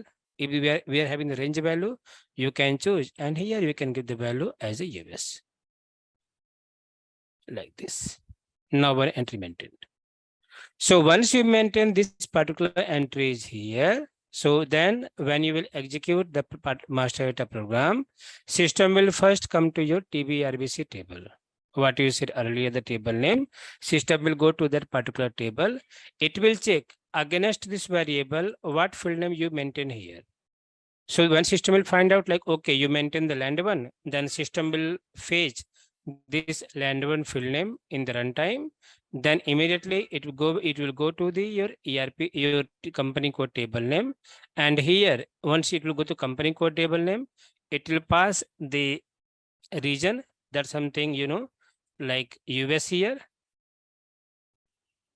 right? So because it will pick the only land one field here, and it will pass the field US here, and then it will click on this execute in the background. And once it will click on the execute, so whatever the company code that system will extract from here, this company code will go to the Ariba system, and in Ariba system you will able to see only 82 company code. Okay, so this kind of logic, it is already exist as a standard. Only thing is that while maintaining this table, this is a kind of table entry, you can say. While maintaining this table entry, we have to be very careful. So we have to maintain this value carefully about this, not about only this. Even if you go to the other feature, other config node, we are having a big list as well. If you go to procurement, here you will able to see list of the that variable, and we are having a good list of variable. You can see account assignment category, account field export, BP export, commitment export, cost center export, currency conversion export, right? We can see something functional area export, fund export, different information you can see here. So we have to maintain this information like one by one. And once again, not only this, even if you go to this sourcing as well, in sourcing also you will able to see. So when you see the sourcing like a config node, here you will able to see the list of the variable relevant to the sourcing, like Incoterm export, item category export, material language export, material master export, material only export. This different thing you can see here. So this activity we have to do in the parameters and the filter maintenance. So once you maintain this information in this, like, that here in the maintain filter, then we have to come here and we can see bank master integration, nothing from our side in the bank master integration. This is if required in some cases. I've not seen that as of now any bank integration with this, but SAP has given this option now. So if finance team, they want to have the integration of the banking from the Ariba, that's something I think they can do that. But Ariba is not supporting any kind of payment functionality, right? So might be if the customer, they want to perform the payment, sorry, they want to integrate this payment bank information with the ERP. In their cases, they have to perform this particular configuration, right? Apart from that, we can see purchase info record. So this is applicable if you want to integrate your purchase info record with your ERP, with your Ariba system. So in case of the purchase info record, we can see we have the two config node. One is the maintain Ariba condition type, and second is the maintain parameters. So when you come in the maintain Ariba condition type, so here actually we have to maintain some particular condition type. So if you see this, you have to open this new entries. Now here we have to maintain the particular Ariba solutions like Ariba Network, procurement, master data, and sourcing, right? So generally we can integrate with the sourcing itself, because if your customer, they are having the Ariba sourcing solution, and with the reference of the sourcing, like if we want to create the forward document of the purchase info record in the SAP ERP, that is possible in the standard way. So we can choose the Ariba sourcing integration here, or whatever you want to choose, we can choose. We have all the 4 options as per the design, but we have to use the Ariba sourcing here. And then here, we have to maintain the Ariba condition type and the SAP condition type. So what is the Ariba condition type and SAP condition type? Ariba condition type means you can say cross price, right? So, in the Ariba side, whenever we are maintaining any of the particular pricing information like shipping price, total cost, freight cost, right? Or discount amount, all the things we are maintaining in the simple text. But in the ERP side, ERP system does not know about the simple text. Why? Because if you see in the ERP side, ERP system knows about your condition technique. So if you come Let me try to show you. If you come here, go to the conditions. So whenever we are talking to SAP, and let's say we have to maintain the gross price. So if you say to SAP gross price, SAP will say, I don't know what is the gross price, right? But if you say Ariba gross price, Ariba system will understand, okay, now gross price, tick, tick, tick, finished. But our ERP system don't know what is gross price. Why? ERP system knows about this condition technique. This condition technique. So when you have to talk to the ERP system, you have to not you should not have to tell gross price. You have to tell like PBXX. Then immediately ERP system will go in the like the backend in the table. It will check what is PBXX. It will find out okay, PBXX means gross price. Then it will say PBXX. If you say freight, so same way ERP system don't know what is the freight. So that ERP system will not respond to you. But when you say FRA1 or let's say FBA1, then ERP system will go back to table, it will check and it will come back to, okay, now freight and value. So, you know, ERP system having the condition technique, whereas Ariba does not have the condition technique. So for that, if we want to maintain, generally we have to maintain, we can maintain the condition type here, like Ariba condition type gross price, and SAP is a PBXX, like this. We can maintain here. I'm just giving one hypothetical example. You can refer CIG cookbook, the exact information what to maintain. I'm just giving the concept what to do in these cases. Okay, so this is one thing we have to do in case of the purchase info record integration. Then apart from that, we have to maintain, we have to actually maintain one parameter, and how to maintain the parameter for that. If you come back and here we can see we have the option of the maintain parameters. So we can go to the maintain parameters here, open this particular configuration of the maintain parameters. And if you see in this also, you will have the variable which we have to actually enable it. Okay, so you can see what parameter we have. We have the only one parameter, enable skills purchase info record. So generally, you know, in the info record, we are maintaining the skill pricing as well. So for that, if you want to enable this, you can enable. How to enable?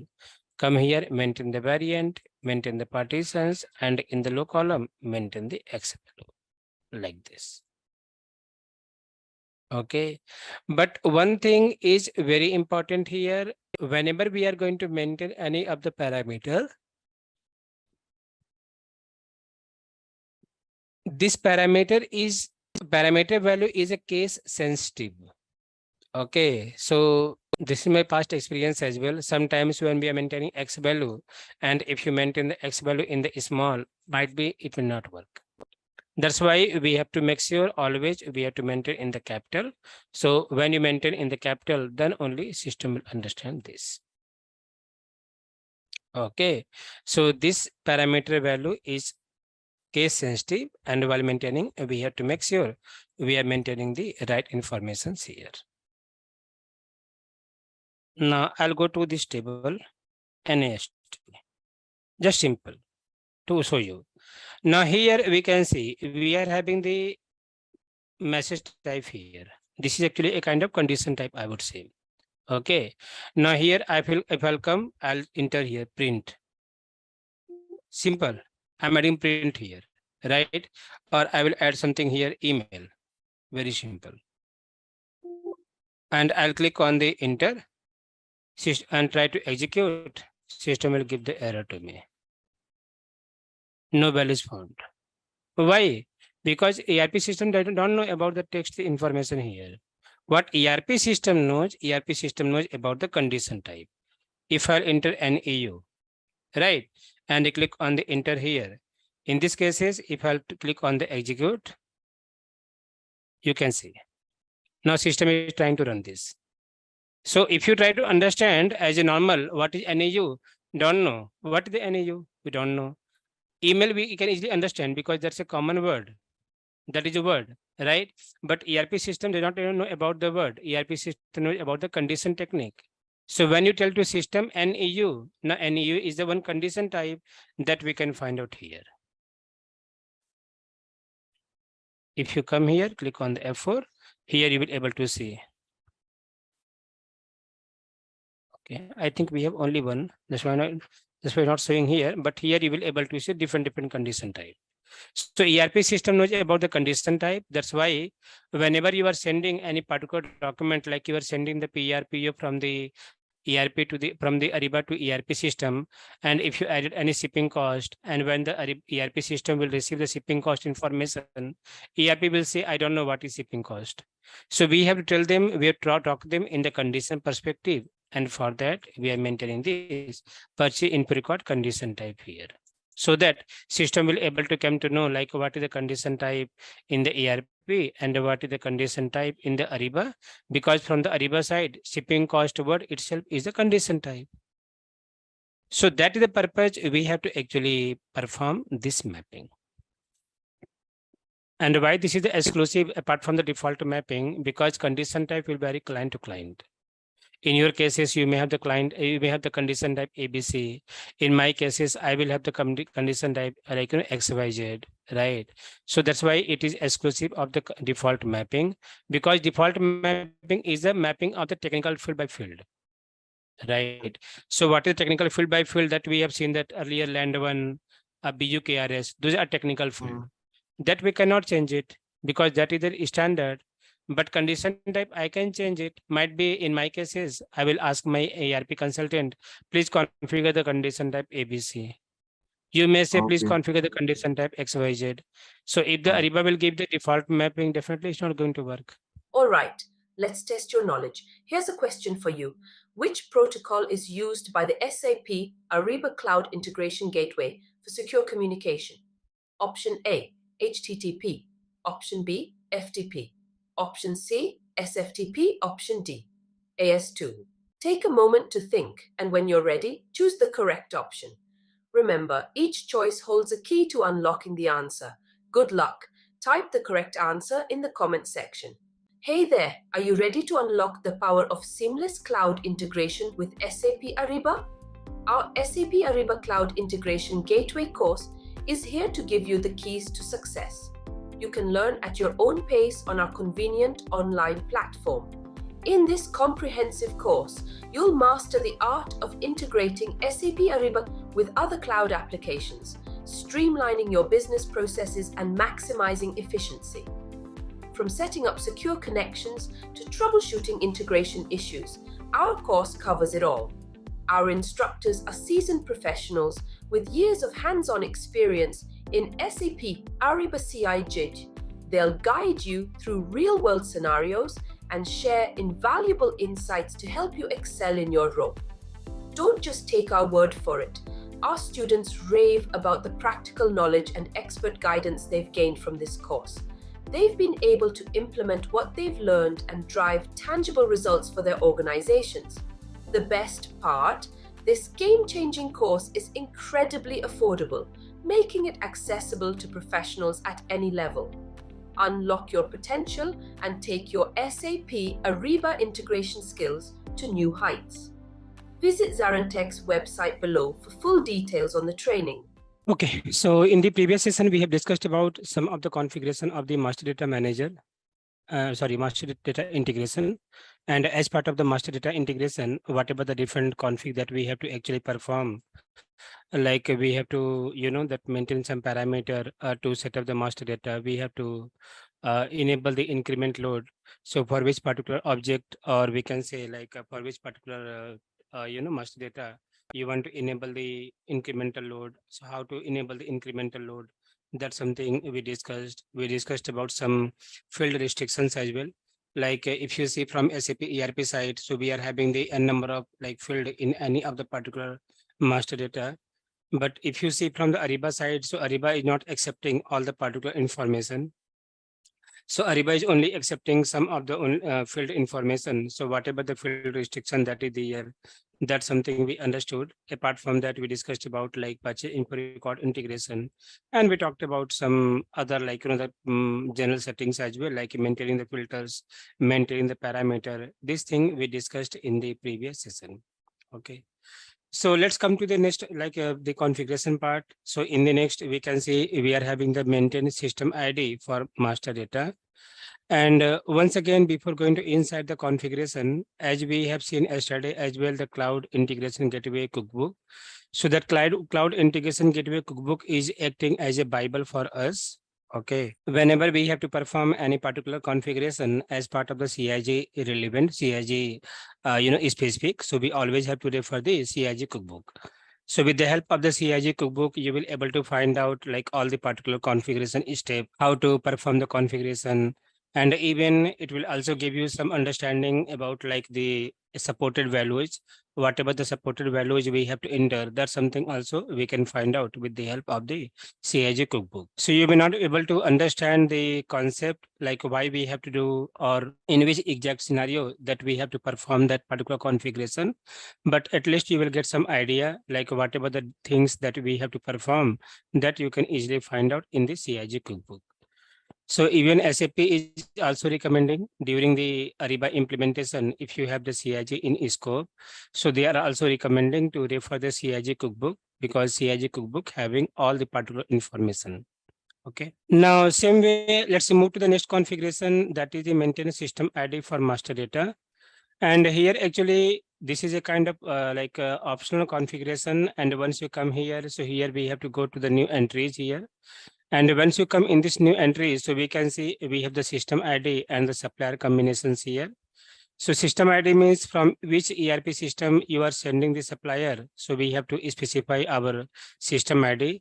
For example, if you see here, this system ID is S4H client 100. So we can maintain something S4H CLNT 100. And then whatever the particular supplier that you want to send from the ERP to the Ariba system, that's something we have to actually maintain here. Okay. So this is one simple configuration and optional configuration that actually we have to perform. This is not the mandatory. Even if you are not maintaining this information, it will not give any kind of impact as well. So, but this is very, very basic configuration. Okay. And in any cases, if you're having some confusions as well, like you will not get like complete like flavor of this configuration, but some of the information we can find out with the help of this documentation, that is SAP IMG activity documentation. You can open this IMG activity documentation, and here you will able to understand like some of the step of this particular configuration, like what actually we are going to perform. So we can see it is for the maintain the unique identifier for the vendor across the Ariba solutions. And how to do that? That information we can see here. Okay. Now, next we are having the connections parameter for the master data. And once you come in the connections parameter for master data, so here actually we have to maintain some technical information. So with the combination of the Ariba solutions, whatever the Ariba solutions, that's something like, that you are going to integrate. So with the reference of that, we have to maintain some information about the logical port. We can maintain the information about waiting time. So if once you come here, same way, we have to click on this new entries. And once you click on this new entries, you have to choose the particular solutions, like which solutions you are going to integrate. That is the Ariba procurement, Ariba sourcing. Mainly Ariba procurement and sourcing will come in the picture. But in some cases, if you want to integrate like Ariba network basically, we are not sending any kind of master data. I'm not sure why SAP has given this option here. But apart from that, if you whatever the particular solutions you want to choose any particular option, you can choose here. So let's say I'm selecting Ariba procurement, you can choose here. Then we can maintain the realm ID. So whatever the real ID that you have, you can maintain the realm ID. And we have the options of the waiting time.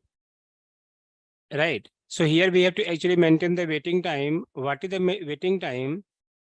So what's happening whenever we are sending the particular master data from ERP to Ariba? So we have to run one master CIG specific master data program. So once you run the particular program, system will extract the master data and it will send to the Ariba system. So after extracting, if you want to give a kind of breathing time to system, just like as that we can say hold timing, right? Or you can say breathing timing. If you want to give some breathing timing to system, like system will wait for 2 seconds, 3 seconds, and then it will start like, pushing the master data. That kind of like, the waiting time we can basically provide here. So whatever the waiting time you want to give, like 1 second, 2 second, 5 seconds, 6 seconds, that's something you can give here as per your choice. Generally, we are adding at least 2 seconds or 5 to 6 seconds, something like that. And also you have to give the logical port, whatever the logical port that is configured, that logical port we have to enter here.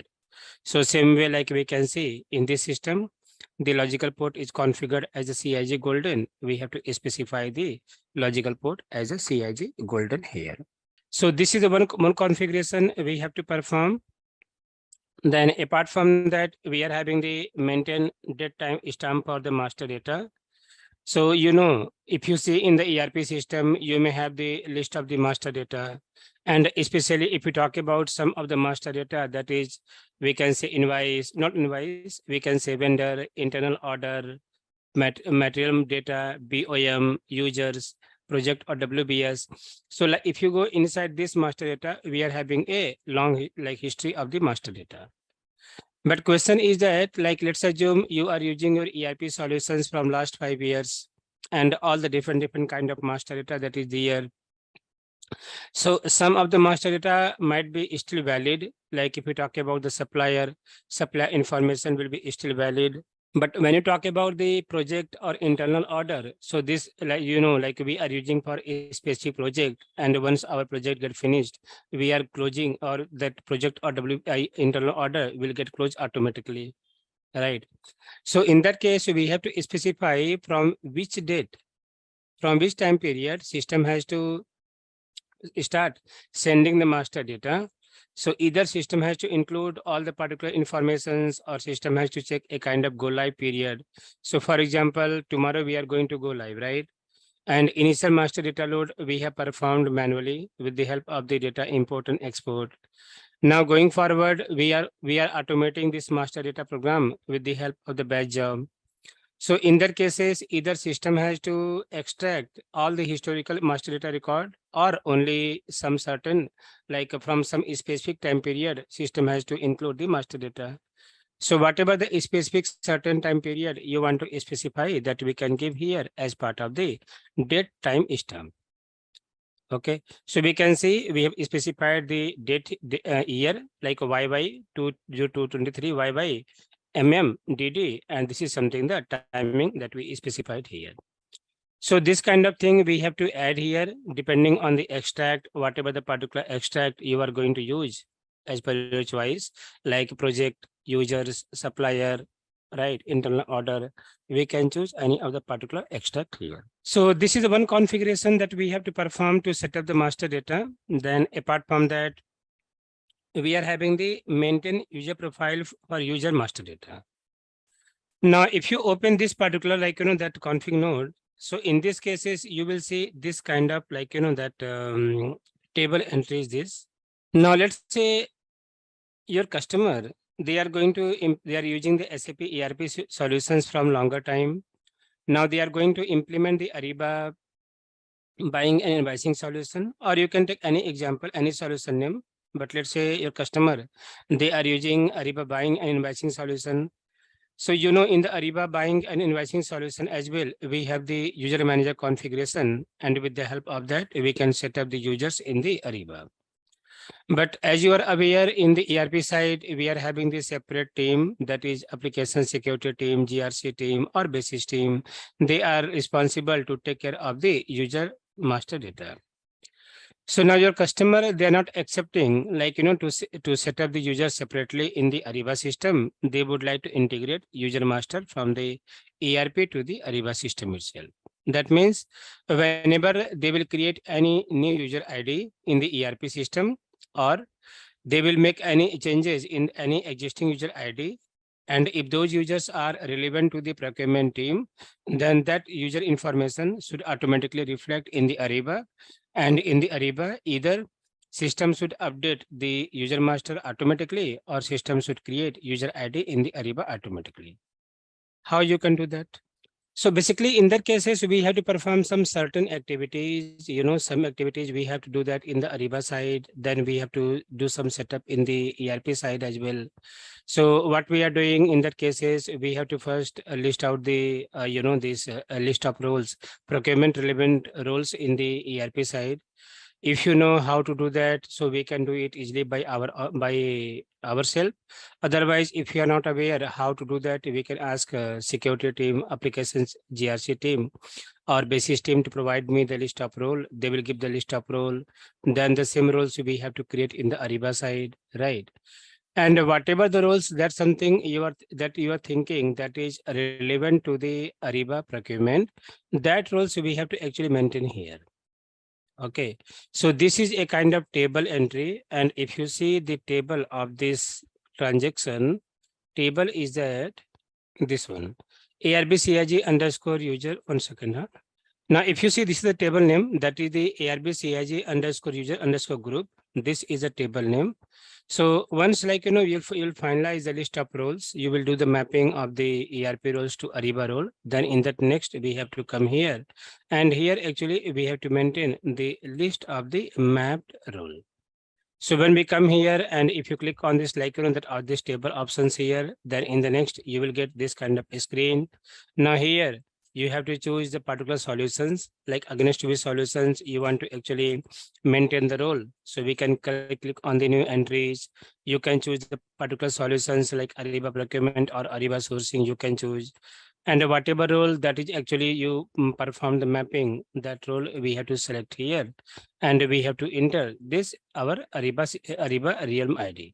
So whatever the Ariba Realm ID that you have, that Ariba Realm ID you can maintain here. So in that cases, we have to actually maintain this table entry. And the benefit of this table entry is that when we will execute the master data program, then system will first come to this table. It will go to ARB CIG underscore user group user mapping table. And in this table, system will check like which role is maintained or whatever role is maintained here that is relevant to the Ariba. So system will pick this list of the role from here, and then it will pass to the user master table, and it will check in the user master table to how many users this role has been assigned. So like that, you will have the table name. So in a standard system will go to the table name, and one system will reach out to that particular table. Then in the table, we will have the particular field, that is role field. System will pass the particular role, like let's say this is a role field. System will pass this role to that this table, and as an outcome, whatever the list of user, the system will find out here that list of user. System will extract and it will send to the Ariba system. So if you are having this kind of scenarios, as part of the integration, in that cases, we have to actually maintain this particular configuration. Otherwise, if you don't have that kind of scenario, in that cases, this configuration will be optional for you. Got it? Okay, then apart from that, we can see the downside. This is something like, this list of the different program SAP has given, which you can use to send the master data. Like you can see schedule job for master data. This is something, the program, if you come here, so you will find out the program name, that is ARB CIG underscore master underscore data export, that we can find out here, right? And even apart from this, if you want to send the bank master, if you want to schedule job for the catalog upload request, schedule job for the bill of material, schedule job for the retail master. So you can come here, open the documentation, you will find out all the particular program. And that program, we have to schedule the background job. So generally basis team, they are scheduling the background job for this master data program. So for example, we'll talk about this schedule job for the master data. So once you complete all the particular setup, then then in the next, we have to come in the ERP system.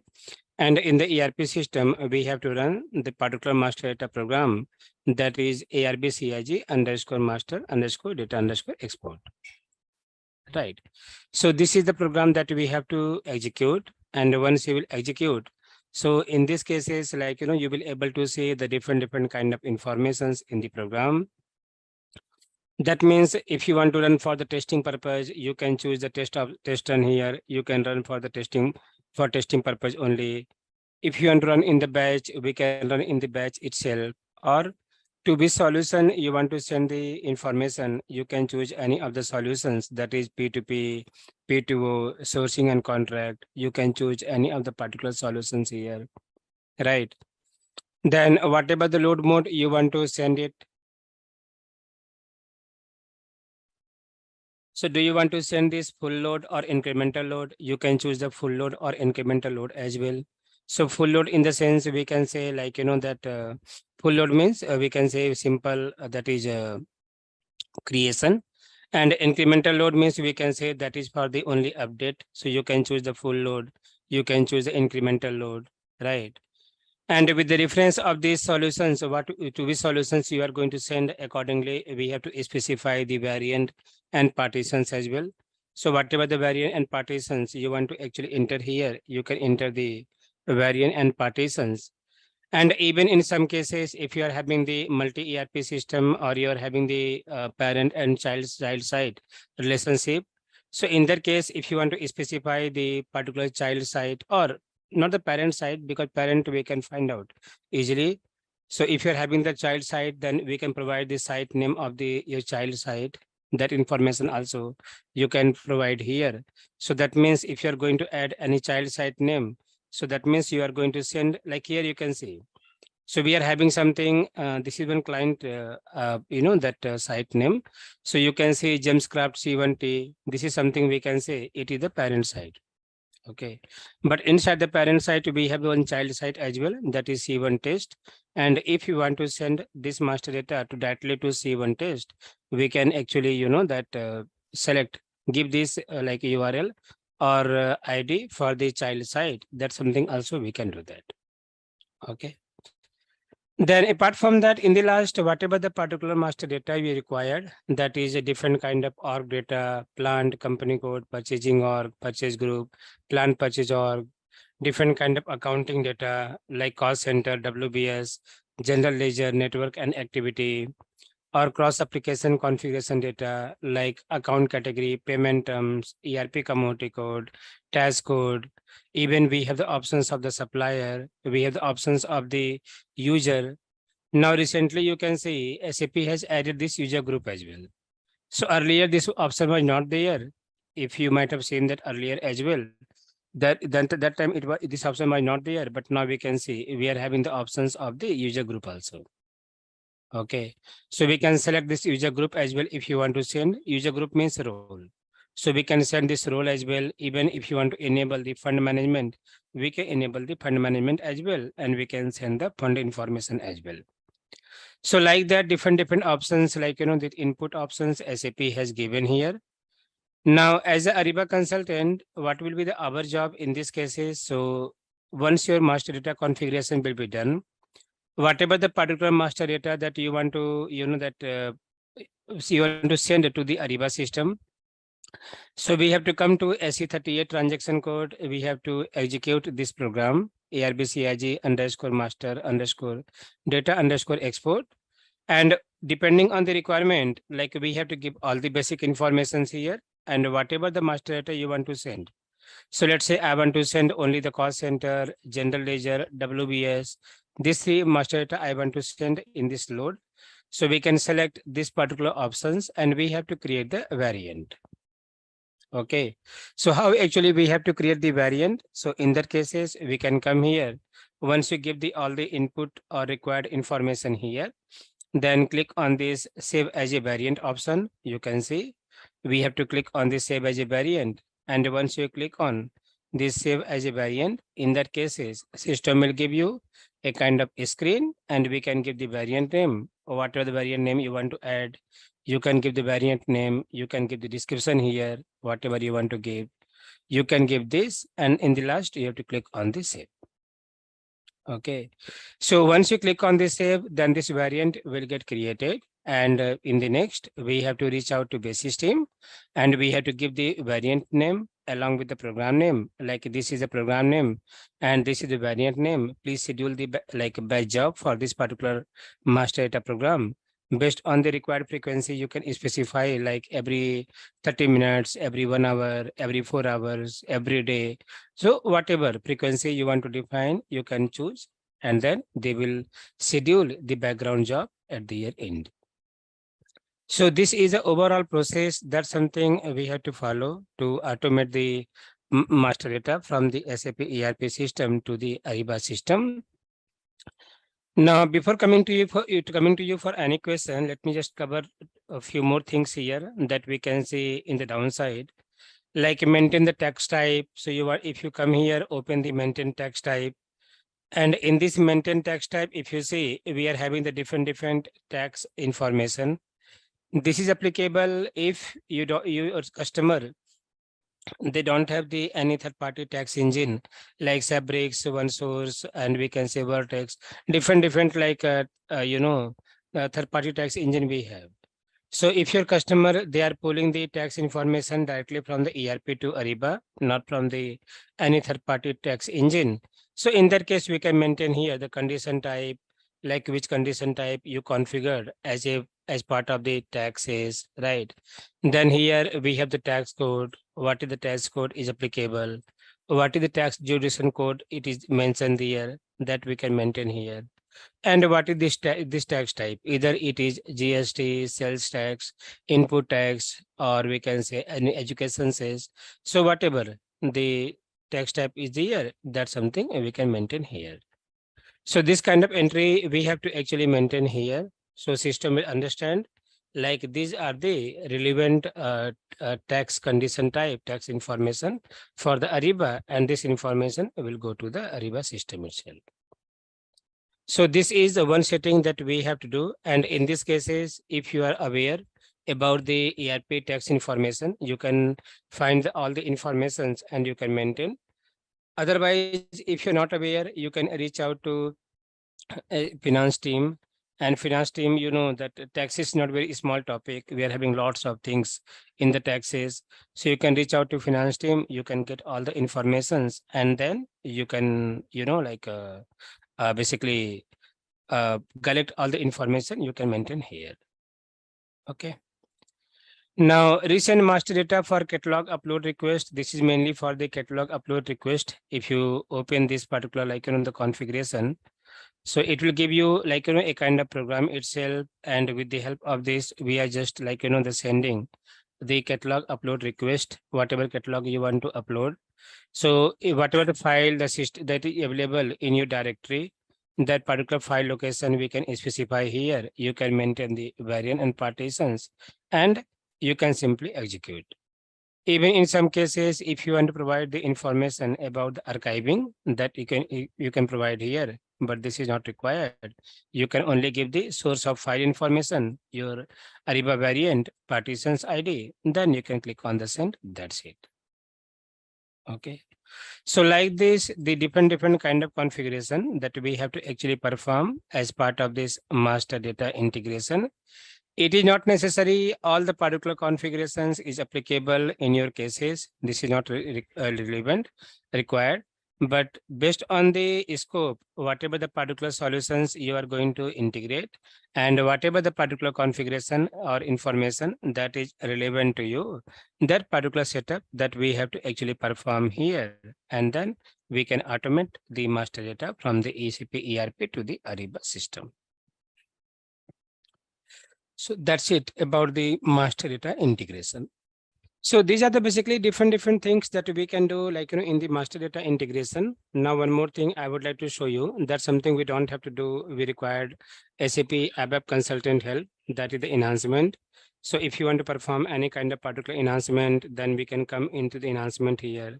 And this thing, you can give it to the ABAP consultant. And here we can see we are having a different kind of enhancement touch point, which things we can enhance as per our client requirement. Like we can see maintain field map for master data or catalog upload request. We can go to different bodies here, bodies for bank master, bodies for master data program, bodies for the purchase info record, bodies for the change master, bodies for bill of material, bodies for the article masters. So this information SAP has given as a standard here. So in any cases, like how Lalit said earlier, like in some cases, if that master data program input selection screen does not having some kind of informations. So if that basically that particular program does not having the input selection option and we are expecting something, then how we can do that, right? So even as I said earlier, like, that we have to first reach out to our ABAP consultant. We have to ask them, like, can you please check that particular, like, that master data program, how complex it is, enhance, either it is feasible or not feasible. So in that cases, definitely they will try to, that find out like whatever different bodies that is there in that master data program, whatever different method that is there in that master data program, all the informations they will try to find out. So how they will find out? They have to do the debug, or else they will ask you, can you please execute the program in the development system so I can put some debugger and I can find out like which bodies, which method it is calling, right? So that's a kind of lengthy things that we have. And that's why just Ariba made it very simplify. Like you don't have to worry. You can come here, you can see all the informations you can see. Now what you want, you can take, you can check. Okay. So Ariba is also not saying you can do that because every client having on requirement, on choice. But at least if you can do the feasibility check, if it is feasible, you can do that. If not feasible, then you have to ignore or you can reach out to the SAP team. So this kind of thing that we can find out here, but this is more relevant to the only coding part. So we can come in the enhancement like a spot here and you can find out all the particular informations. Okay. So this is the overall configuration that we have to perform as part of this master data integration. Now in the next, we are going to move in the master data native integration. Even in the master data native integration, in short, it is called as that MDNI. So in the master data native integration, we will have the similar kind of options, but in the different and simplified way. So let's talk about the different kind of like config node, what it is there in the master data native integration. Initially, as a Ariba consultant, we have to first go there in the developer portal. We should have developer access in that cases. And first we have to explore the API, like which API is suitable for us, or which API can fulfill our requirement, right?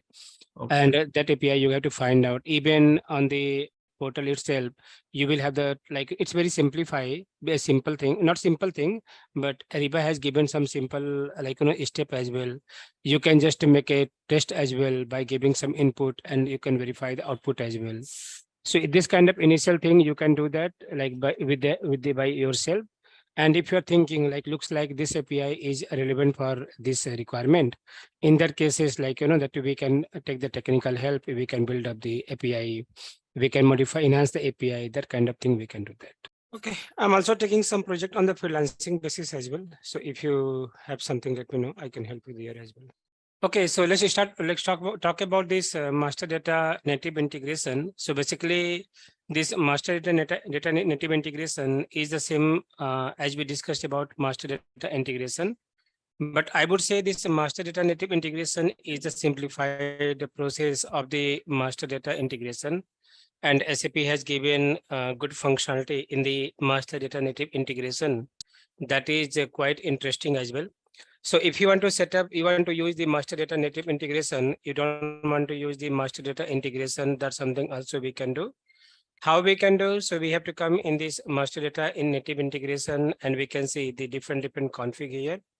So in these cases, you can see some limited configuration. So whatever the unnecessary configuration that was there that is there in the master data integration, that's something SAP have removed from the native integration. They have given only few of the important, like not few of the all the configuration they have given, but in the simplified manner.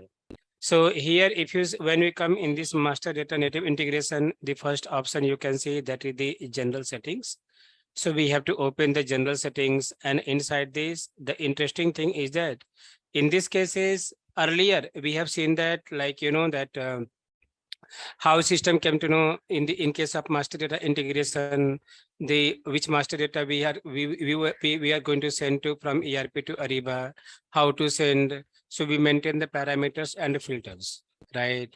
But in case of this master data native integration, SAP has given the option that is the set up the interface. So if you remember, yesterday we discussed about interface setup for the supply chain collaboration and commerce automation. So same way here as well, we can set up the interface, right? And to set up the interface, we can come to this config node, that is configure the outbound connections to send a message. You can open this particular configuration. And once you open this particular configuration, then you will get the similar kind of page here itself, like you can see. Okay. And in these cases, IDOC will not be applicable. Everything is going from the web services itself. So we can see we have the section interface setup for the web services, right? And inside this, you have the options of the outbound sent to SAP Ariba CIG, like whatever the master data you are going to send from the ERP to Ariba, that's something we have to specify here. So we can choose the appropriate data center, whatever data center is applicable in your cases, right? And also one interesting thing you can see here, whatever different data center that Ariba is offering as of now. So we can say we are having the 5 data center now. Earlier it was 3, but now we can see we are having the 5, China, Europe, Saudi, then we have the UAE, and we have the US itself. So this 5 data center Ariba is offering, depending on the scope, like in which data center your data is there. Accordingly, you can choose the data center here. Then we can select like how to which system you want to connect. Either you want to connect to the test instance or production instance, that you can choose here. Then we have to give our P user ID and password. So whatever the P user ID you have and whatever the password you are having as part of the P user ID and password, we can give here. Then down the side, we can choose the appropriate master data here. Okay. Even we are having the proxy option. So if in your system, if the proxy is configured, this thing you can verify by yourself from the SM59 transaction code, or you can reach out to basis team. Basis team, they will confirm you about the proxy. So you can collect the proxy host name and number that we can enter here, right? If required, it's not mandatory. Then you can choose the required master data like company code, plant, purchasing group, payment terms, cost center, GL account, user, metal group, currency, exchange rate, product master. All these particular info options you can choose. And based on that, you have to click on the execute. Okay. So once you click on the execute, then this interface setup will be built up. And whatever this master data that you selected here, based on that, the interface will be build up, and its system will have the confirmation like, okay, these are the different master data that you want to send from the ERP to the Ariba system. So this is something like, that one interesting thing that you can find out in case of this master data native integration. Okay. Then apart from that, if you move to the next, we are having the options about configure Ariba master data native interface extract event. So we can come to this particular configuration, and here you will able to see almost similar kind of options of what we have seen earlier as well. This is even though they have given the extract event, here we can see it is the incremental extract event, what we discussed as part of the master data integration. Same options is available here itself, but naming is something different. Like you can see, configure Ariba master data native interface extract event. So they have to give the naming convention like incremental extract event. But with the help of naming, don't get confused. This is about the incremental extract event, what we discussed as part of the master data integration. Okay. Then this down below is the same configuration, that is configure Ariba master data native interface incremental field restriction. This is also same thing what we explored earlier as well. Like for the particular master data, which field are going to send to Ariba, that's something you can find out from here. You can see same options we have. You can choose any of the particular options and you can explore the list of the field. That something is there as part of the field restriction. So this part also we discussed earlier. So the same thing is available here. And even configure Ariba event linkage. This is also same thing what we discussed yesterday. So we can maintain the event link here itself by following the documentation. Okay. Here we don't have, but we can refer the CIG configuration guide. There you will able to find out. And based on that, you can maintain all the particular master data event there, whatever you want to send. Okay. So this is same thing that what we discussed. Now, apart from that, if you come downside, so in the downside, SAP has given something application specific settings. So application specific means not about like, particular applications. So if you open the application specific setting, you can see we have the product master and we are having the users here. Okay. So when you open this product master here, you will able to see product master means what? You can say material master. So if you come here in the product master, you can, if you open the maintain parameter, we have to maintain some table entries. So we have to maintain some parameters here. So here we can see we are having only one parameter, change the log, change document retention days. This information parameter you can see. And here, if you want whatever number of days you want to maintain as part of the retention period, that's something we can maintain here. Okay. So this is basically very simple and it's your client specific information like based on this retention period.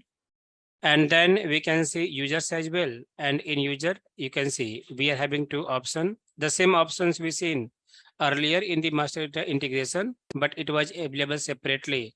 But now here they have given a specific like, that application.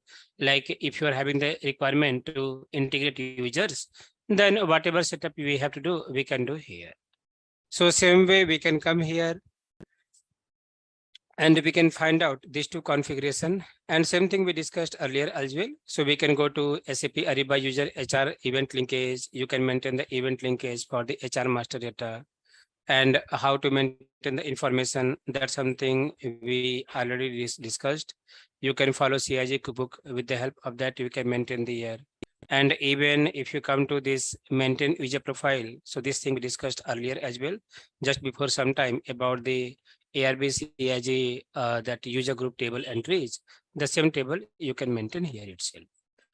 Okay. But the thing is that in case of this master data native integration, this is something, this configuration is available in the like sequential way. So we will not get any kind of confusion like what to do, where we have to do. This information we can easily find out here itself. Okay. So this informations you can see in the master data native integration, and then we have the maintain time stamp for the master data native integration. This is same thing that we discussed just before some time, a kind of go live date.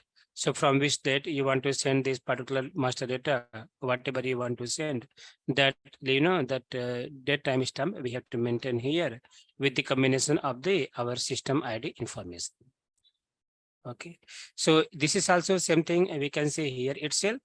And then apart from that, if you come to the next, we can see schedule job for the master data native integration. So in these cases, if you see, so SAP has simplified this thing. How it's simplified, now you can see in this case, generally what is happening, if you see in the master data integration, so we have only one program, ARB underscore master underscore data underscore export. And in that program, we are having the different master data like company code, plant, tax code, GL account, different informations we can see there. Okay. Now the problem is that like whenever we are going to run the program, for example, let me show you. All right, let's test your knowledge. Here's a question for you. Which of the following integration patterns is supported by the SAP Ariba Cloud Integration Gateway? Option A, real-time point-to-point. Option B, batch file transfer. Option C, message queuing. Option D, all of the above.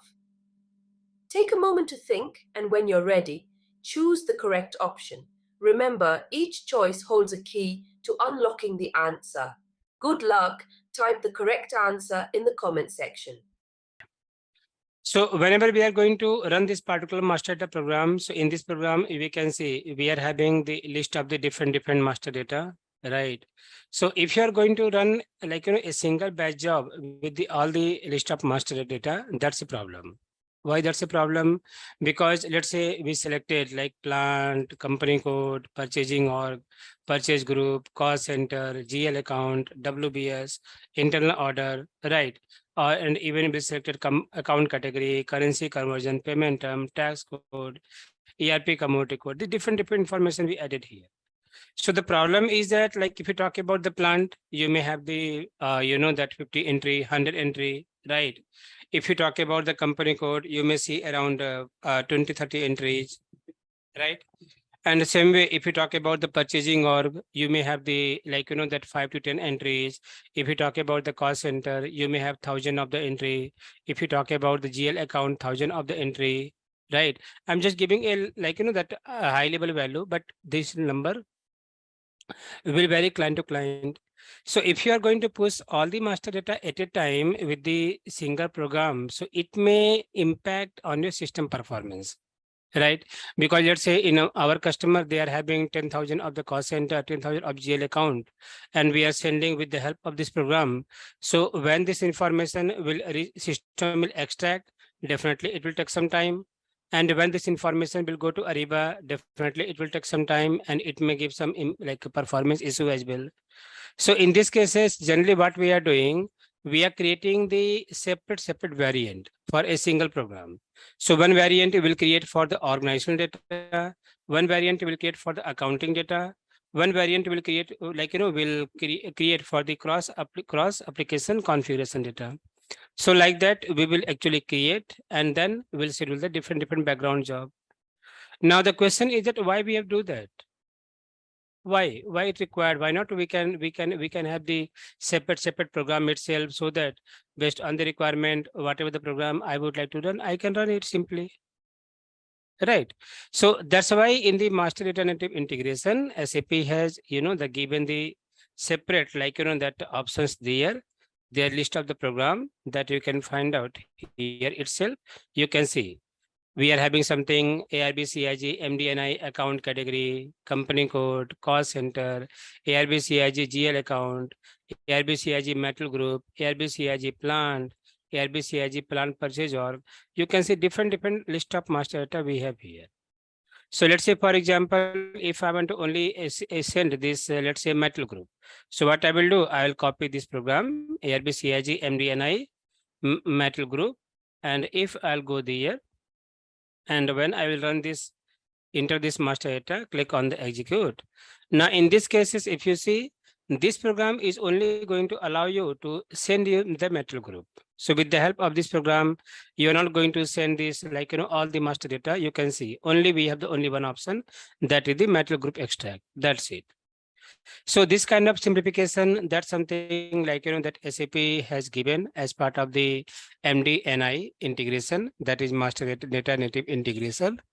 So if you want to use this, you can basically use the individual program. Accordingly, you can set up the batch job for that particular master data, and then you can, like, that run any of the particular program to send the particular information.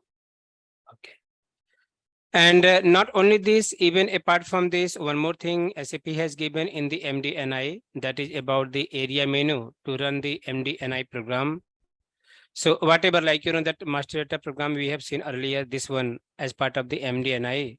So same thing, SAP has given a kind of area menu, or I would say a transactions tree menu. And what is that? So for that, SAP has given one transaction code that is called as the ARB CIG underscore MDNI, right? So if you want to run this ARB CIG underscore MDNI, so we can come here, and same way you can just run this program. Let me try to run it. Okay, so we can come here, we can run this program. This is T code now the program. We can give the T code name ARBCIG underscore MDNI and click on the enter. So once you click on this enter, then you can see system is showing the all the area menu. So same thing you can see here as well. If you based on the T code, like we can see ARBCIG MDNI underscore plant, ARBCIG MDNI purchase org, then plant purchase org, tax code, GL, internal order, payment terms, material group, cost center, all the informations you can see. So in these cases, if you want to run this with the help of this area menu, you can simply come here. You can just just execute any of the particular area menu. You can see directly you will get this option. So T-code option also SAP has given in case of the MDNI, and this kind of options is not there in the master data integration part. So this is something about all this like, MDNI configuration. And in the last, we are having the bodies for MDNI program. So same thing, SAP has given this particular information to the, like to ABAPer, to technical consultant, whatever different things they want to perform as part of this bodies, they can find out in the MDNI as well. So overall, if you now we can say like from configuration point of view, we are having a similar kind of concept in the MDNI as well. But as compared to this master data integration, MDNI is a simplified version. Simplified like the config options, and SAP has removed this all the unnecessary configuration, what is actually not applicable in case of the Ariba integration. All the configurations they have removed, and they kept only the required configuration what actually or what globally we are using as a customer. So that's why in some cases you may see some customers they're also preferring to go with the MDNI. So earlier MDNI was not available. I think last to last release MDNI SAP has they added. So now customer they are also preferring to go with the MDNI, and with the help of the MDNI we can simply perform the master data native integration as well. So these are the different configurations that we have to actually perform as part of this master data integration. And now we have completed this master data integration and the native integration. So in the next, we have to move to the Ariba specific application specific integration, that we can say strategic sourcing and the Ariba P2P.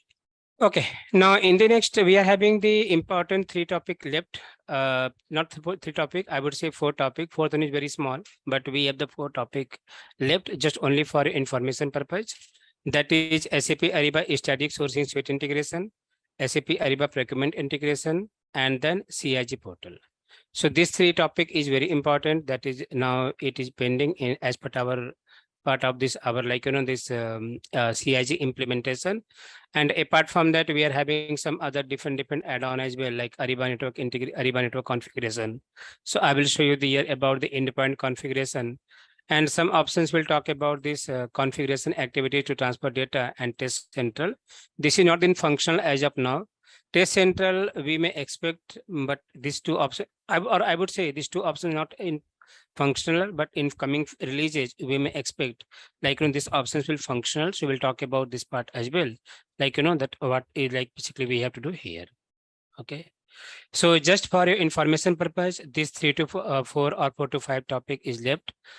Whatever timing it will take, will spread the timing, but just only for information purpose. If you are thinking as per the course curriculum something is missing, or something going differently, so please feel free to let me know. Accordingly we'll do that.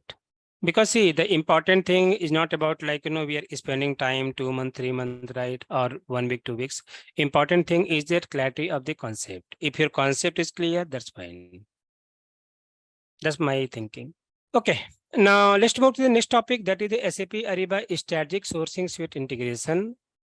Now, in these cases, like with the help of this SAP Ariba Strategic Sourcing Suite Integration, like this will be applicable in case if you want to have the integration from your Ariba Strategic Sourcing to the ERP system, or you can say from the ERP to the Ariba Strategic Sourcing Solution. And mainly this configuration we have to perform for the request for quotation, or I would say specific to the sourcing module. Okay, but in this cases to perform this configuration, we required some SAP MM knowledge itself. If you are having the SAP MM like knowledge, then you can do it easily. Otherwise, in some cases, if you don't have the SAP ERP knowledge, SAP MM module knowledge, then you may need to take the help from the SAP MM consultant. That's why, if you remember, like, that at the initial session, when we discussed about the team build-up for the CIG integration, so we discussed about like we required SAP consultant as well, partial, not fully. Okay. So whatever, like, that like thing is required from point of view, we'll see. So let's move, go to the inside this configuration, and let's see, like, that what different thing we have to do here. So once we come here in the SAP Ariba Static Sourcing Suite integration, we can see we have the two config. One is the general settings, and second is the application specific settings. So first, if you go in the general settings, so in the general settings, in all the cases, even not only in the static sourcing, even if you go to the Ariba P2P integration, in that case as well, we have to set up the interface. Okay. Now, when we come in this Ariba Static Sourcing Suite integration, we can see we have the config, general settings, set up the interface, and here we have to perform these two configuration. Not these two, only one configuration. That is the configure the connections to send message. Okay. Now, before we talk about this thing, let's talk about one important thing here that will make you a little bit more clarity. Can anyone tell me, if I'm a customer, I'm going to implement the only Ariba sourcing module, and I would like to have the integration with the Ariba sourcing. So how our system landscape will looks like? So in their cases, how it looks like, how the process will work in these cases. So in these cases, so first, if you see from system architecture point of view, then you will have the Ariba sourcing and Ariba SAP ERP system in the backend, Ariba sourcing from the Ariba point of view. And then we have to integrate the Ariba sourcing with the ERP system with the help of the CIG. Okay. But as you know, the Ariba network is the backbone, or we can say data center of the Ariba. So whatever the particular data you are going to send from the ERP to the Ariba sourcing, right? So that data first will come to from ERP to CIG, then from CIG it will go to the Ariba network, and from the Ariba network it will go to the Ariba sourcing, right? Or even Ariba network, if you want to add here itself, that's something is also fine. You can add the Ariba network here as well as a buyer and supplier. That's also possible. Okay. Now, why I'm basically indicating this thing? So generally, might be you may have the similar kind of experience. When you go to the UAE client or Saudi client, the Saudi client, their data is very, very sensitive, right? And even they're not like, that I don't know what the government rule they have and why they are doing like this, but they are not like, storing data on the Ariba network side. They want, but they don't want to have a common like data center for to store their data. Like usually if you see in the India client, or if you see in the US client, or any other client, apart from that Middle East region. So all the clients are okay. If Ariba is going to give the data center of the Europe or USA, they're okay. There's no problem. Right. But when you talk to the Saudi Arabia client, they are not expecting to have the common data center. That is the reason, if you see in the ERP system as well, in the ERP system also, if you see, so sorry, not this.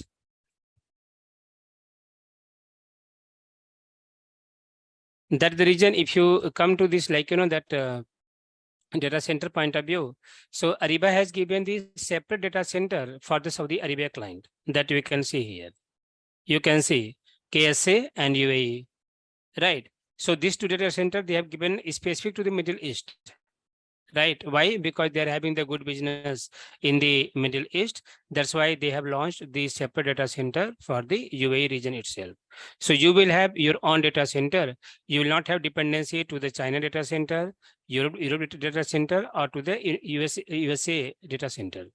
Right. So they have given the specific data center to this, like, UAE region. That's something you have to use it. Okay, so now that's why, like, you will see the architecture looks like this. You will have ERP, CIG, Ariba network, and the sourcing solution. Okay, but some customer, or before that, let's come one step back as well, just to for better understanding now. So this will be that, like, a system architecture looks like. So in these cases, what is happening? So in these cases, if you see from process flow point of view, so once you create the particular document, like let's say here we have created the RFQ document. This RFQ document will come from the ERP to CIG. From CIG to it will go to the Ariba buyer network. And from Ariba buyer network, it will go to the Ariba sourcing solution.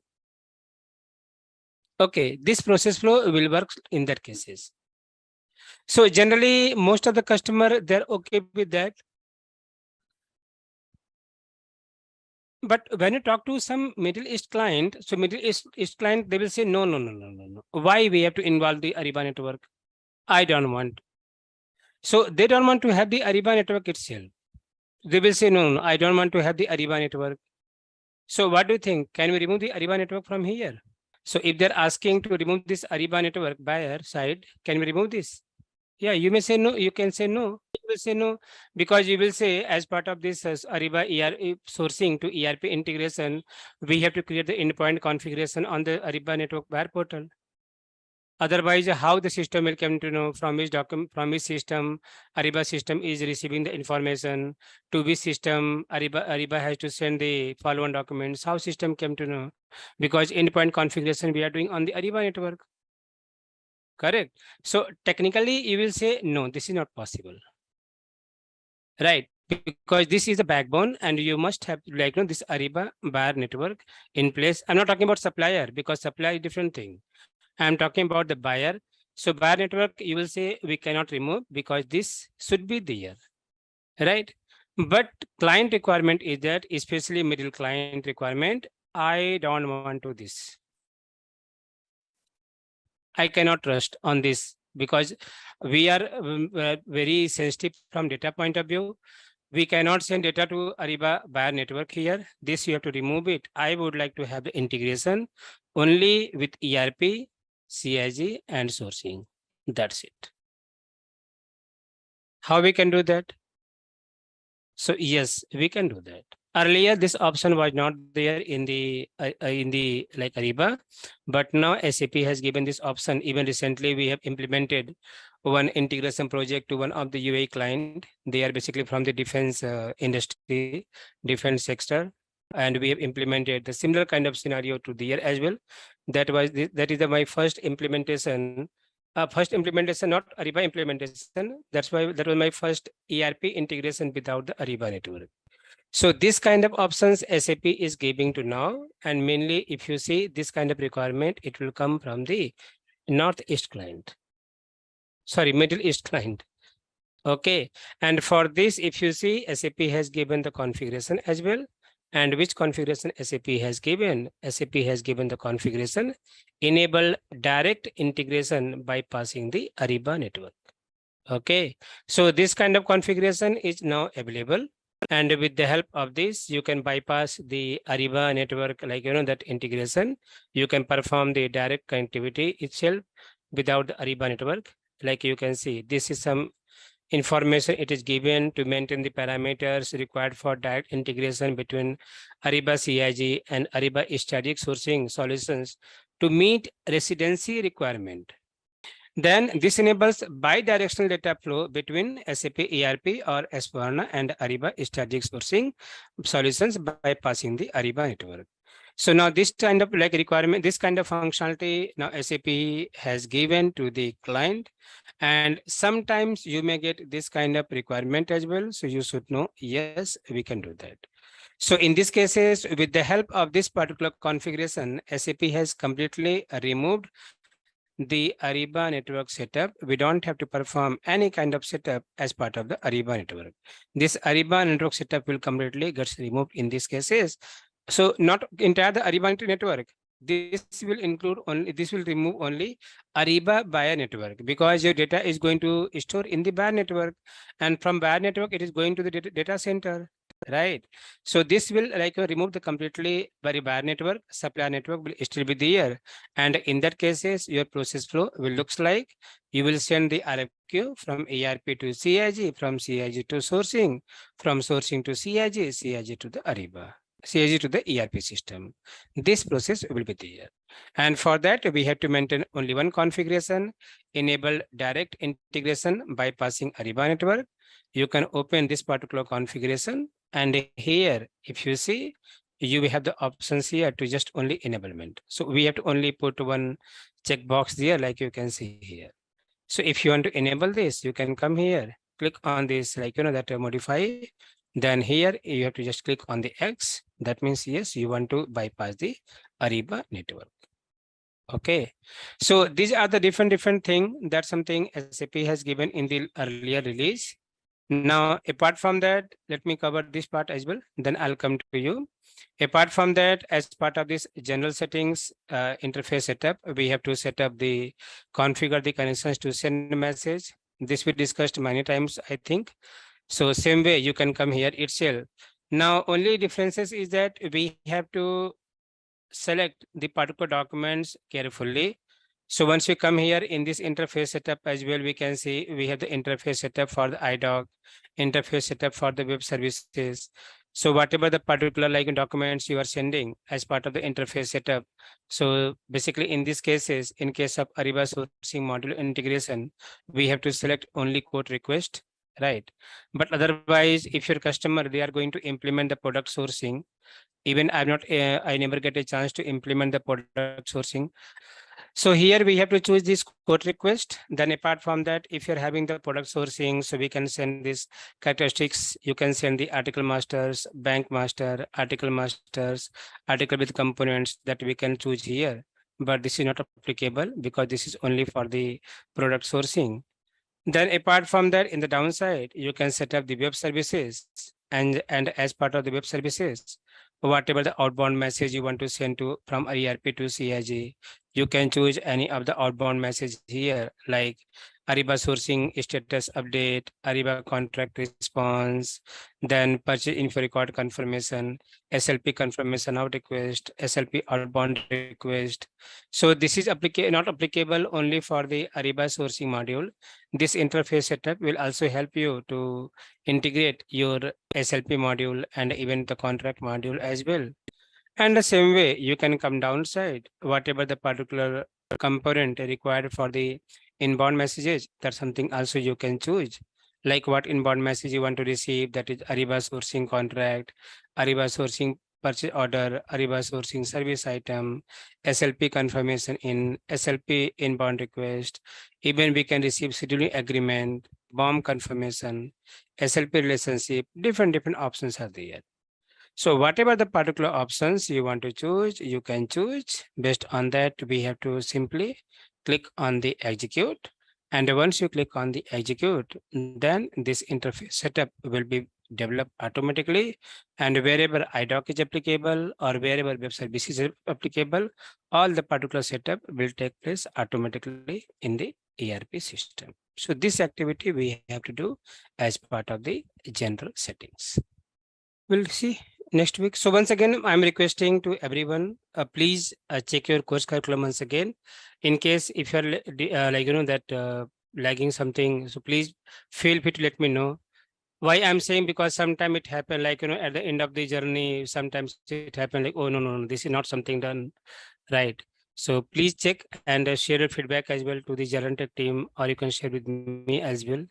So at least if something is lagging, we can improve and we can closely, that smoothly, whatever time it will take, 2 weeks, 3 weeks, 4 weeks, we'll do it, right?